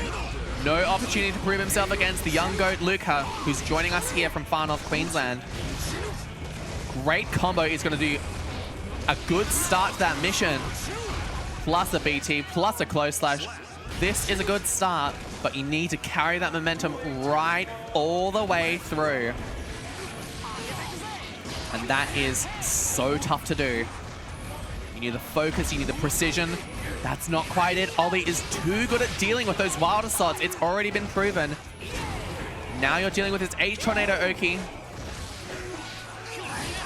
And now you're stuck in the corner with just about 10% of your health left. It's tough out here. Get counter hit for your troubles. RC as well. Olidog doesn't drop these. Great stuff. And already we are on set point here in our losers quarterfinal match between Olidog and Blue Dude. Can Blue Dude make it happen? Another command grab comes through. Deflect shield, fortunately, does work out in their favor, but you need to make this really count. Olidog's defense so strong though, and he's wanting to make this a 3-0 set. Can he make it happen? This is a good start. Dealing with Tornado, drone on deck. Doesn't matter, you find the knockdown. Good start, make it count. Absolutely send them in the corner. Keep the corner, don't send them through, but a meterless run-up throw. It is punished. And the command grab, it gets jumped. The Skyfish gets jumped, and you get sent out of the tournament. That is 3-0 in favor of Olidog. Olidog moving on in Vis-a-Vis here. Blue Dude out at 5th place. What a showing by Olidog. Critical performance there. It could have gone either way. We're not usually so used to seeing a convincing 3-0 like that between these two players. They are normally neck and neck, but Olidog absolutely ready for every single thing that Blue Dude had to show, especially those wild assaults, playing perfectly out of the range. Olidog moves on here in our tournament, and a quick bracket update. It was off stream, but it's looking like Wed Bob has taken it 3-0 over IB. IB out at 7th place in Vis-a-Vis #1. Absolutely unprecedented outcome here in our very first Antigua local, but that's how it is these days. The level of competition has been absolutely insane so far today. Bobby has been on the up and up. This is our seed #3 of the tournament here. Coming through, about to face off against Void Juice on your screen. Bobby's first stream appearance here at Vis-a-Vis. 3-0 over IME. Absolutely crazy. Crazy outcome. Not at all what we predicted. That was our second seed, by the way, but so many upsets here at our local. Incredible turnout. But as you just saw, Blue Dude out at 5th place. Also Fractal Fireball out at 7th place prior to Blue Dude's match. Blue Dude sent them out of the tournament. But that's IB and Fractal out at 7th. Blue Dude out at 5th. And we're about to see which of these two players in Wedbob on your right and Void Juice on your left is going to be joining Blue Dude at 5th.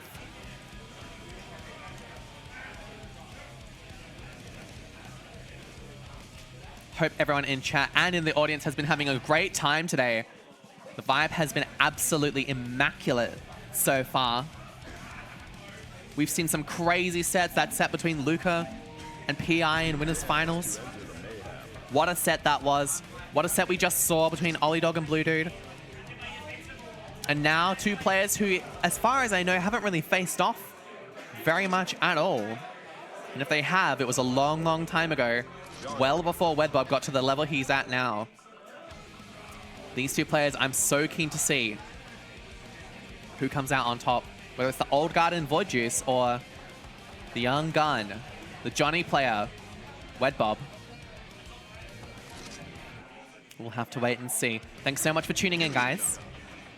This is our other losers quarterfinal match in Antiku Presents Vis-à-Vis. The winner of this match goes on to fight Ollie Dog in losers semis. And the fist bump is already on deck. Ha! Scenes on that one. Thanks, Void Juice. All right, losers quarterfinal match between Void Juice and 5S Wedbob. Here we go. Void Juice pulling out the Unica, by the way. Not a character I knew she played, but there it is. She's pulling out the brand new character. The only other Unica in the region I know of consistently playing this character is Xrd REV. Also, I think Straight Vibing plays this character. But anyway, it's the Unica on deck against Johnny here. And so far, Wedbob showing that he can handle this just fine. Good knockdown with the S Finer there. But it's going to be Stun Dipper in response. Void Juice deciding that she doesn't want to try the Gold Lewis into Johnny matchup. Not interested in it. Would rather try her chances with the Shoto. Nice little tick throw there. Good choice, Eevee. And what is it on Oki in the corner? The reversal super is baited. It's just a knockdown, though. No full punish. And Wedbob slips right out of those clutches from the corner. And the fake S-Finer coming through. Dash forward and a throw. It's going to be one more hit, but Stun Dipper comes through. Huge confirm here, but it's not enough, and it's gonna be a throw on that empty jump forward. Wedbob ready for that one. Counter hit to start us off. Ooh, tries a throw, but you're a little far away for that one to work. Gold burst on deck though. Wedbob finding an opening here. 6H is bursted out on. RC forward, and the throw gets absolutely called out by that counter hit in Senga. Now you're stuck in the corner against Johnny. This is a tough situation, and the card pop finds Eevee's attempt to escape the corner, and that will secure game 1 for 5S Wedbob. Convincing stuff from the young gun. Game 2 already on deck here, and our burst is gone. But it's in favor of keeping Void Juice stuck in this corner. She has her burst. She lets the DP rip. First time in this set. Good choice. Gold burst is baited out, though, and it's punished. It's so back and forth, though. Tries their luck with another Nsenga, but it's not quite enough. The BRC slowdown. That changes your combo timings. Makes things a bit weird. The pressure is brutal. Nsenga backdash. Nsenga backdash. It's so painful to deal with. Carter's air block plus a CS2H. That's you dead in this first round here. Wedbob taking a convincing lead so far. Nice walk back 6K for that whiff punish. And of course, he's got those combos on lock as well. Senga into the RC. Cross you up. See what's up. Backdash as well. Finds a counter hit for his troubles. Burst is gone already for Void Juice. Tries to air to it, but he's ready for that one. Now hold this card. get caught as well, and it's going to be the super as well. Wedbob off to the races, already 2 games ahead over Void Juice. Are we going to see the character swap to Gold Lewis?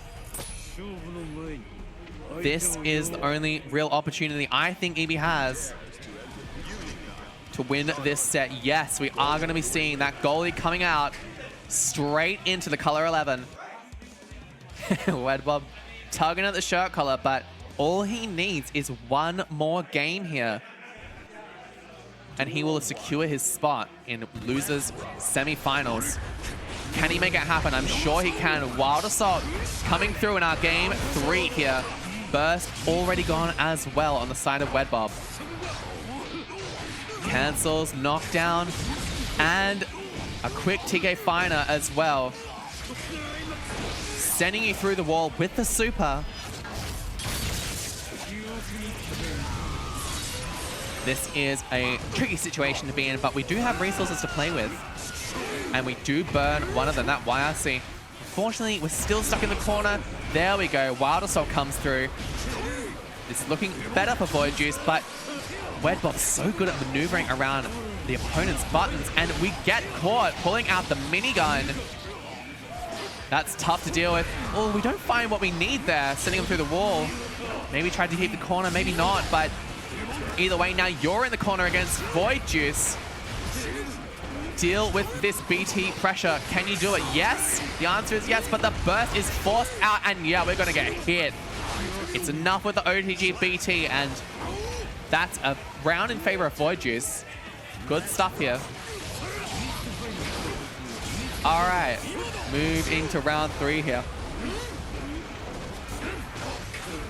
What is it gonna be? Navigating this neutral as gold, though, it's so tough. Especially when you're dealing with a player like Wedbob.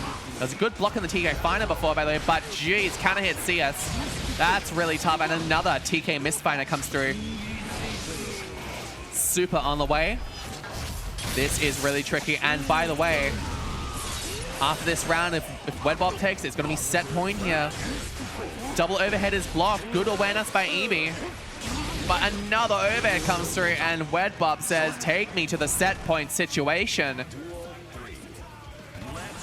Wedbob trying to punch his ticket to fight Ollie Dog for a chance at losers finals afterwards. Making a convincing case against Void Juice here. 2K2D, and just the frame trap comes through as well. No full conversion, but that's fine. Delay PRC comes through. And we are looking dire right now. Eevee is really feeling the pressure. It's just going to take one more hit. Johnny has all the resources available. BRC forward. 6P as well. And geez, just a K-Finer in response. That is going to be 3-0 score for Wedbob over Void Juice. Void Juice out at 5th place here at Antiku presents Vis-à-Vis. Impressive stuff by Eevee. Great stuff by Eevee. Very grateful she came out to our local. And still showing she can hang with the best of them, but she is going to be out of our tournament now. Going forward. We don't have many more matches left to go. It's going to be this one. Losers finals, and then after that, grand finals here. These are your top 4 players. That is Luca on winner's side of grand finals. Potemkin Install waiting in losers finals. And the 2 players you're about to see on your screen. Ollie Dog already there. As well as Wedbob. You just saw him take it 3-0 over Void Juice.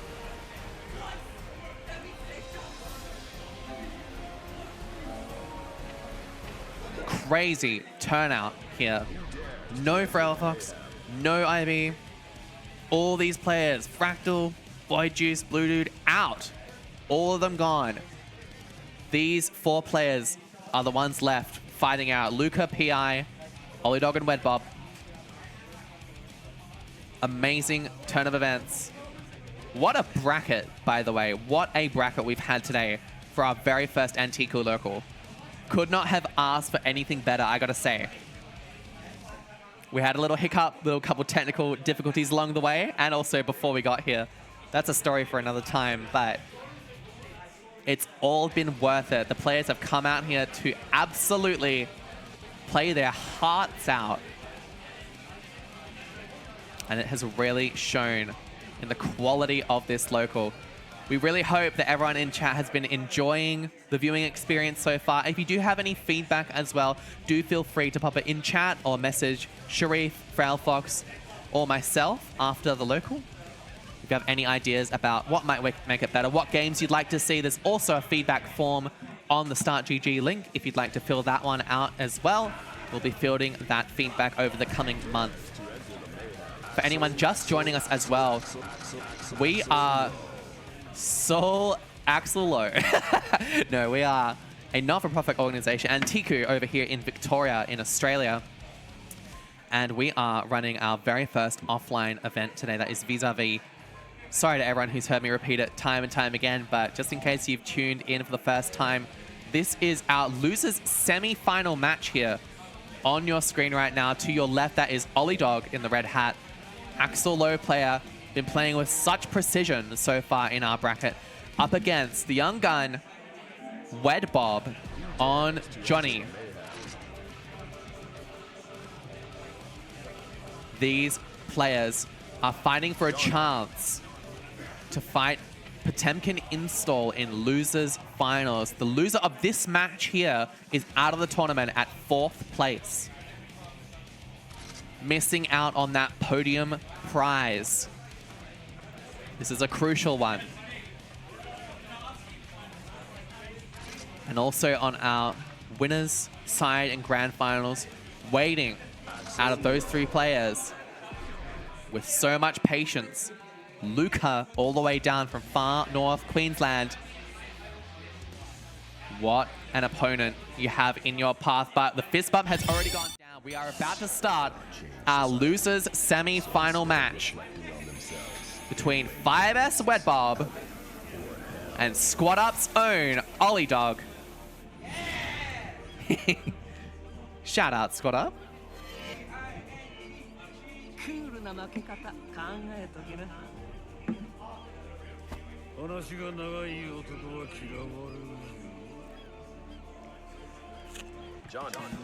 Here we go. It's gonna be Wed Bob versus Ollie Dog. Losers semis here. Kicking us off. What's it gonna be? Ollie Dog already up to a strong advantage. Okay. Renson A, it gets teched afterwards. Wed Bob already well aware of that counterplay. Ollie Dog preemptive pokes, trying to get Wed Bob out of their space. But a counter hit misfinder comes through as well. Big, big pressure you're dealing with, but excellent back throw incident comes through by Ollie Dog. BRC pressure as well. This has worked out so well for Ollie Dog so far, but geez, another back throw incident coming through. A lot of players getting caught out by that today. Super on deck as well. Wed Bob wants this round for himself. YRC comes through there, and it's a super, but it's air blocked. Not in range to punish, though. Oh, but we do get caught backdashing on that Renson. Very fortunate turn of events there for Ollie. But you are going straight through the wall. I've seen Wed Bob do that one a million times. Maybe not, though. Maybe the pressure is getting to him at this point. Such a high-stakes event right now. Command grab, we've still got the composure to dodge those.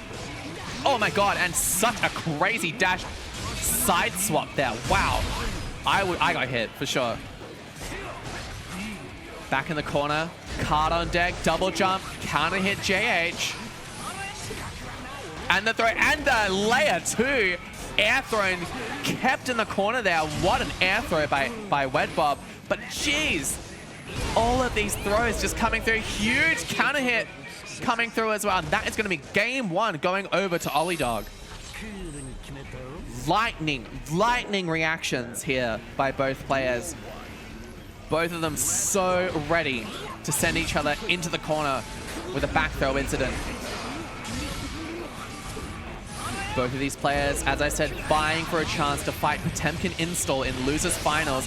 Olidog is making a strong case, finds the side swap, and we're in a tough spot if you're Wet Bob. Deflect shield, dealing with that pressure, and a TK Finer as well. Wet Bob trying to pull out some of the trickier stuff on Johnny, just to crack Olidog's defense. It's been so solid so far, and jeez, that's going to be a burst is dropped. Olidog decides that it's worth it. Time stop coming through. Oh, and it doesn't find its mark. Wet Bob taking full advantage of such a strange situation. Ollie not happy about that one at all. I wouldn't be either. But you've got to be ready for your opponent to just pounce on those opportunities. These players, Luca, Wet Bob, these guys are so good at taking advantage of just the slightest misstep. And you're seeing it on your screen right now. Wet Bob stealing the momentum back here in our game 2. Oh, but jeez, that's the Axel Bomber that Olidog is known for. Want to see more of that, but it's so difficult when you're dealing with such pressure by Wet Bob. Another game here on the board for Wet Bob, tying it up 1-1.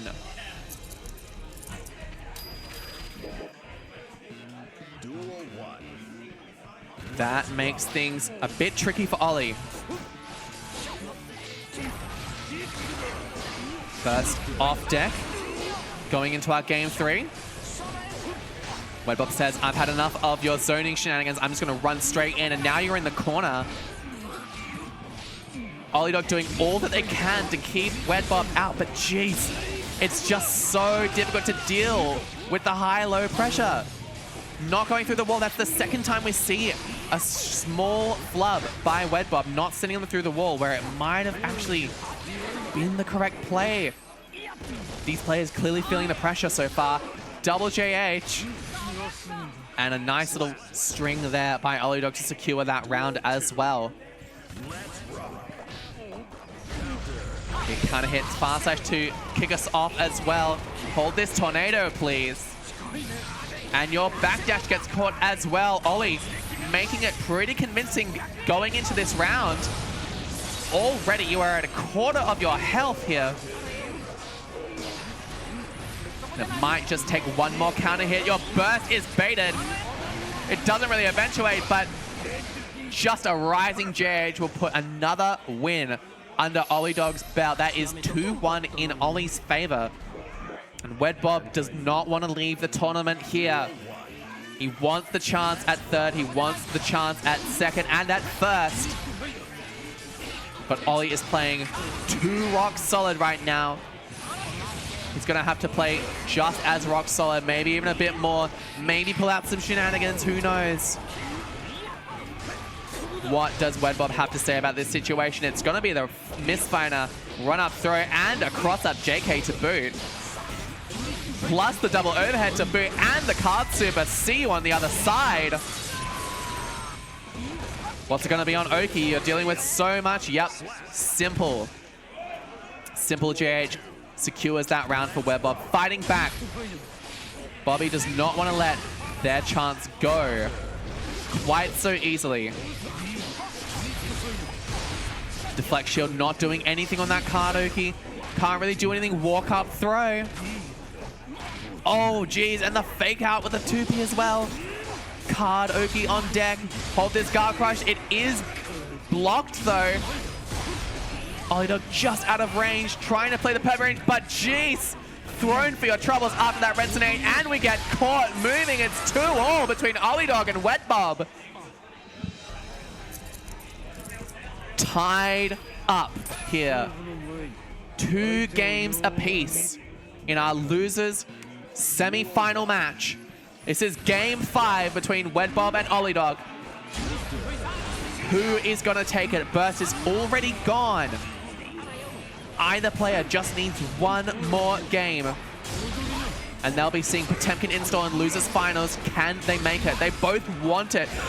Wet Bob mistiming that walk-up throw. Very rare misstep by him, but it's okay. We just dash right in. We find that knockdown. We find another hit with a card as well. Dash up super to boot. We've got that hard knockdown available to us. This is a strong situation for the young gun, and it's going to be double overhead as well. Sending them through the wall. Yep, super comes through one more time, and we have meter to play with in this post-wall break situation as well. What's it going to be? It's going to be card toss into that K-Fighter, and Wet Bob is on set point here against Ollie Dog. Ollie Dog on the brink of being knocked out of the tournament at 4th place. That's not a good start for Ollie. You've lost burst already.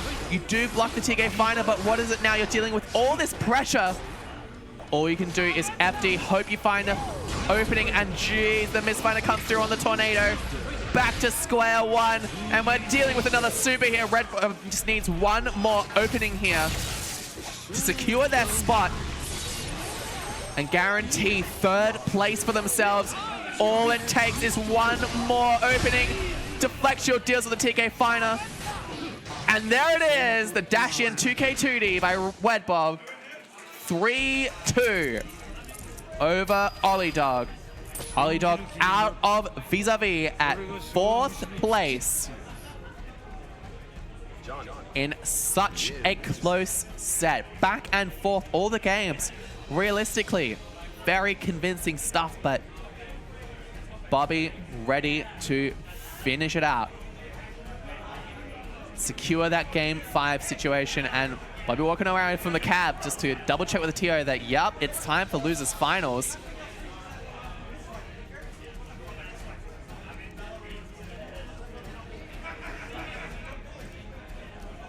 Wow. Here we are. Ladies, gentlemen, MBs. Here we are at losers finals. There are 3 more players left in this tournament. 37 entrants. 3 players left. We're about to see losers finals between Potemkin Install on the run of a lifetime up against the young gun Well Bob.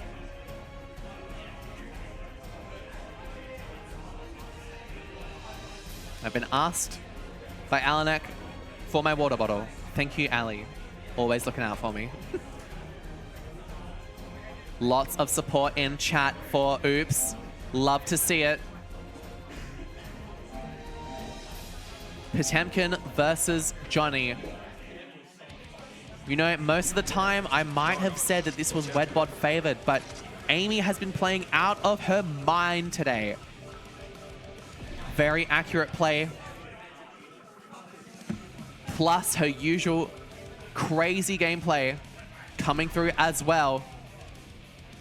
It's just so much to deal with as an opponent. I think we're getting right into this game, by the way. Losers final. Here between Wedbob and Potemkin Install. Ah, psych! We're doing a button check. We're chilling, we're chilling. Put our foot on the brake before we get stuck right into it.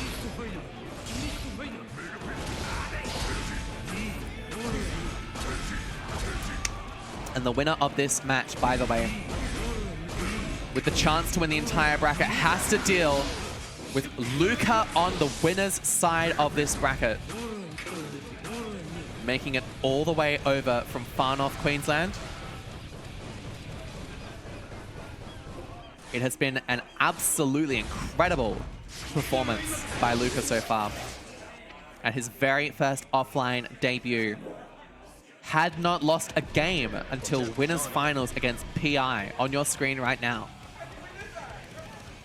And that was one of the best sets of this tournament so far. If you tuned into it, you know how crazy that one was. And we might see a repeat performance if Wedbob can't take this set over PI. But we're getting into it. Losers finals between Potemkin Install and 5S's own Wedbob on that Johnny.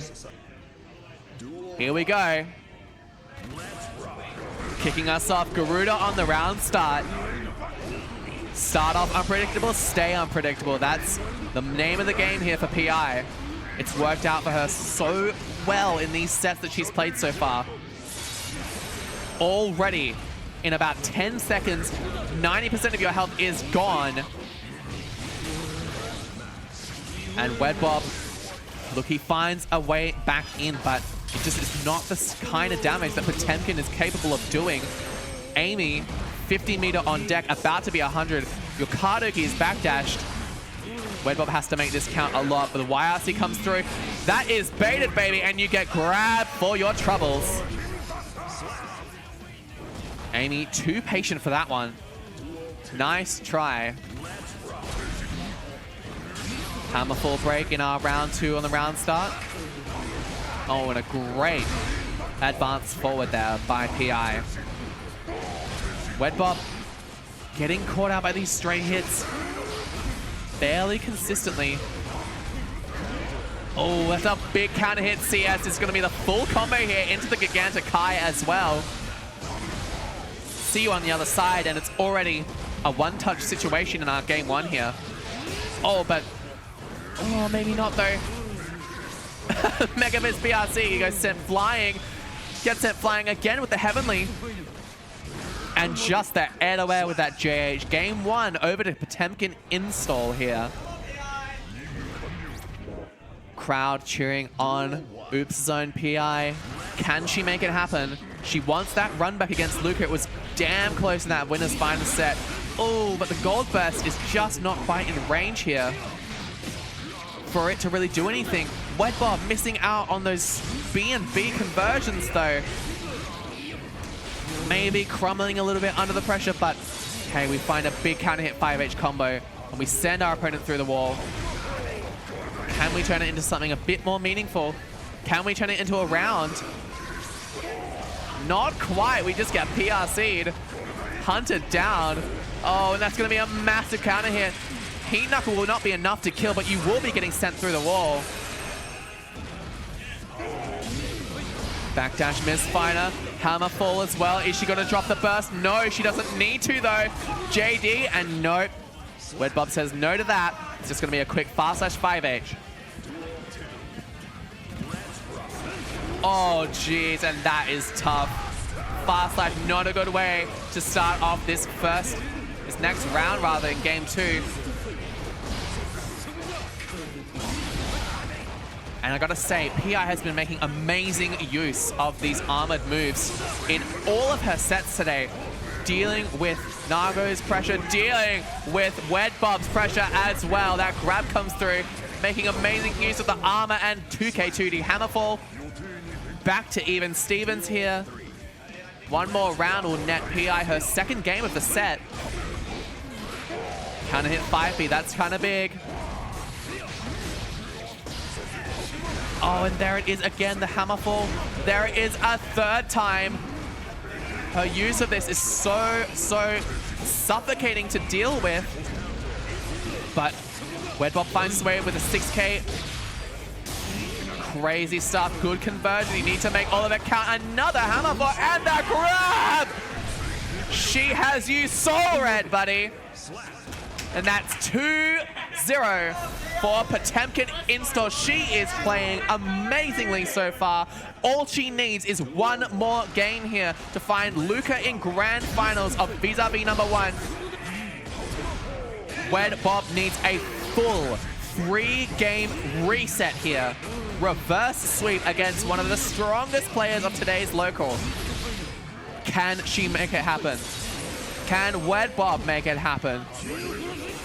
It's so hard to say, but good recognition on the BRC slowdown gives you time to get those 2 hits to beat the armor. Now you're going through the wall. And we have 50 meter to play with. Tries to call her out. Maybe on a YRC attempt, but that's a good start to this reverse sweep attempt by Wedbob. He needs to make every single hit count here if he's going to make it into grand finals. Yet again, this character Potemkin, it can all go so wrong. It goes so wrong so quickly. 2 grabs and you're done. Amy tries the 6P, but it doesn't quite work against the Vault card toss. That's going to be in Wedbob's favor, and this is looking quite convincing for Bobby. He's just got maybe 1 or 2 more touches left for this game to be in the bag for him. That's a good start. And yep, we've got plenty of meter to work with as well. That's game 3 over to Wedbob. He is on the board here in our losers finals.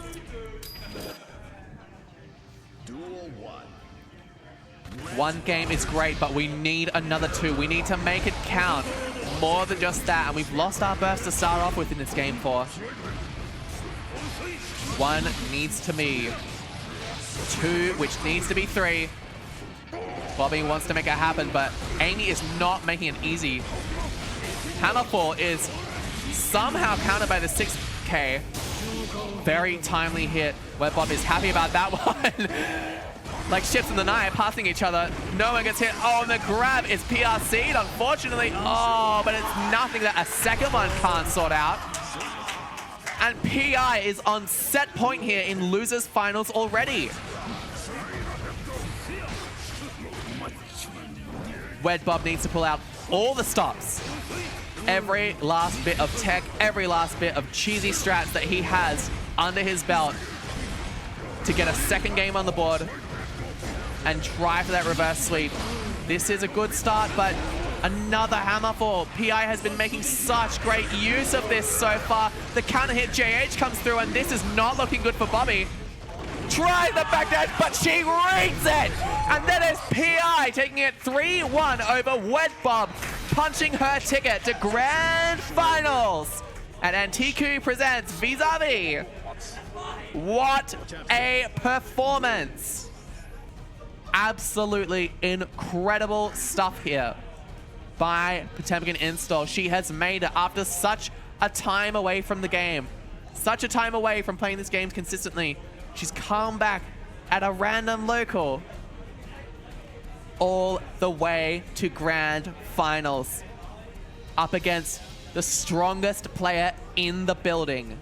That is Luca, all the way from far north Queensland. Can we please get some round of applause for Luca making it all the way down from Queensland?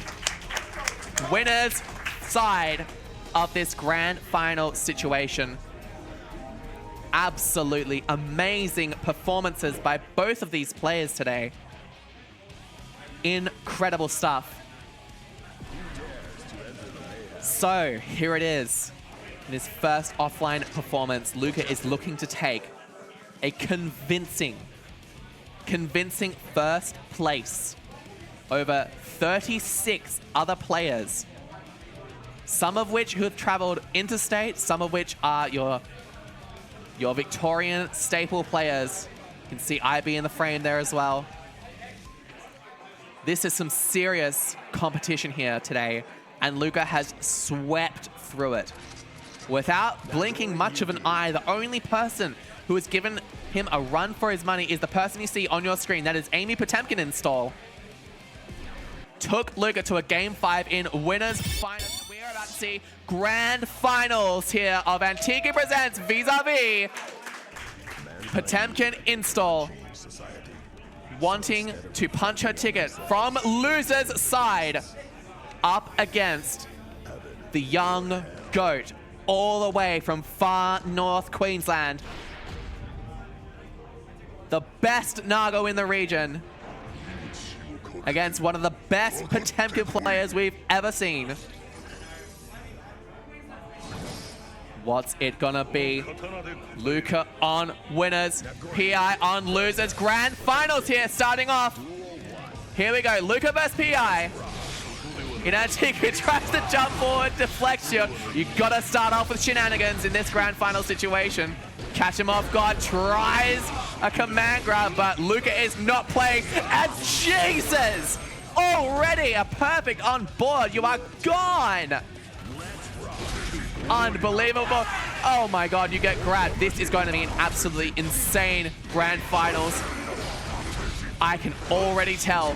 Tries a grab, but PI is absolutely up against too strong a competition to just be ripping that. See you on the other side. This first game has absolutely flown by. It's just one hit Luca needs here. And the Beyblade is not quite enough, but the follow-up will. That is game 1. I had barely time to commentate. Already in Luca's favor.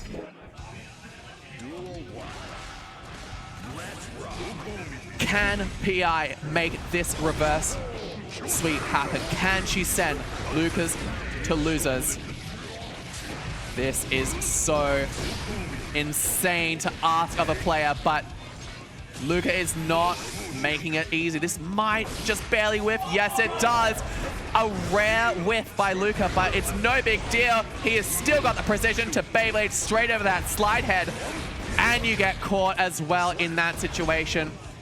Round 1 here of game 2 already in Luca's favor. Luca is looking to make this incredibly quick. Absolutely brutal. Brutal pressure to deal with. Burst gone already. You are staying in that corner. But your landing recovery gets punished by the slide head. Crazy trade. Very favored for Luca in that. And you get thrown in your stagger pressure. Oh, geez. And the full conversion comes through as well. Burst is forced out of Amy. And her 5H gets catched. And then she gets killed by the overhead. Luca is flying through these grand finals right now. And Amy is going straight back into the fray. What is asked of her right now is a full 3-game reset. Otherwise, Luca will be taking this grand finals 3-0 convincingly. Finally, a Potemkin Buster finds its mark here. Can she make it another one? Tries a Kara back Mega Fist, but it's just not enough. And backdashes on that Beyblade, but gets command grab in response. This is so brutal. Luca, so convincing so far. Oh, and what recognition it takes to press RC there. Oh, but it's fine. She rips that heavenly PRC on Wake Up and it finally works out for the first time in this tournament. PI finds that grab. Oh! Luca trying to cancel. This is as good a start as you could ask for if you're Amy right now. You need to make something incredible happen. Counter hit 6-8 is going to be brutal here. There goes half of your HP. But PI must not be phased here. Amazing walk buster there. RC as well. Full extension. Nago has full meter here. How's he going to use it? It's the YRC. Burst in response, but you get mashed out. And you get supered as well. It's not worth it. And Luca is on tournament point here in our grand finals. One more round will secure Luca's very first offline win, his very first offline performance. And he's looking to make it look easy as. Can PI find the openings that she needs? It's just maybe not enough against Luca. He's just too brutal. He keeps you in the corner with that burst. Oh my god, and almost command. A heavenly on deck here. The crowd is going nuts here. The meaty is mistimed though. All it takes is maybe one more counter here. We get the bite and we are in such a difficult situation. Deflect shield on deck. Hammerfall, no RC! The bravery on PI right now. You get hit by Garuda. What's it gonna be? Oh, the air throw is tagged. BWA pressure. You get backdash into the Beyblade and Luca takes it in his very first offline performance. Luca, the young GOAT, taking such a convincing tournament run in our very first Vis-à-Vis tournament. Ladies and gentlemen, thank you so much for tuning in. Thank you to all of our players as well for participating. Can we get a round of applause for yourselves and for our champion, Luca, all the way from far north Queensland. Incredible showing, and congratulations as well to PI for making second. And wow, what a tournament that was. My voice is shot. All right. Gonna hand it over to Sharif Time now. to rest. All right. That is Strive completed. We are horrendously behind schedule. We've already started Uni 2. Uni 2, we will start having games on stream. So we'll just have a momentary pause. You can listen to some music, and then we will start up. So if you're here, listen out for Noah, also known as Yata, also known as Frail Fox. They'll give you a call out when it comes to actually getting you on set. So Everyone at home, I appreciate your patience. We'll be starting shortly. Thank you.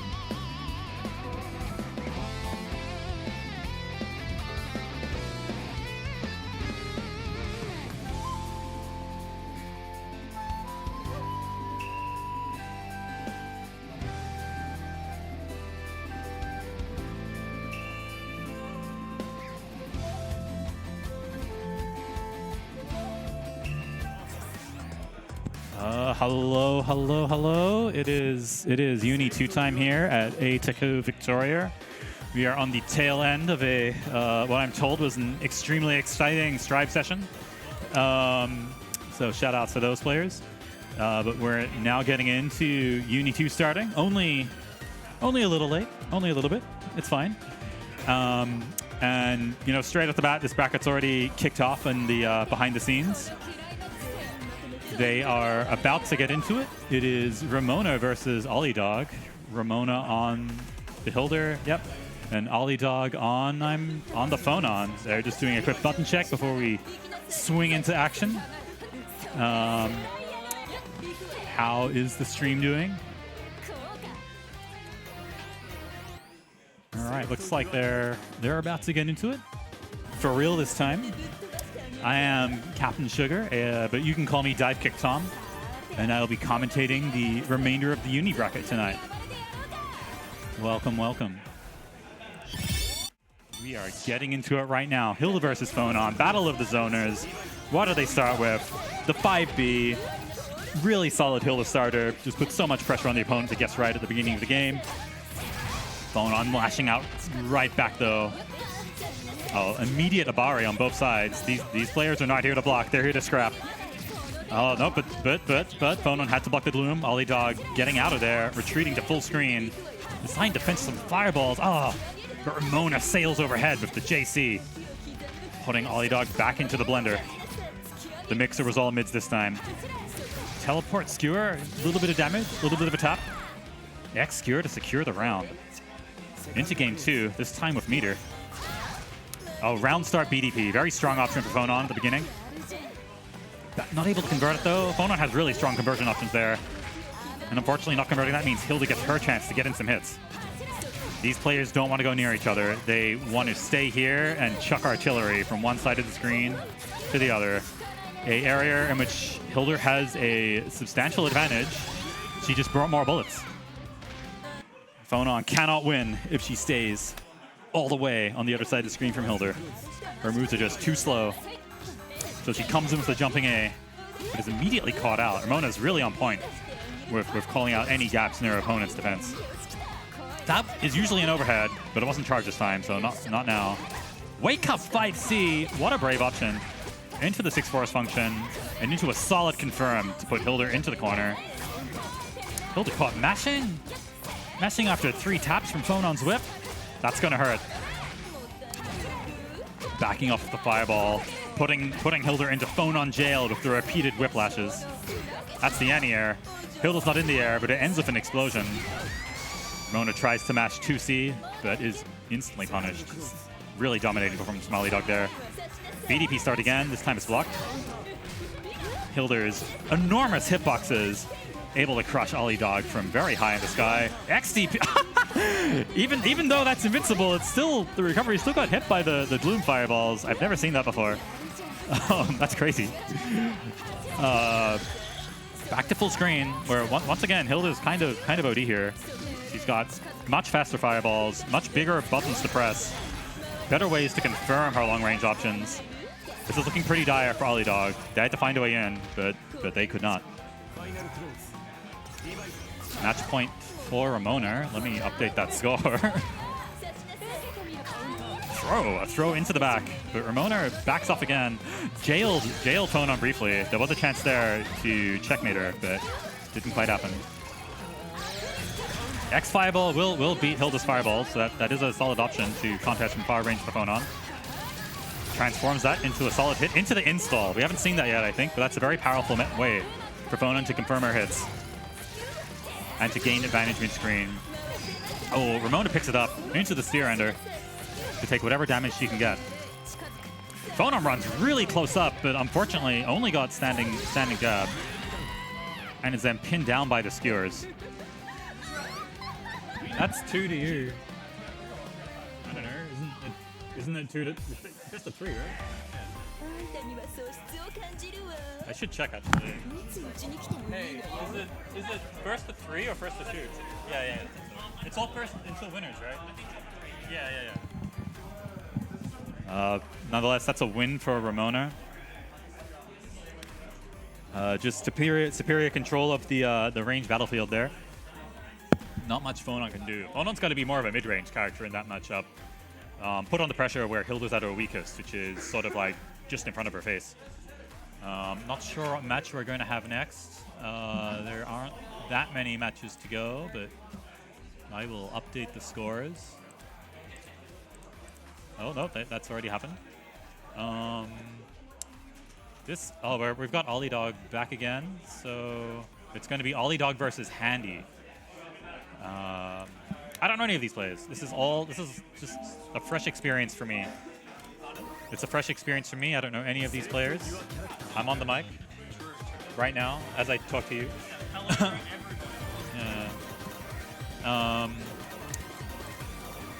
So they are going to be getting back into it. You guys button checking? Are you button checking? Button check?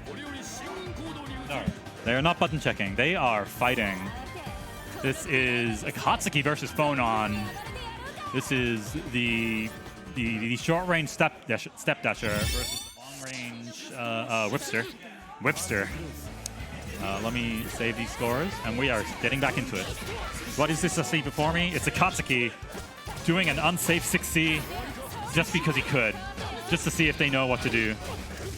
Smashing the shields, jumping on her head, smashing the shields again. Every parry, it's a 2-for-1 offer here. Couldn't parry to hit the counted, and Phonon's getting the corner back. DP straight out. That's the Akatsuki I know. That was definitely a blockable fireball, but it was not blocked. Bit of a deer in headlights situation there for Akatsuki. Smashing B Tatsu, smashing the even bigger Tatsu. That's punishable, by the way. No confirm. Ollie Dog, yeah, get him. You don't get your confirm, hit him with the overhead. Oldest trick in the book. Phonon backing up, keeping Akatsuki, trying to keep Akatsuki at arm's length. Akatsuki this Handy player is just not backing down. There is no way forward but forward. There is no strategy but attack. B-Tatsu into shield. Parry, okay. Parry can be a form of attack. It's the way of the intercepting fist. Nice confirm. Nice B-Tatsu ender to put Phonon in the corner. Dashing in, immediate DP. Tries to go for the taco, but just weaves out of range. Mashes 2A to second, there's a gap available. Invalid combo, but if the punches keep coming, it's not invalid, you know? XDP to win the round at the last second. We don't wake up with passivity here. We wake up ready to go. Into round 2. What are the adaptions? The adaption that was really smart, I think, because Handy had been jumping all the time last round. Starting with the anti-air, really smart. Shame it didn't work. Oh, this brings a smile to my face. You love to see unbridled Akatsuki aggression. I want to bring to everyone's attention as well that this Akatsuki player is wearing 2 hats. One was just not enough. Yes, the X-Tatsu does go through fireballs, giving Akatsuki a solid call-out against Phonon's fireball aggression. And then the feared corner pressure of Akatsuki quickly results in a defeat for Phonon. What round start will it be this time? Yeah, jump assault, JA, all right. These guys are having an aerial battle. Ooh, nice. That was a really good, like instant speed confirm on the air hit. And just spamming the punch button in your face. Very effective from Akatsuki. Very standard option. That punch moves him forward. It confirms into itself. It can frame trap into itself. It does everything. Look, I just love that Akatsuki will not stand still for a single second when any breathing room is given. Phonon is fighting for her life out here to keep him off her. Handy won the first game, by the way, so this is like super match point, right? No, Phonon won the first game. My mistake. So it's match point now for Phonon, for Ollie Dog. Ollie Dog, our streaming superstar, on for 2 out of 2 games at the moment. Both these players really enjoy throwing out the up-back fireball, which of course is very safe way to apply a little bit of pressure and escape to safety. Not against that though. X-Tatsu will definitely close the gap instantly. Oh, almost brilliant maneuvering from Hadi there. Looks like they're gonna be able to secure the win anyway. They could definitely have whip punished that anti-air, but they found another way in. Straight into game 3. This is a violent game.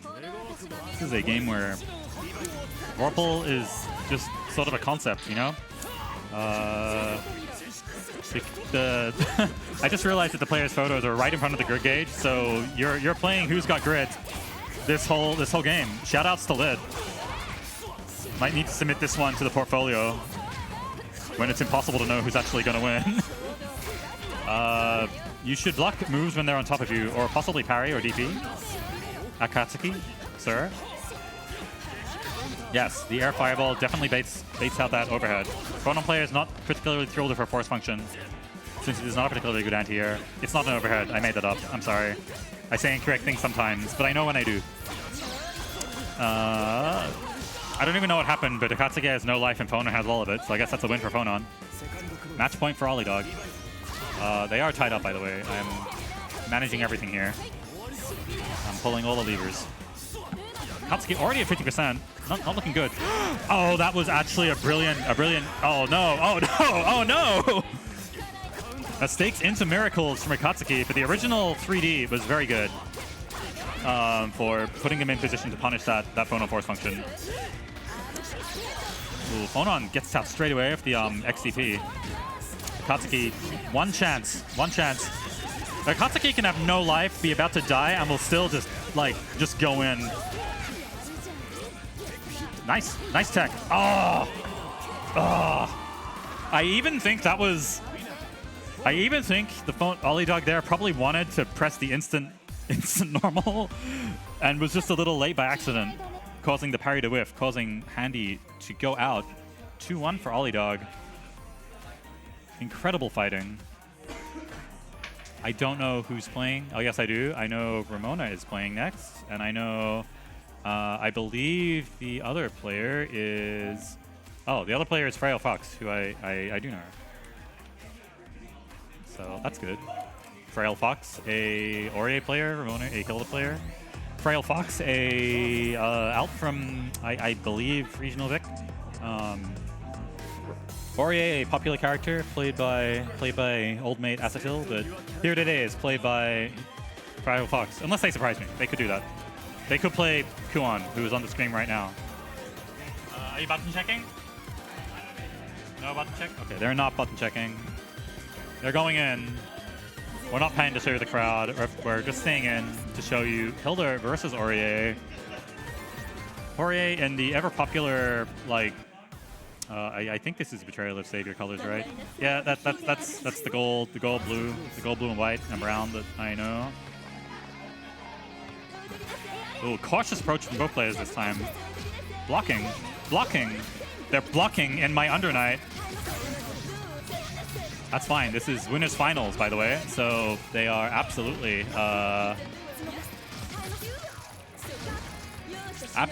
entitled to block in such an environment.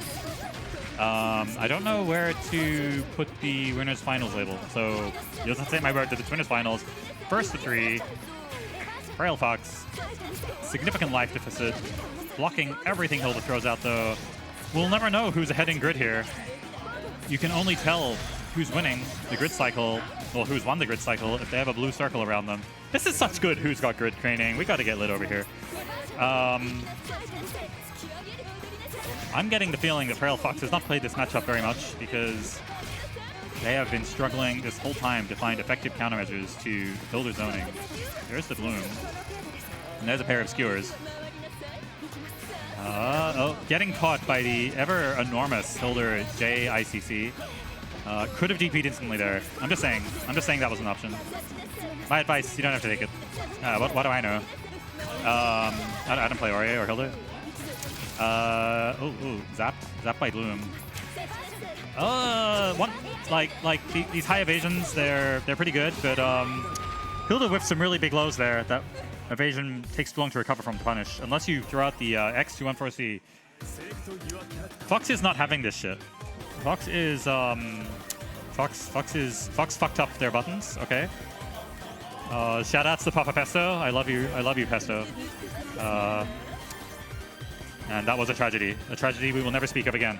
All right, let's see how Fox handles it this time now that the C button is activated.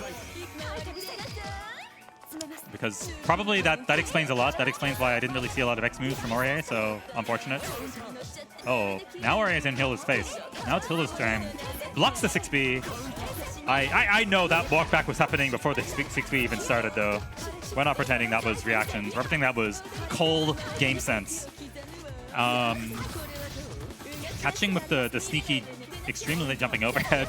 And then the extremely sneaky, kind of fast super gloom, not super pin. Also an overhead. Gets faster when you charge it for longer. Kind of like a turnaround punch, except not nearly as good. But overhead. Frail Fox blocking. Frail Fox blocking, looking for the chance. Looking for the chance to thrust in and close out this match. I think with this much meter... Oh. No! The gloom was still there. It doesn't go away because Hilda blocks. It doesn't go away after it starts shooting either. That thing's persistent. Poked out by 2C. Ugh. Fox is going to be sent back into prison with this one. Let me update the score. Must remember to do that. Blocks a whole bunch of spikes coming her direction. And Aurier survived briefly. Hilda was light years away, but the 2A mass was nonetheless attempted. Aurier has... Well, both players have all the meter. All of the meter. Doesn't matter. Gets hit by Skewer. And really super dominating from Ramona. I'm really feeling the matchup unfamiliarity here from Frail Fox. Hilda definitely a weird character to get used to, especially when you don't get to play her very often. Requires a somewhat different approach from other sorts of characters.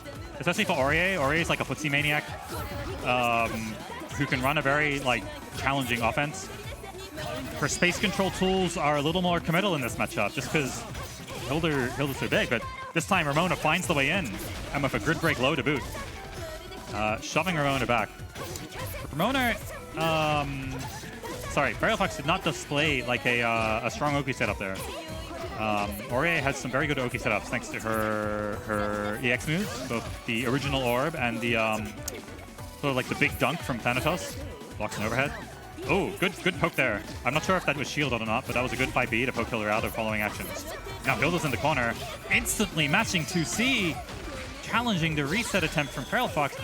Oh no, that was tragic. I see what the attempt there was, but unfortunately Frail Fox just not able to pin down Ramona there. And this is match point for Ramona. Really one-sided from Ramona so far. Frail Fox just not sure what to do about the gloom once it's in the sky, I think. Avoids getting pinned down by the Roomba though, so that's good. Unfortunately, yeah, hold on. I'm gonna take a little break to see if I can move the player camera, because I might just have to hide it for this game. Yeah, because we gotta show the grid gauge. I'm sorry, that's integral to this game. I'm sorry for not noticing it sooner. Frail is the Aurier. Yes. Hilda's projectiles and overheads, but she's got other moves. Oh, sorry. Obviously, pin is an overhead. I don't know if that counts. Frail Fox is... Oh, these names are backwards too. We gotta point out that this whole time the names are backwards. My bad. So we know that Ramona was the winner there. 3-0 to Frail Fox. I'm sorry. Look. I was wrong. Did they sit on opposite sides or something? I think they did. My god. They sat on the player 1 side, but played on the player 2 side. Who would do such a thing? Was it? Oh, I just fucked up then. All good. That was winners finals. So Ramona advances to the grand finals. Frail Fox is sent all the way to losers finals. Yes. And next, I believe I don't think this game was reported, so Ollie Dog versus Handy was 2-1 for Ollie Dog, which means the next game should be Wed Bob versus Ollie Dog. All right, just a bit of Wed Bob will play on player 1. I have decreed it because that's what Smash Star GG says. Yes. That means Ollie Dog will be on player 2. Please. Thank you. This is losers semis.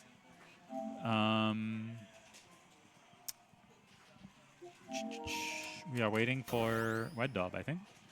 So, yeah, that's happening. Just a few more games before we close out the local tonight.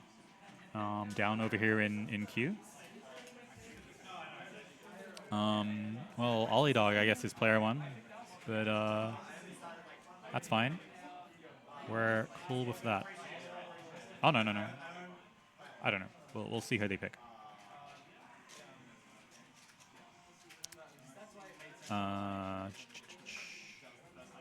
So, Ollie Dog, you're player 1, right? Okay, cool. We'll just turn these around. Ollie Dog versus Wed Dob. I did not see Wed Dob play. It is all good for me. It's first 2-2 because it's losers semis. Ollie Dog versus Wed Bob. Wed Bob. Is one of the D's silent? We got Dog and Bob. It's Dog and Bob. I'm not saying the whole thing. It's Dog versus Bob. Not the Tekken Bob. This is young Bob. This is young Japanese electric Bob. I will soon find out if they're button checking. There is a button checker in the config page. That's a thing too. But it will be Ollie Dog versus Akatsuki. Well, Phono versus Akatsuki. And they are, looks like they're jumping into it. It is not winners finals. It is actually losers semis. That's because I've been pressing the swap button and not the save button. My bad. Loser semis. Ollie Dog versus Wed Dob. Wed Bob. Dog versus Bob. Dog immediately seizing the action. Getting the first play. Akatsuki in the corner. It is way better to be Akatsuki in the corner than it is to be Phono in the corner. However, Dog's able to press the advantage here and secure the second of probably 4 hits to win. Letting Akatsuki get some space with fort pull might be a wise idea, but it didn't work out. Just took by the advancing 2B. Bob eschewing the chance to spend meter to put Dog in the corner. I read recently, according to some, that the Akatsuki win condition is your opponent is in the corner. This is very bad for every other character, very difficult to escape. But Dog is not in the corner, and Dog is able to get the clutch 6-PB to win. Into round 2. Akatsuki with meter also is much scared in the Akatsuki without meter because he gains access to the X-Tatsu, projectile involving X-Tatsu, and of course to his own X-Fireball, which is a commanding neutral tool and a commanding pressure tool. Oh, blocks Phonon retreating for dear life against the Feral Akatsuki. Nice. So far able to corral him quite well and keep him from getting on top of her. Just the... I feel like it's been a long time since I actually saw like B-Tatsu. That was a lot of damage. I thought that did less damage these days, but it did the 4.5k thanks to the Vorpal buff. Not enough. Wed Bob loses the game. Ollie Dog takes game 1 into game 2. Ollie Dog running rings around their opponents. Just route start force function. All right. She just knew that the incoming force function was wrong. Hey, Theo.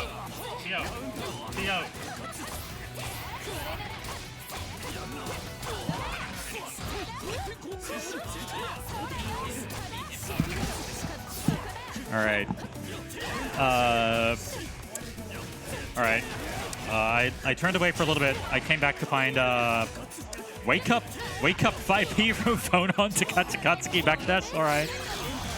You can do 2B, you can do 2C there to get a real thing. But I guess phone on 5P will catch other approaches too. Wow. I have no idea how Olidog was able to pull that out, but it did happen. Round start force function again. That feels really spicy to me, but it has been working out for Olidog so far. Look, who said phone on force function is bad? Every phone on player I've talked to, but every time I see it, it's winning. I'm just saying opinions. Jolly Dog. I don't know. I mean, Jolly Dog, huh? That's pretty good actually. Jolly Dog is in the corner, getting out with the XTP, and just pressing that move is really good. Phone on players, you're coping if you think that move's not good. Olidog wins 2-0. Advancing. I don't think Olidog gets up. I think they stay there to play Frail Fox. So they will be staying there.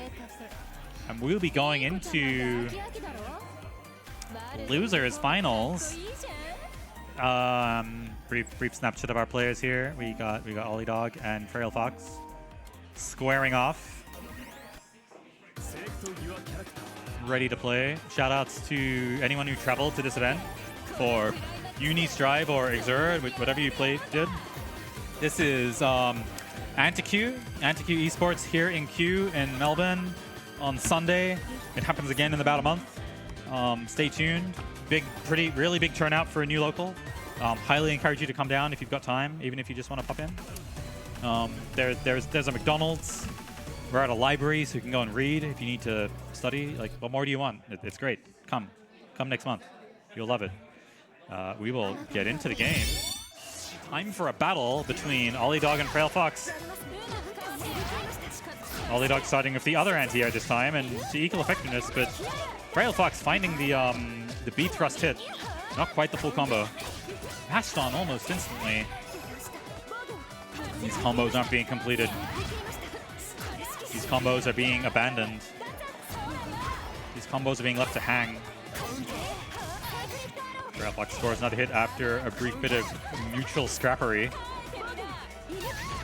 These players are fencing, but the reward for Frail Fox with these perfectly timed B thrusts is pretty tremendous.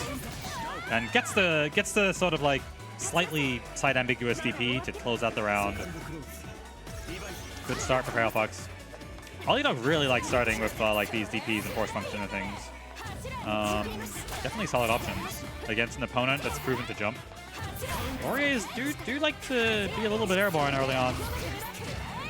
Yeah, so the actual weakness of the phone on force function there is definitely that like it's pretty slow to start. It's got a pretty surprisingly narrow for its appearance hitbox, and it costs a ton of grid. It's got that awful combination of being a force function, so it costs grid to by default, and then having a million hits, so your opponent can shield for free.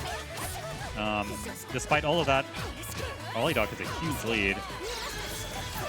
Frail Fox asserts themselves with the Sacred Spire, secures the grid cycle, and lands a solid hit.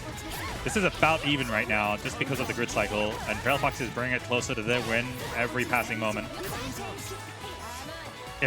These confirms are tragic, I just have to say it. That Sacred Spire was not, though. That is a thing you've just got to be ready for when you're playing against Aurier. Aurier, Frail Fox going up one game, getting one step closer to the rematch with Ramona, for which we can hope they did a bit of study in the library. So they're more prepared for the Hill matchup next time. If they get there, they still have to get through Olidog. They still got to win 2 more games against the player who has had a killer losers run so far. The power of Thanatos, the power of giant disjointed plus frames. Aurier's throw, very good in the corner. Does not disadvantage her at all, unlike in mid-screen, where it can be hard to retake the advantage. Beat thrust, so strong. Securing, I would have loved to see Frail Fox use Celestial to recover the other 100 meter. But you take the win. You take the win when it's there for the taking. You never say no to a free round. It's never worth it. Aurier behind a bit in life here, but up in cycle, has the meter to get something started. Tried the B thrust. That was a really sick Sacred Spire, and I assume Frail Fox could have spent the Vorpal to extend the combo. Chose not to, and has been rewarded with a subsequent hit. Very strong round so far from Frail Fox, but it is quite even. I only say that because Frail Fox looked like they were making very sensible decisions. This should definitely be a win for Frail Fox, though. Didn't do it. Didn't go into IW. And that didn't cost them, but that was dangerous. Like I said, you gotta take the win. That means meter dumping when you can kill him. It's just what Day9 said eons ago about a different game in a different place. Just fucking kill them when you can do that. If fighting is shorter or it's old in victory, then you must fight. And Frail, well, Ollie Dog is gonna have to fight for their life if they want to get out of this one. They are so behind right now in resources, in life, and in rounds, and in meter. Frail Fox is not screwing around. Straight in there with the cheapies overhead. Getting a really fast round. Ollie Dog smashes out the force function, but that's not a real frame trap.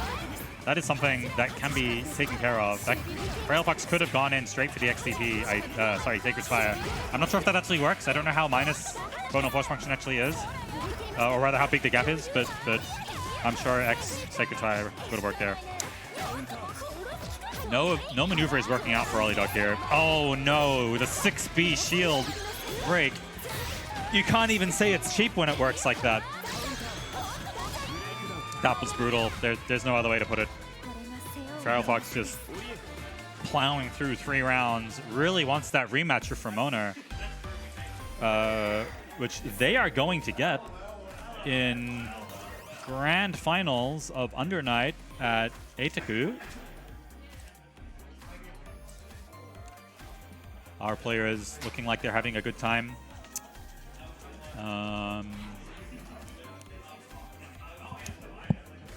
Wearing red and black. Let's go. Go. Is that Demons? Is that Bombers? I don't know. AFL? GTR, help. All right.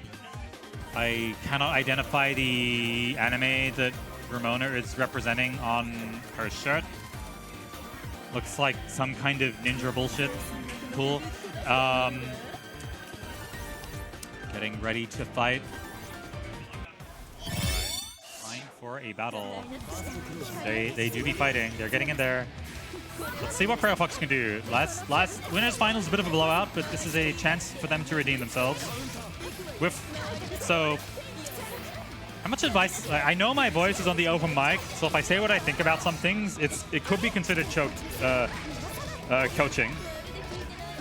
So I won't say something very important there, but it's a real knowledge thing. You know, if you know, you know.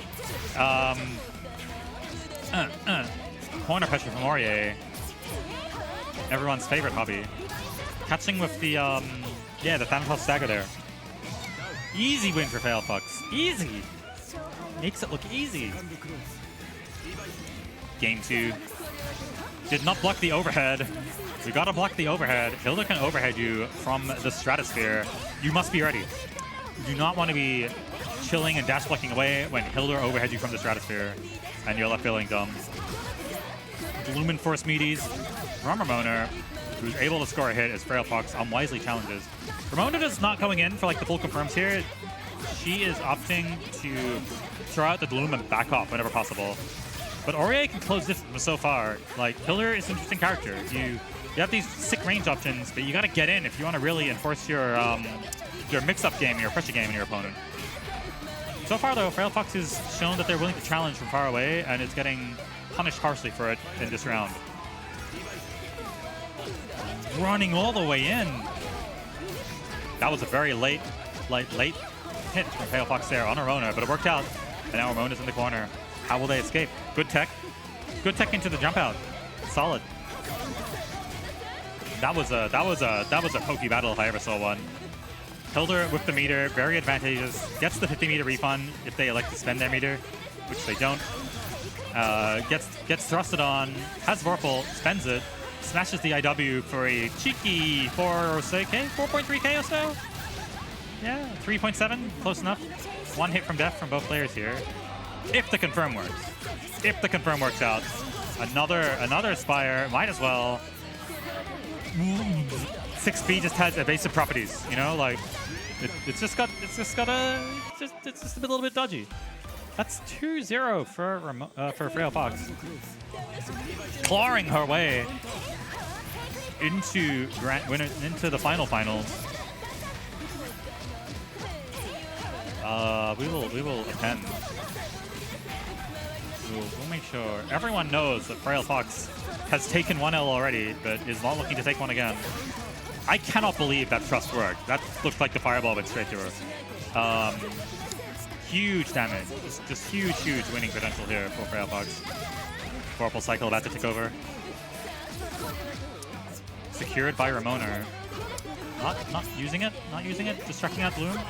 Not using Vorpal. Vorpal cycle about to tap over again. Cheeky confirm. Use it just for a little bit of meter. And then to get in. Now it's Fox's turn to use Vorpal. Big trust. Oh my god, I cannot believe that worked. I was so sure Fox was about to get a strong DP in. What a hit for Ramona. Takes a round. Starting to come back. You never want to lose. When you're the winner, you never want to lose like the grand finals before the reset, right? Such a bad feeling when your opponent gets back the momentum. You steer in headlight stuff. Like there's a real mental game there that is a challenge to deal with. Just gotta say it. I mean, people reverse sweep all the time. It's not where you want to be. Trust from Frail Fox. Smash. Another chance. Another. Yeah, Ramona is just not using these blooms to really go in at all, or to like enforce some kind of fucked up string. Doesn't matter. Wins the round. What do I know? 1-2 for Ramona. 2 more to go for Ramona, but it's still a reset set for a reset match for Fox. Fox will have 2 more chances. Fox can lose a game and still be pretty relaxed about the rest of this series. Ooh, the retreating DC, not quite enough to get a confirm. Poke. Frail Fox is certain to win the next cycle, barring something tremendous happens. Never mind. I just lost Who's Got Grid again. I lose that all the time. I did not expect a throw to get tech there. As the wise man Mosin once said, if you have a lot of blocks, don't fucking try to throw them. It's such a huge swing against you if they tech it, and nothing if you get them. Ramona spends for the meter, I assume. Backs off. Flying around, misses the throw. Gonna get the cycle again, somehow. Jumps. Flux. What a match.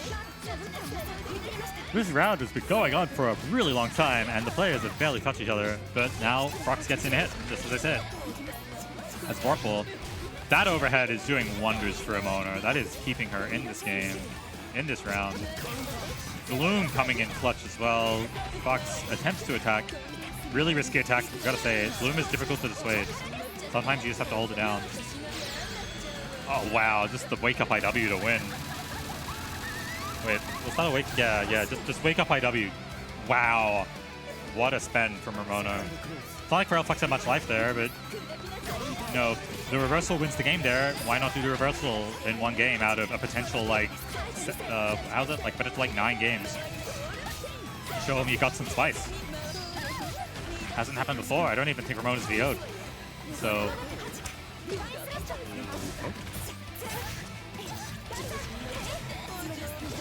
Frail Fox getting a solid meteor with the dash C there.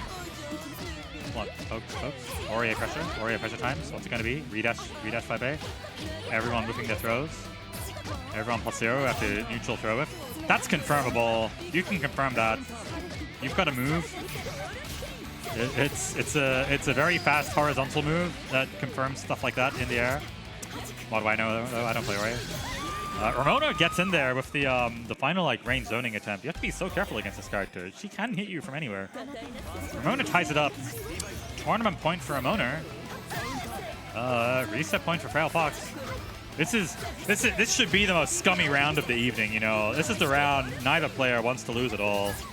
Like, you lose after a hard-fought reset, that's one thing. You lose after the hard-fought grand finals, that's another. That's a mental strike against you. And Fox is off to a strong start. Hilder not so good at fighting off this kind of corner offense, especially with no meter. How's Fox going to exploit that with all the resources? They're just going to get in there with a solid jab. They can take the game right now, and they do. One round up for Frail Fox. Oh, they've got some solid reads on these specials from Ramona now. Busting out Sacred Spire every time it's an option. Sent back far away. I think that was techable. I don't remember if it was red or not. I'm blind. I'm sorry. Oh, wow. Finally, Rona goes in with the really fucked up Hilder fuzzy-looking thing that's very difficult to block. Kind of tricky to identify. Will she be able to take the round off that? Frail Fox has a lot of damage potential. Yep. Just the skewer gets in there again.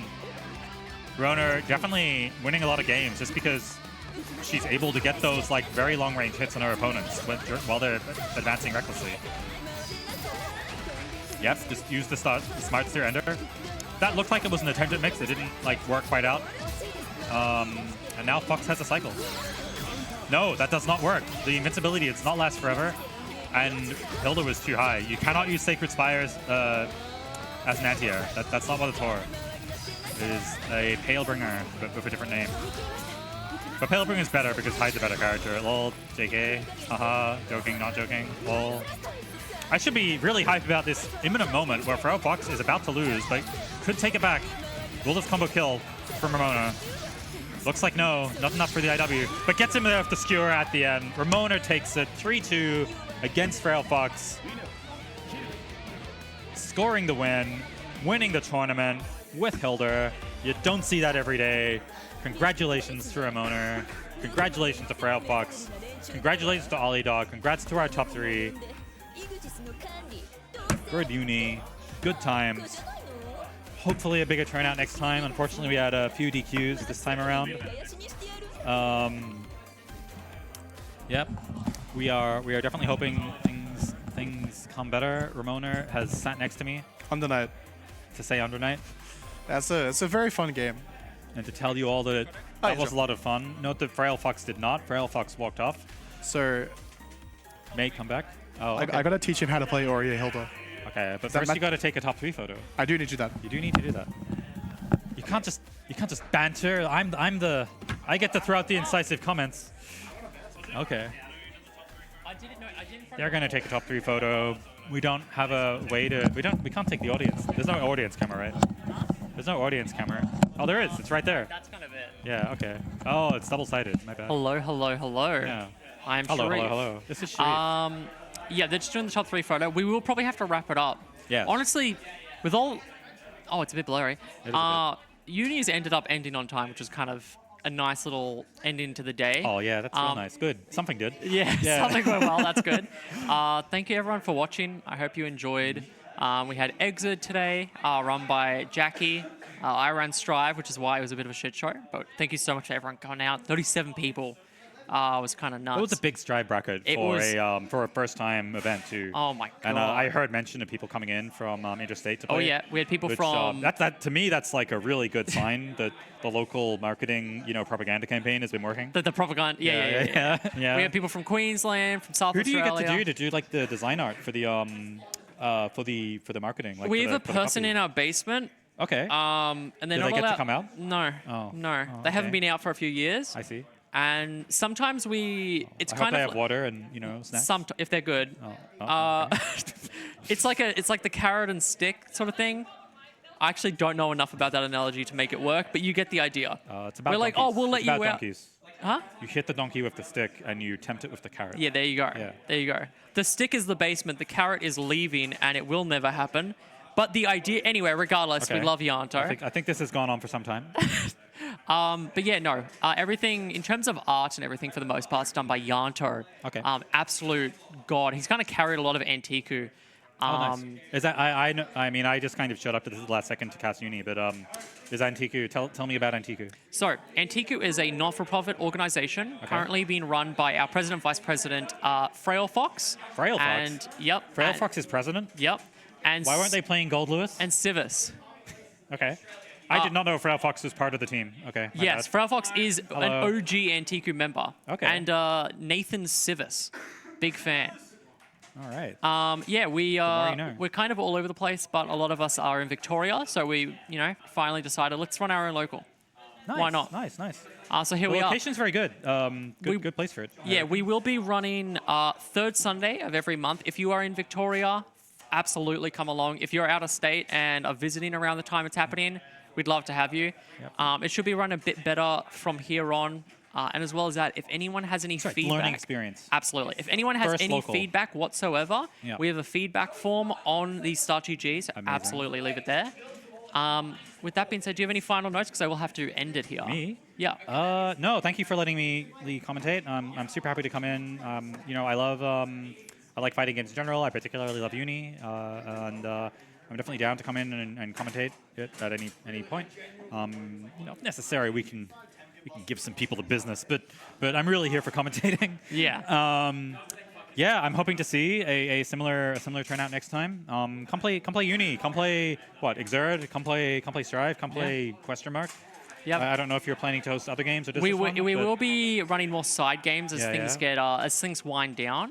Yeah, but yeah, that yeah. will be with time. Especially, hopefully, starting next month, we'll see. Yeah. If you do have any games you want to see, we do have a form for that as well. Yep. But yeah, with that being said, we'll leave it there. Thank you everyone for watching. I hope you had a good time watching. Have a good time. Have a good Oh, rest right, of your there- night. There's the camera. See you everyone.